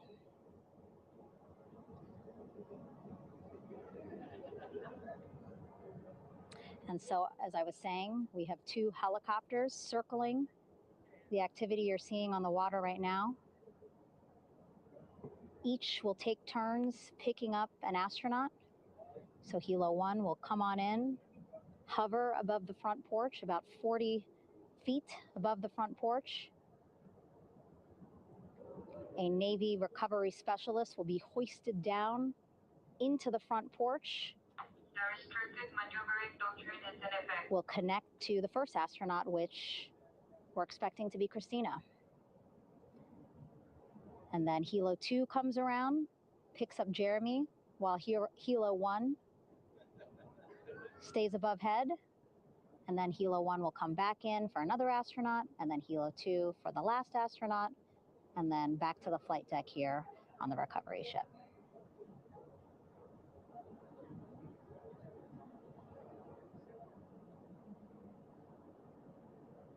I was talking to Assistant Artemis Recovery Director Paul Sierpinski.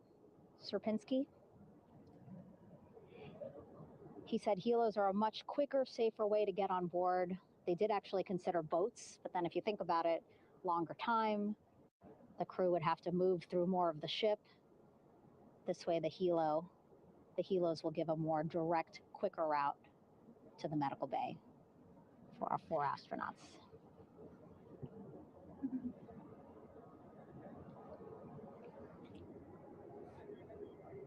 Beautiful shots from our aerial and imagery teams.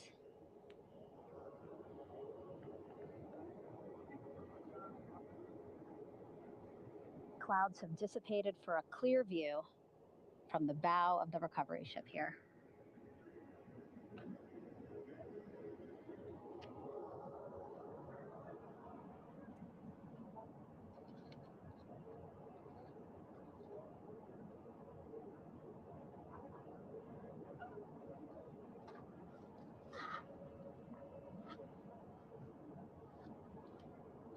You can still see divers in the water there.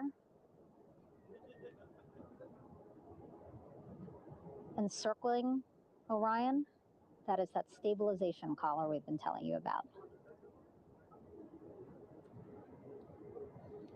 As you saw in that interview just a few minutes ago, they have to first connect it to Orion, and then once it's secured onto Orion, they can inflate it, and then they'll further secure it with other harnesses and lines.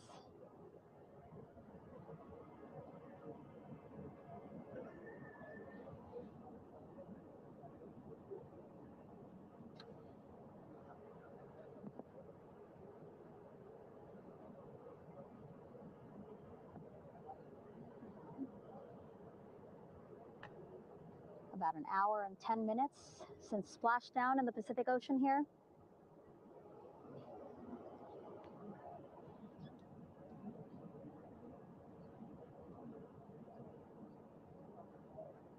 Reed, Victor, Christina, and Jeremy back home after a history-making mission to the moon and back.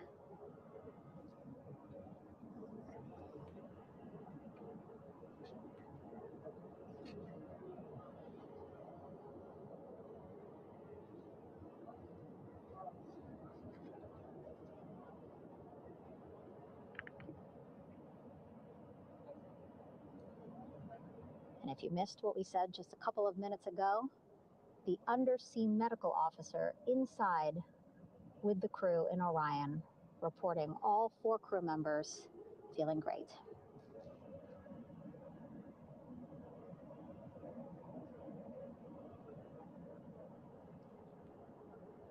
Progress being made there on the stabilization collar. It looks like they are beginning to inflate it.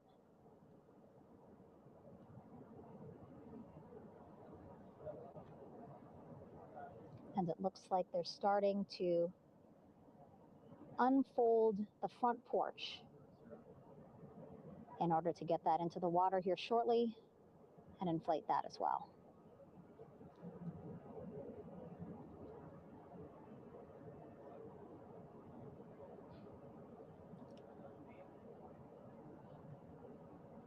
Again, more than 40 people out in the water right now.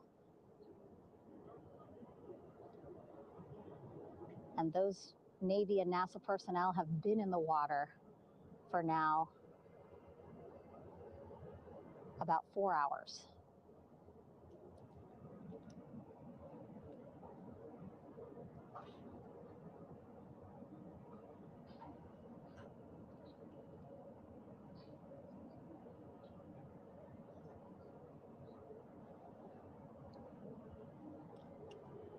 The reason why they had to get out so early is just to stage everything. And actually here on the ship, when there are flight operations happening, you can't have anything else, right? Just because the flight deck can be a dangerous place, so they just want to focus on planes coming and going from the ship, so that's why they wanted to get the boats in the water to make sure that they have all the time they needed for the flight ops.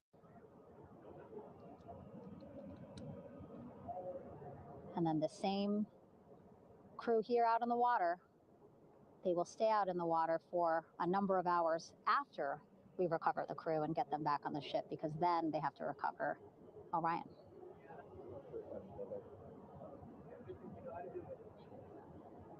All right, that stabilization collar looking good around Orion. We're now seeing some recovery personnel getting on to that collar. Again, they need to further attach it to Orion to make sure that it can really prop up the spacecraft. It's basically lifting it up off of the water just a tad. Again, so it's not so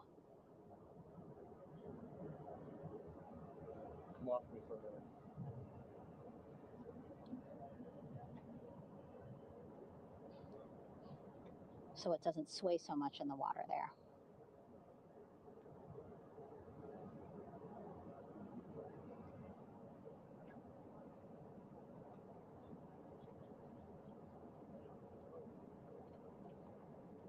And now that front porch looks like it's nearly fully inflated as well. You can see a much larger surface area.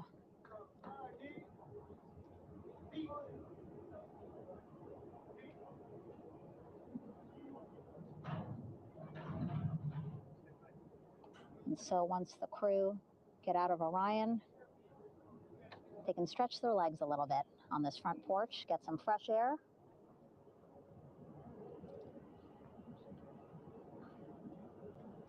And enjoy this beautiful day here on their home planet.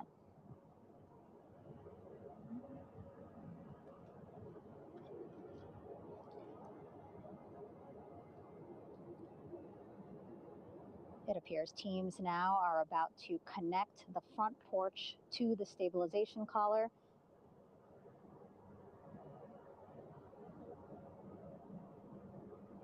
And at that point, when both are secure, we should soon see astronauts come out of Orion.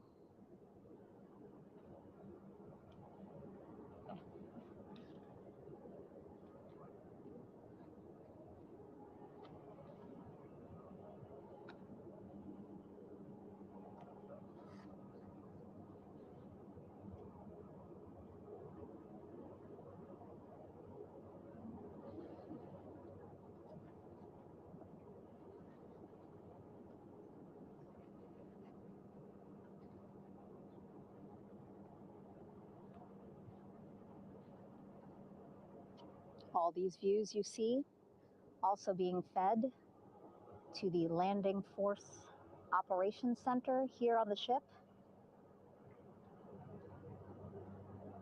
Of course, it is very important for our recovery teams leading the mission to have all the views that you're seeing as well. Again, listening to their communication loop here on the ship. Very quiet, which is a good thing. It means things are going pretty nominally, meaning as expected.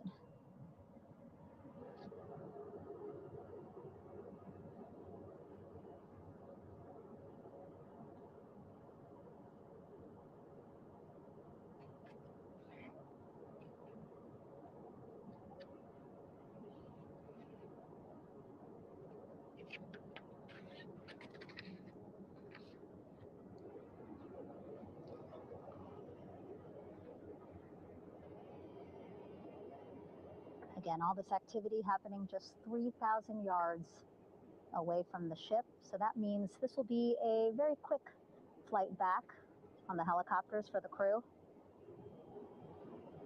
2-3 minutes, and then we'll be back here on the ship.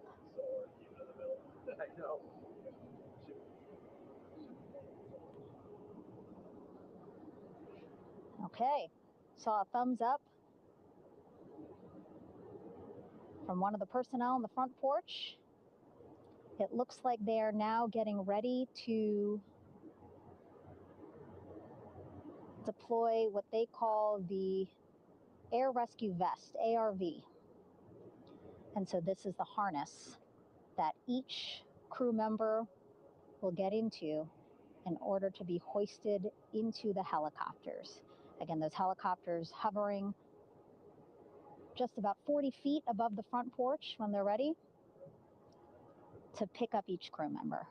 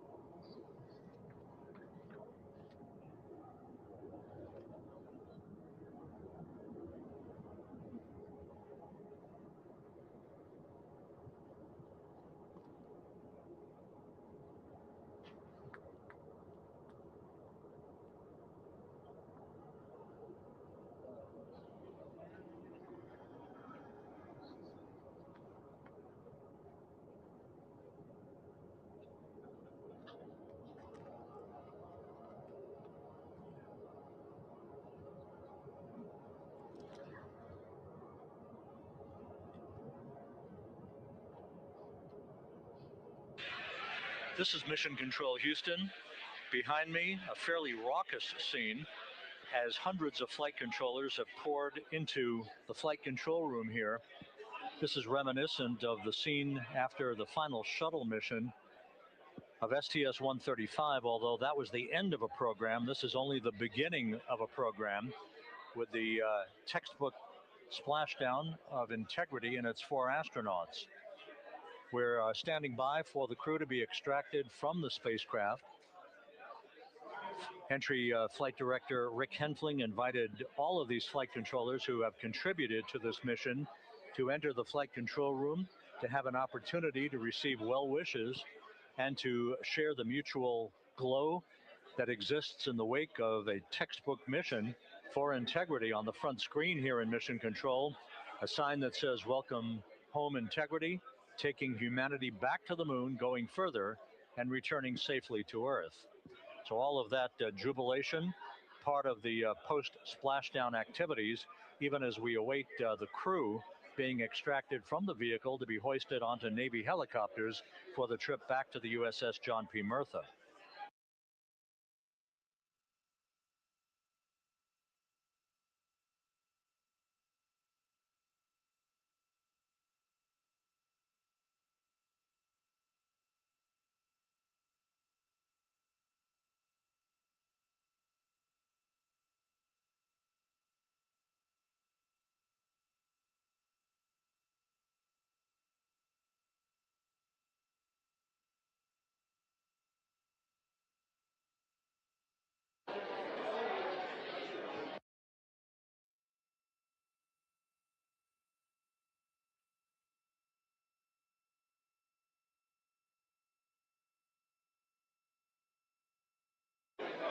Once again here in Mission Control, this view of the Artemis flight control room, known as the White Flight Control Room. This is the old shuttle flight control room, and now is the home of Artemis missions to the moon and beyond. Once again, quite a few flight controllers were invited in by Entry Flight Director Rick Henfling to share in the jubilation following the successful splashdown of Integrity. That splashdown occurring an hour and 22 minutes ago, as we stand by for the completion of the extraction of the crew, and ultimately they're hoisting onto Navy helicopters for a short flight back to the USS John P. Murtha. Splashdown occurred at 7:07 and 27 seconds p.m. Central Time. I had an opportunity to talk to the head of flight dynamics, Jeff Birch, a moment or two ago. He said the trajectory of Integrity coming through the Earth's atmosphere was so precise, they've never seen anything line up on a ground track like today's entry by Integrity for its splashdown southwest of San Diego.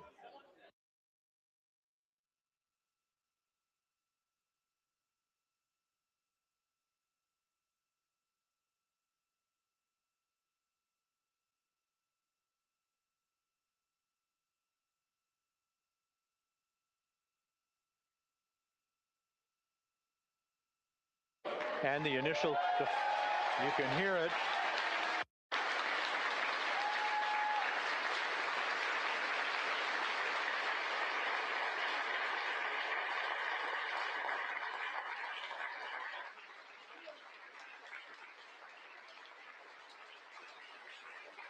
Jubilation here in the flight control room. The first crew member is out of Integrity.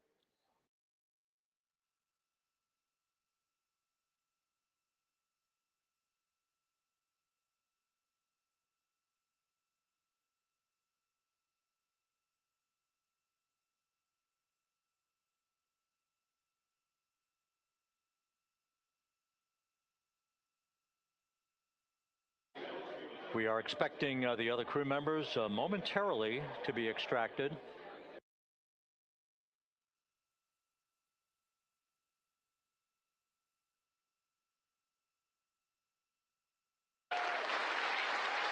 We now have 2 crew members out.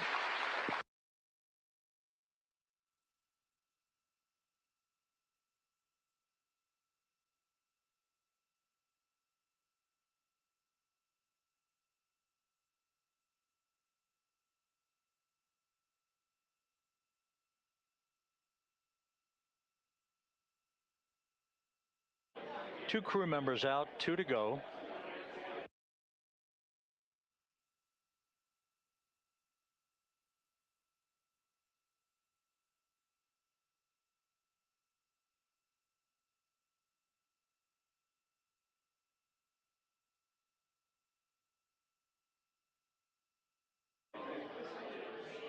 We're about 1 hour from sunset out in the Pacific. Everything continues to go well.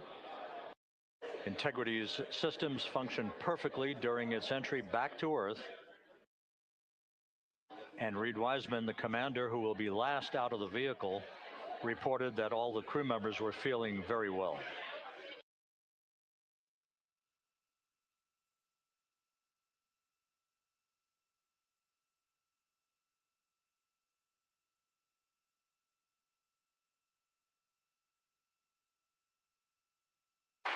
Crew member number 3 now out.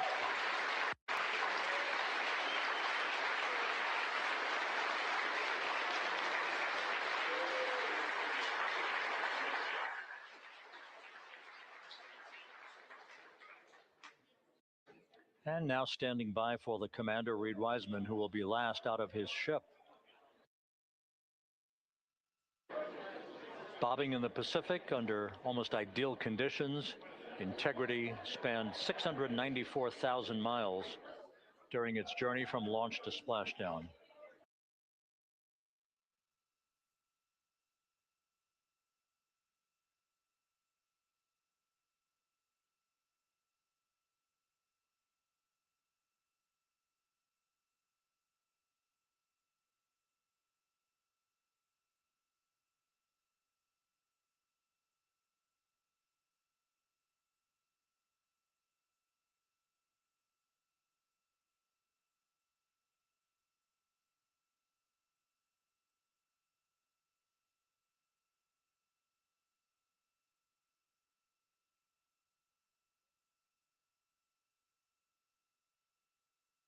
And we now have Reed Wiseman out of the vehicle, all 4 crew members now out of Integrity.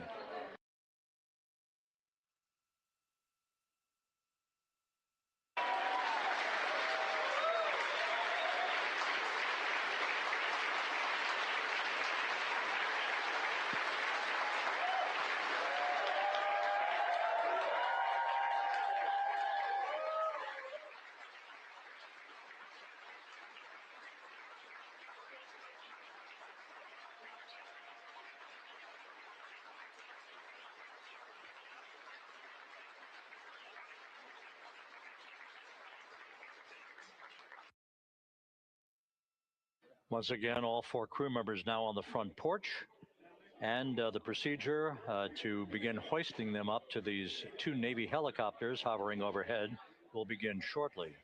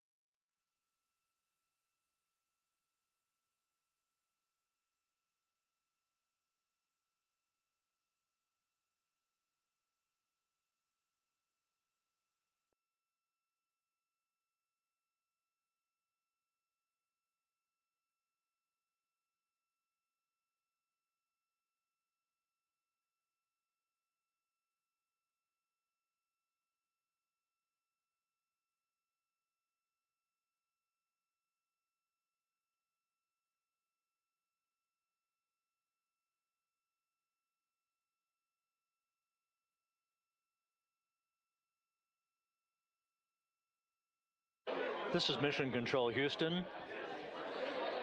The mission is over, but the melody lingers on as jubilation continues here in the flight control room.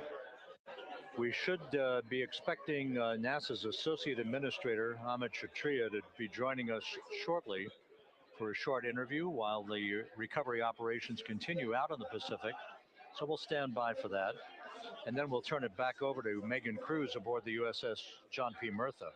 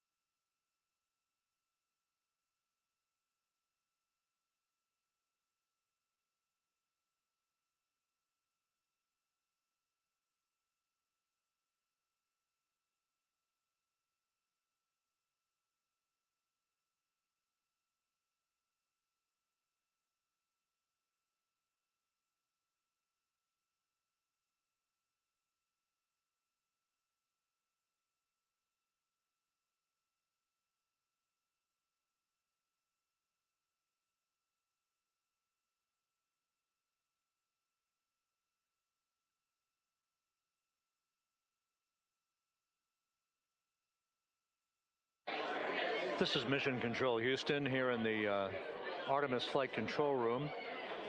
A number of flight controllers basking in the glory of the successful end of this mission that carried 4 astronauts around the moon on a lunar flyby, and the first test flight of Orion with crew members on board. Splashdown occurring an hour and 32 minutes ago after a flawless descent back into the Earth's atmosphere for the vehicle. Its 4 crew members in good shape, simply enjoying their time right now on the front porch, as it were, the inflatable raft alongside of their Integrity spacecraft. We're expecting Amit Kshatriya, the NASA Associate Administrator, to join us here momentarily for a brief interview. before we turn it back over to Megan Cruz aboard the USS John P. Murtha, the recovery ship.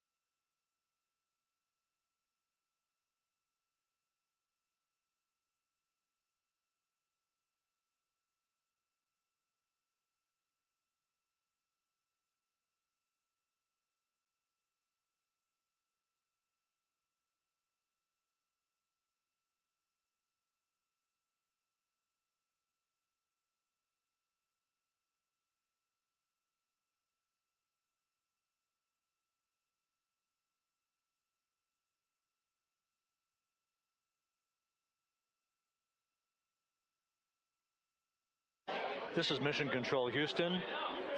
We're about an hour and 34 minutes since the textbook splashdown of integrity in the Pacific to bring home our astronauts. And with us now is Amit Kshatriya, the NASA Associate Administrator. Amit, a little bit of history made tonight, a little bit of history made over the past few weeks. Your thoughts as this team here basks in the glow of what they just accomplished?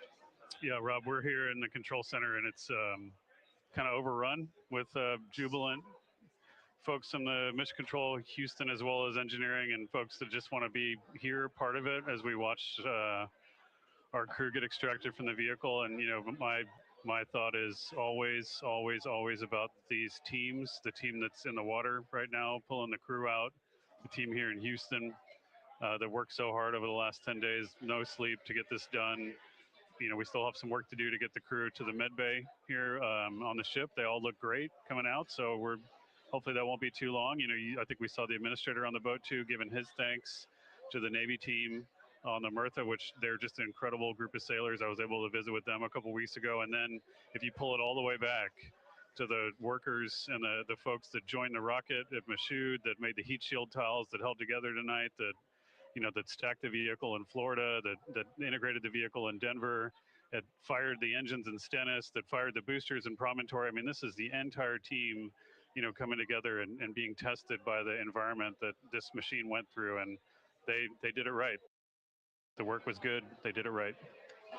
You've said in a number of briefings, of course, and in other forums that this is just the first step.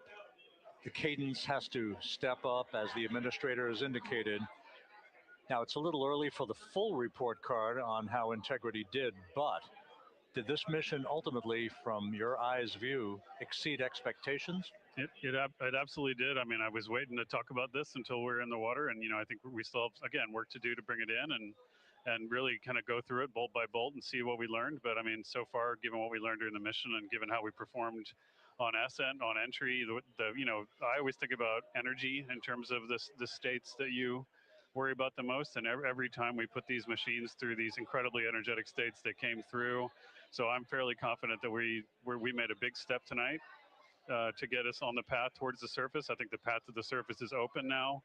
We do have to do all the work, and we'll make sure we talk about that as cleanly as we can. We learned a few things during the mission, but I have to tell you, this was an incredible test of an incredible machine.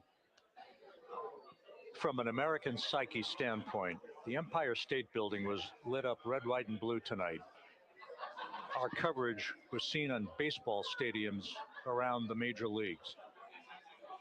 How captivating was this experience for the American people, for the world, in fact, as we return to the moon?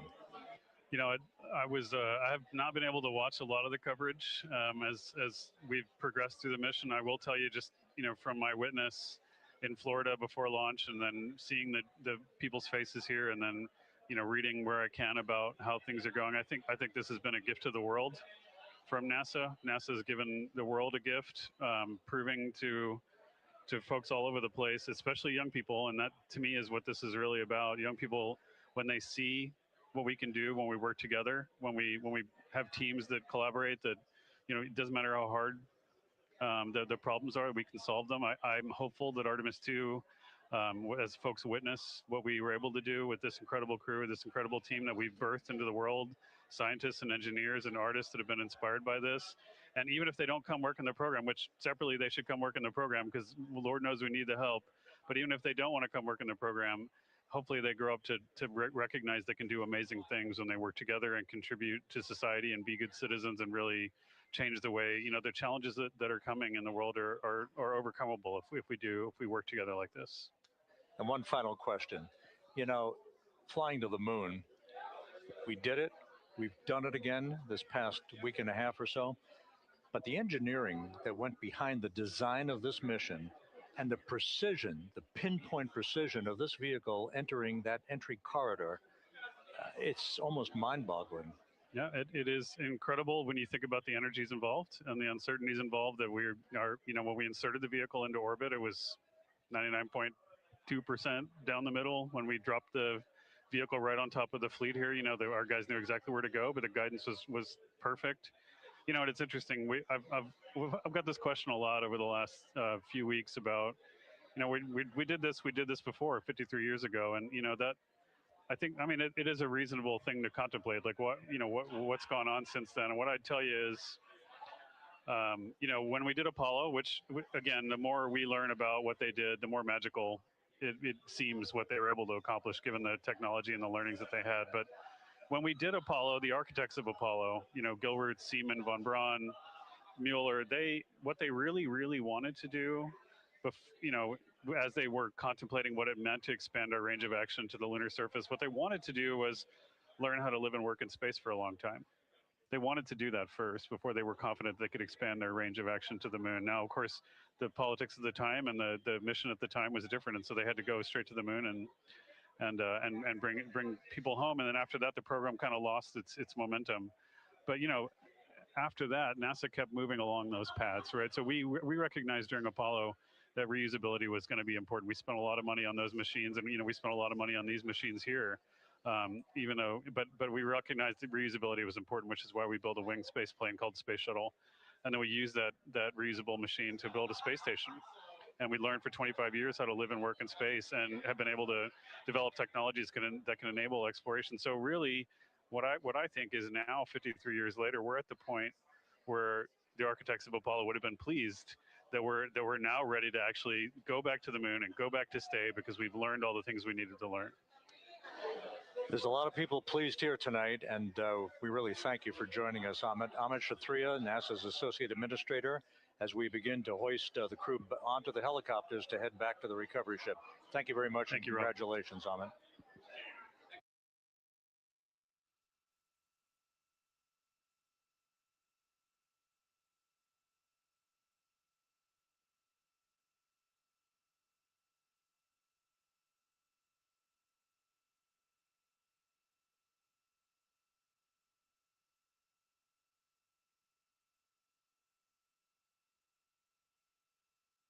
This is Mission Control Houston, with the crew members now beginning to be hoisted aboard the Navy helicopters.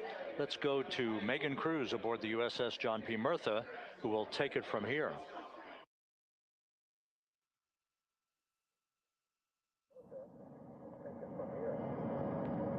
Hey, Rob, yeah, back on the bow of the ship here, we are seeing the helicopters circling Orion, the first one there, having just completed picking up the first astronaut.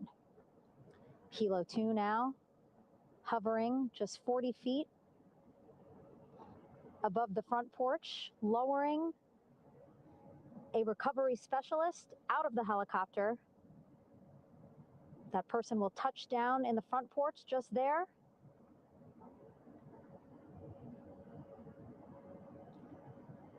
The crew members already outfitted with a harness that will allow them to quickly attach to the hoisting device.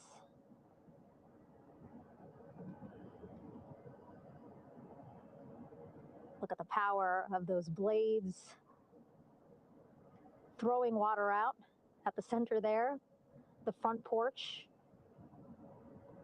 with now 3 astronauts and the recovery specialists.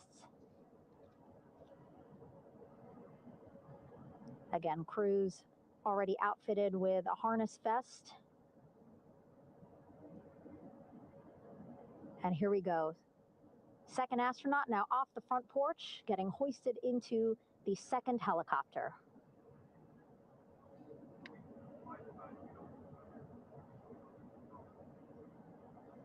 That helicopter will now hover just a distance away to give room for the first helicopter to come back and pick up the third astronaut.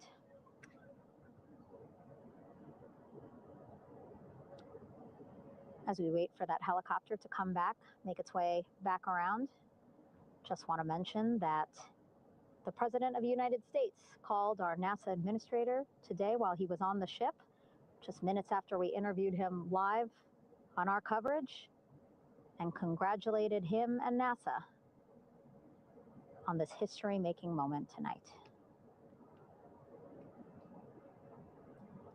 Helicopter 1 again hovering 40 feet over the front porch. We will soon see another recovery specialist getting lowered onto the front porch. Wow, imagine sitting on that front porch, the wind, the water. But again, the recovery team determines that a helicopter flight back to the ship here would be safer, faster, and more comfortable for our crew who just completed a 10-day mission around the moon.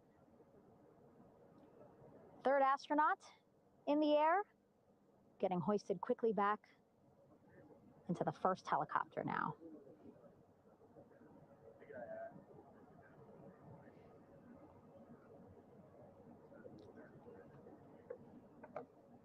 That first helicopter now on its way back to the ship here. We will soon see it land in just a few minutes.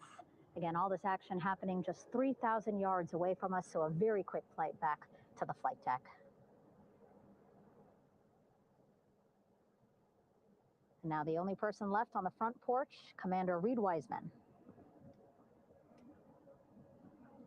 That second helicopter now making its way back over to the front porch.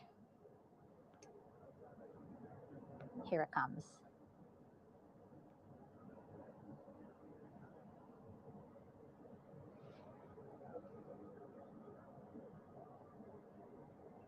Making its final approach here.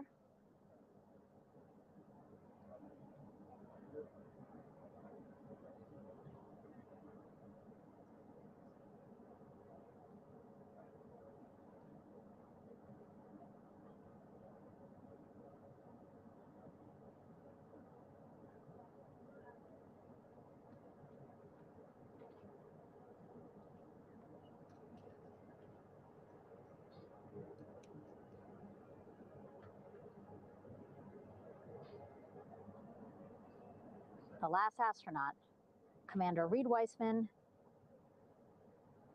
now off the front porch and almost into the second helicopter. Both now on their way back to the ship where we are, the USS John P. Murtha, just west of San Diego in the Pacific Ocean.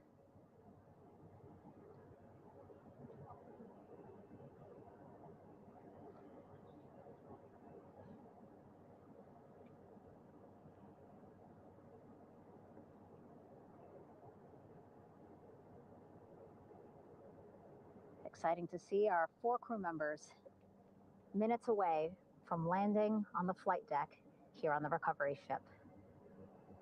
550 people on this ship, excited, ready, anxious, looking forward to welcoming this crew aboard.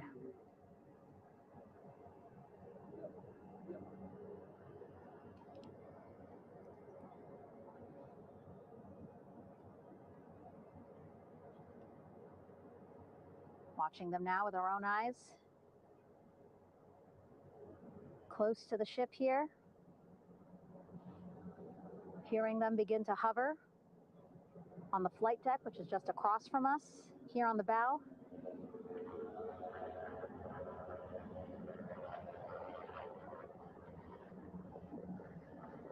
The first helicopter coming in.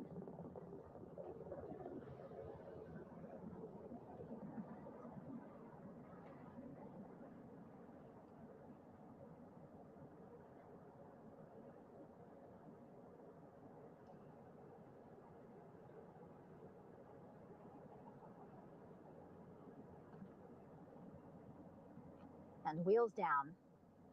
Wheels down of the first helicopter carrying 2 of our Artemis II crew. Pilot Victor Glover and mission specialist Christina Cook.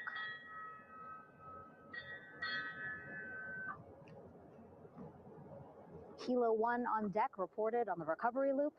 Again, the mission audio loops that the recovery team are using here to communicate with one another. And an announcement just made on the ship, integrity incoming. 2 more helicopters on their way to the flight deck, one carrying the crew, the other, one of our imagery helicopters. Again, kudos to our imagery and aerial teams for giving us these beautiful views of history in the making. Set amid a gorgeous, soon-to-be sunset here in the Pacific Ocean.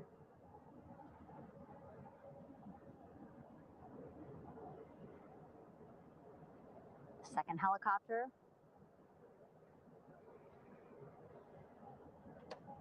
Making its approach of the flight deck.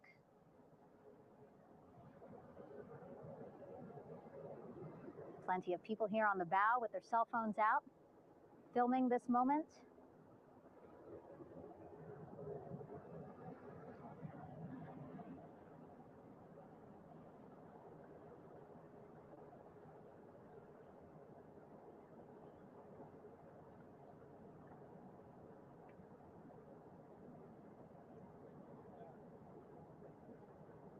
Some impressive flying here by the Navy as we are seconds away from wheels down. And there you go. We now have all 4 Artemis II crew members on the USS John P. Murtha.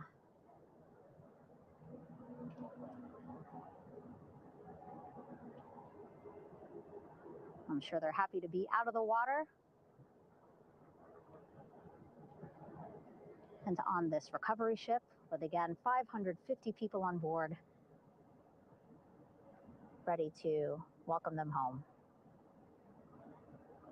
But first, as we've been saying throughout the broadcast, just making sure the crew feel good.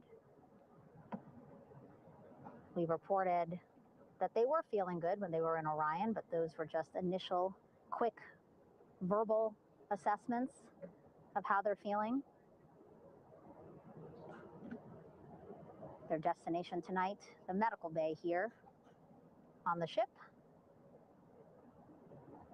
right after we power down the helicopters here.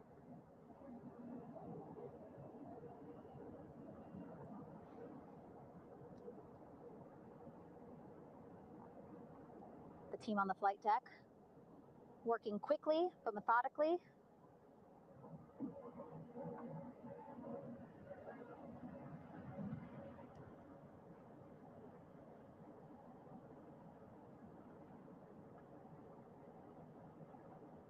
Waiting for just one more helicopter to touch down.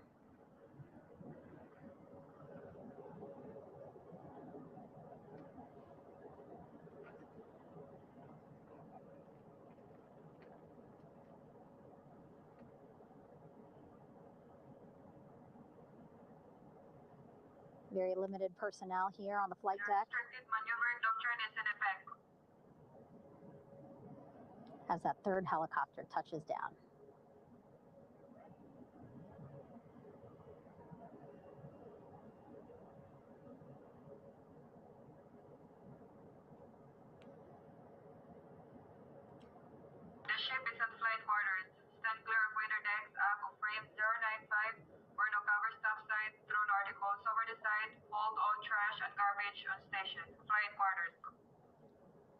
While just a few folks on the flight deck itself, there are plenty more on some upper decks. You'll see in some of our views a very packed crowd overhead.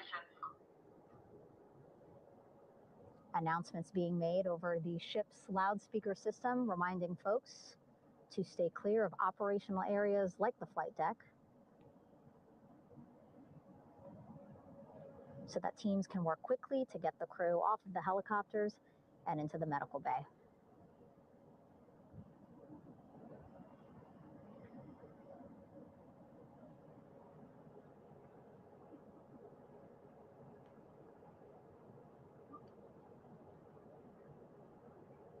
Splashdown today, 5:06 p.m. Pacific time.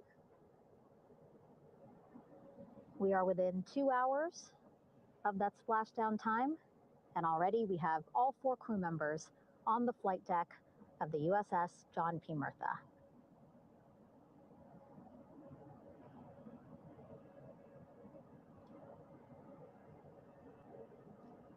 Again, crew waiting before getting out for the helicopters to completely shut down.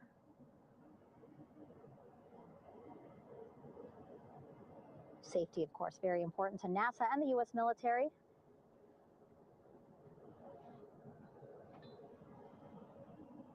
So we'll wait just a couple of minutes here before we start seeing crew members walk off the helicopters one by one.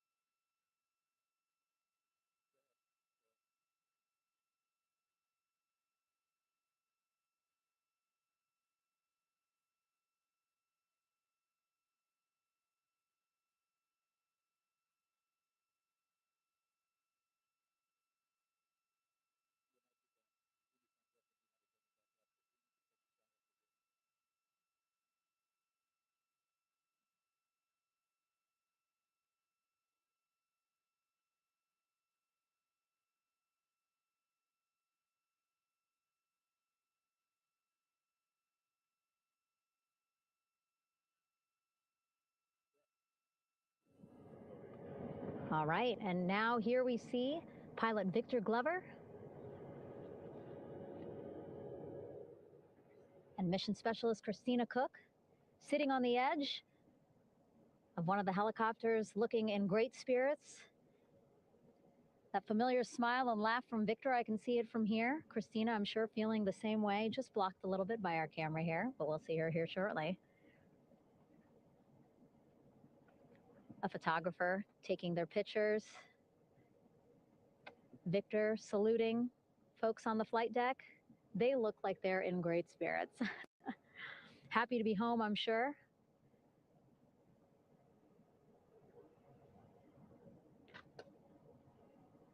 If you're sitting at home, I hope you too are wondering, what would you want to ask them if you got a chance to talk to them? Because that is what I'm thinking about. Getting the opportunity to talk to or ask questions of these 4 astronauts who just made history as the first crew to return to the moon since 1972.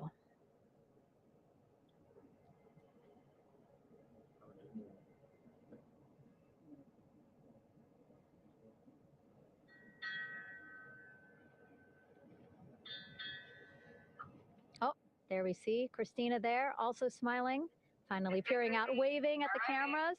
Hello to you too, Christina, yes. Welcome back. Welcome, welcome home. A loudspeaker announcement on the ship saying, "Welcome home, Integrity."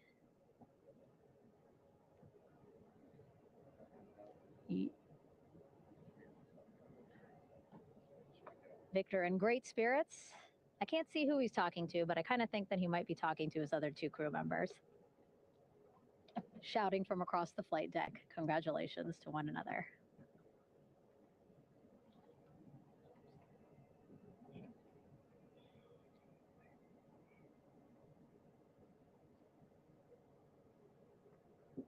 And so now we see some Navy personnel walking up to the helicopter. This is again the first helicopter carrying pilot Victor Glover and mission specialist Christina Cook. Both have taken off their helmets now.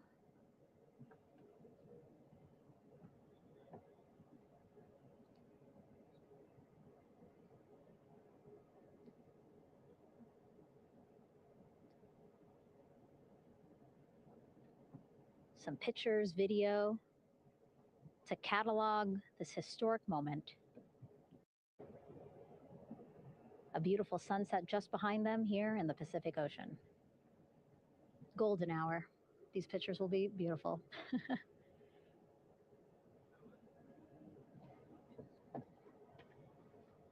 Now we see NASA Administrator Jared Isaacman. He is on the flight deck, as well as flight surgeon Rick Schuring walking over to Victor and Christina first. We saw the administrator walk over to the other helicopter, which is carrying Commander Reed Weissman and mission specialist Jeremy Hansen. We heard from Rick earlier in the broadcast. Again, he said he's going to be out there on the flight deck to do another initial assessment of the crew, ask them how they're feeling, anything bothering them. But again, from what I'm seeing, they look like they're in great spirits and feeling pretty good for folks who just traveled 695,000 miles from Florida to the moon and now here to the Pacific Ocean.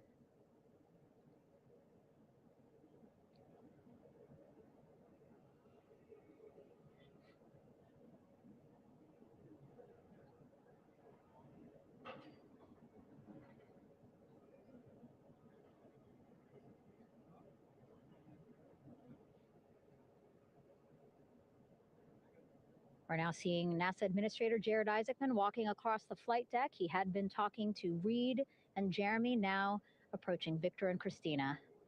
A hug from Victor, a hug from Christina. What a moment that we're getting to experience together.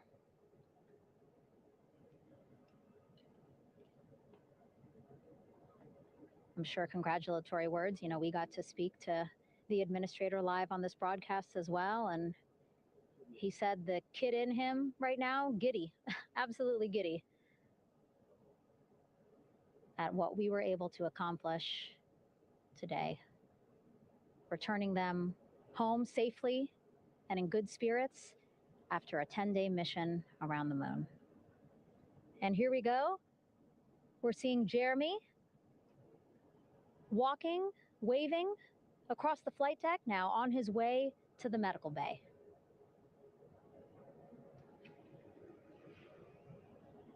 It's a short walk, less than a minute. Again, that's why the recovery team decided to use helicopters to get them on the flight deck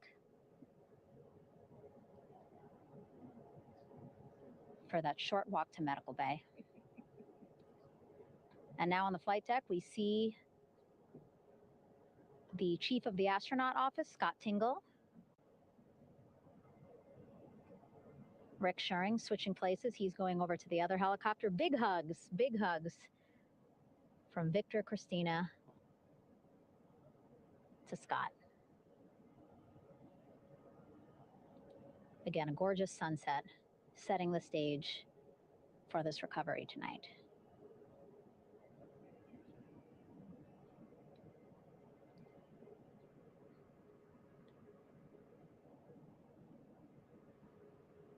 All right, and now here we are, Christina, making her way, looking thankful, grateful, happy to be home.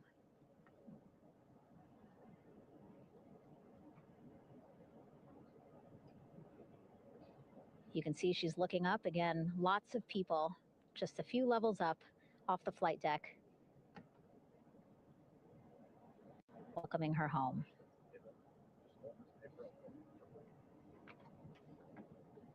Scott holding the door like a gentleman, but back on his way to the other crew still on the flight deck.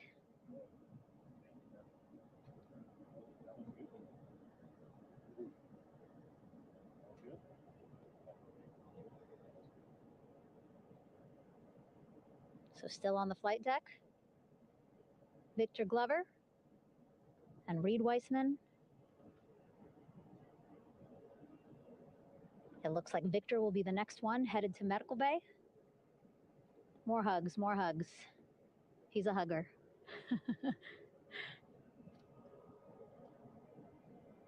Victor looking good as he walks across the flight deck.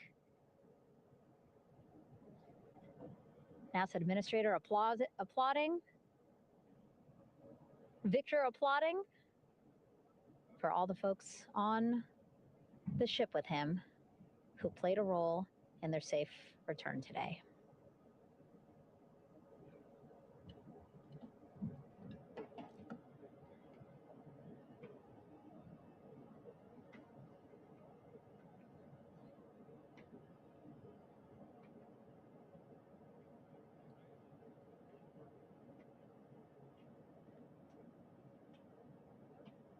And finally, just one Artemis II crew member left on the flight deck, Commander Reed Weissman.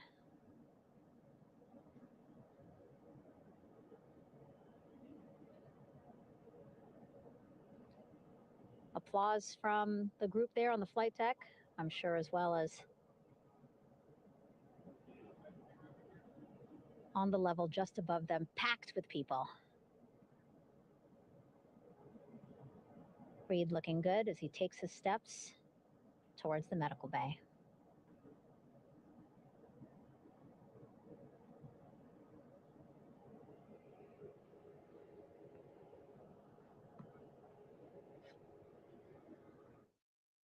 See our 4 Artemis II crew members back on the ship. Again, now they will head into medical bay, where they will be assessed by flight surgeons from both NASA as well as the Canadian Space Agency. A more in-depth assessment. When they get to medical bay, they will each have their own nurse. They will be helped out of their suits.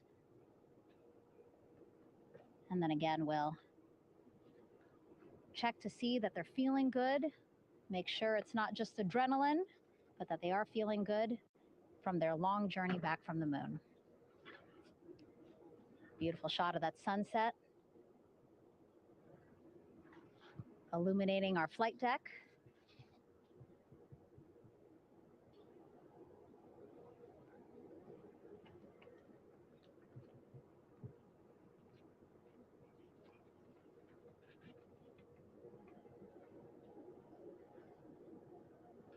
All right, and now with our astronauts safely on board, I want to welcome on Artemis Recovery Director Lily Villarreal.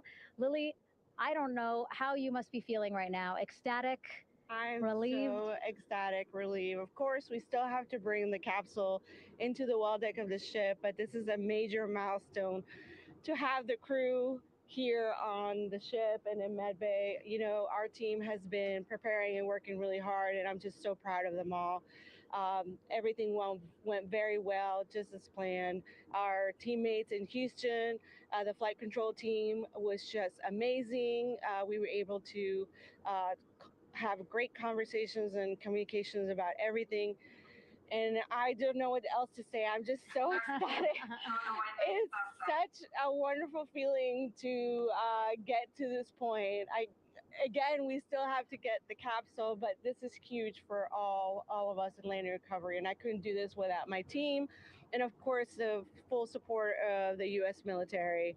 There's going to be lots of, you know, high fives when we get the capsule back in. And I'm so happy that the crew's doing well. Ryan's doing well. And, you know, thank you for, you know, for everybody watching. Yeah, it was great to watch the crew come back to the ship with you. How were you feeling when you were seeing them looking so happy to be home and feeling really good? You know, the funny thing is that we had video of them from inside the Orion vehicle. They were like that from the beginning. When we opened the hatch, they were already out of their seats, having a good time, waiting for us to open the hatch. And they opened the hatch, and of course, we did the first medical assessment. Everybody was doing very well, and they were just having such a great time with the medical team that was inside the capsule. I think they were all taking selfies with the phones that they have, probably talking about what they saw, and it was just smiles all around. They were having such a great time. And then we put them on the front porch when we were ready to put them on the front porch. And again, you could see they were just so ecstatic to be home and talking to everybody. So we were very happy to see all of that in the control room of the LFOC. How remarkable is that? Again, if we think about their journey, the 695,000-mile journey around the moon and back, coming back at 30 times faster than the speed of sound. I mean, how remarkable is that they are in such good spirits? I mean, this is an amazing crew. I think you guys have seen it for the past 10 days. They're wonderful people, and we're so happy that they brought us along on that ride. And I can't wait to see all the additional videos and pictures that they have that, we'll get a hold of now that they're back on the ground. And I can't wait to hear how, a little more than what we saw on the press briefings from the crew about what they saw. It's just fantastic. Some of my favorite people during this 10 days was the science team and how excited they were. And so this is exactly how we feel in the landing recovery team when the science team went, oh my goodness, when they heard all the discussions about the moon. This is exactly how we feel now in the landing recovery team. We're so ecstatic. Yeah. Again, we have to recover the capsule. I want to make sure we don't forget about our Orion. Lily's all about business. She's thinking about what's next. But yeah, speaking of these 10 days, I mean, we have been along for the journey with them, live with them 24/7 for 10 days, and just really seeing the engagement that we've gotten from around the world. What do you hope people take away from this mission? I think that's fantastic. So, my story was that I went to the Kennedy Space Center. I was born in Colombia. I was 10 years old when we moved to the United States, but when I was 7, my family took me to the visitor center, and that's when I learned about Apollo. And we went to the moon, and I learned about astronauts, and that story was what really fueled me to want to do STEM and want to be an astronaut. And I think that this Artemis program is going to do exactly what what girls, my age back then is 7, young people right now, girls and even like young men, obviously. But we want to empower people to know that you can do this, right? If you want to come and work for NASA, if I did it, they can do it. And Artemis program is just going to inspire everybody. And I'm so happy about that. Yeah. Like Apollo inspired me.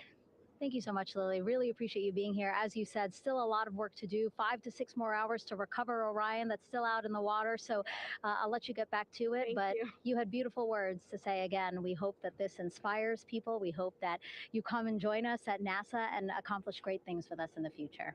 Back to you, Rob. Thank you, Megan, and safe sailing out there in the Pacific. Here in Mission Control, it is now all quiet. The team of flight controllers and all their support personnel have left the room to enjoy the aftermath of a textbook touchdown by Integrity that splashed down in the Pacific right on target to complete this historic flyby of the moon, the Artemis II mission.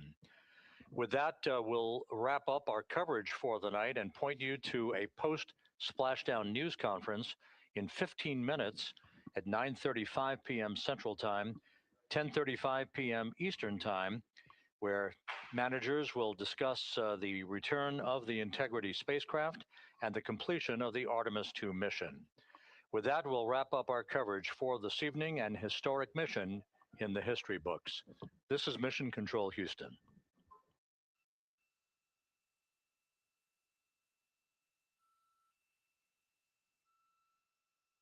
Main chute deploy. And we have 3 good main shoots. Houston Integrity, splashdown, sending post-landing command now. Splashdown confirmed. Estamos en la fase del replay, las mejores imágenes que hemos tenido. Bueno, muy interesante, muy interesante.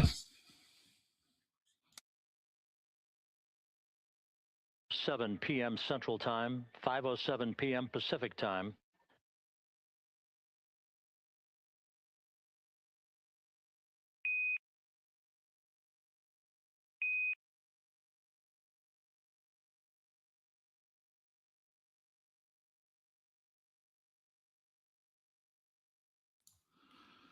Pues con esto dejamos finalizado. Me imagino que harán una entrevista. Harán directamente. Y esperemos las entrevistas y demás en el momento que lo den ya más adelante. ¿Vale? Finalizamos transmisión de la misión NASA Artemis II. Un éxito. Ya veré qué nos dicen los astronautas, los conspiranoicos, que ha habido muchas historias raras, incluido en este directo. El ChatGPT decía que no existía la misión, una cosa muy extraña, ¿vale? Pero ha sido bastante espectacular, fotografía, puesta en escena, todo correcto, y ahora falta ver todos los resultados. Gracias, namaste, hasta el próximo directo. Xavier García y agradecido. Chao.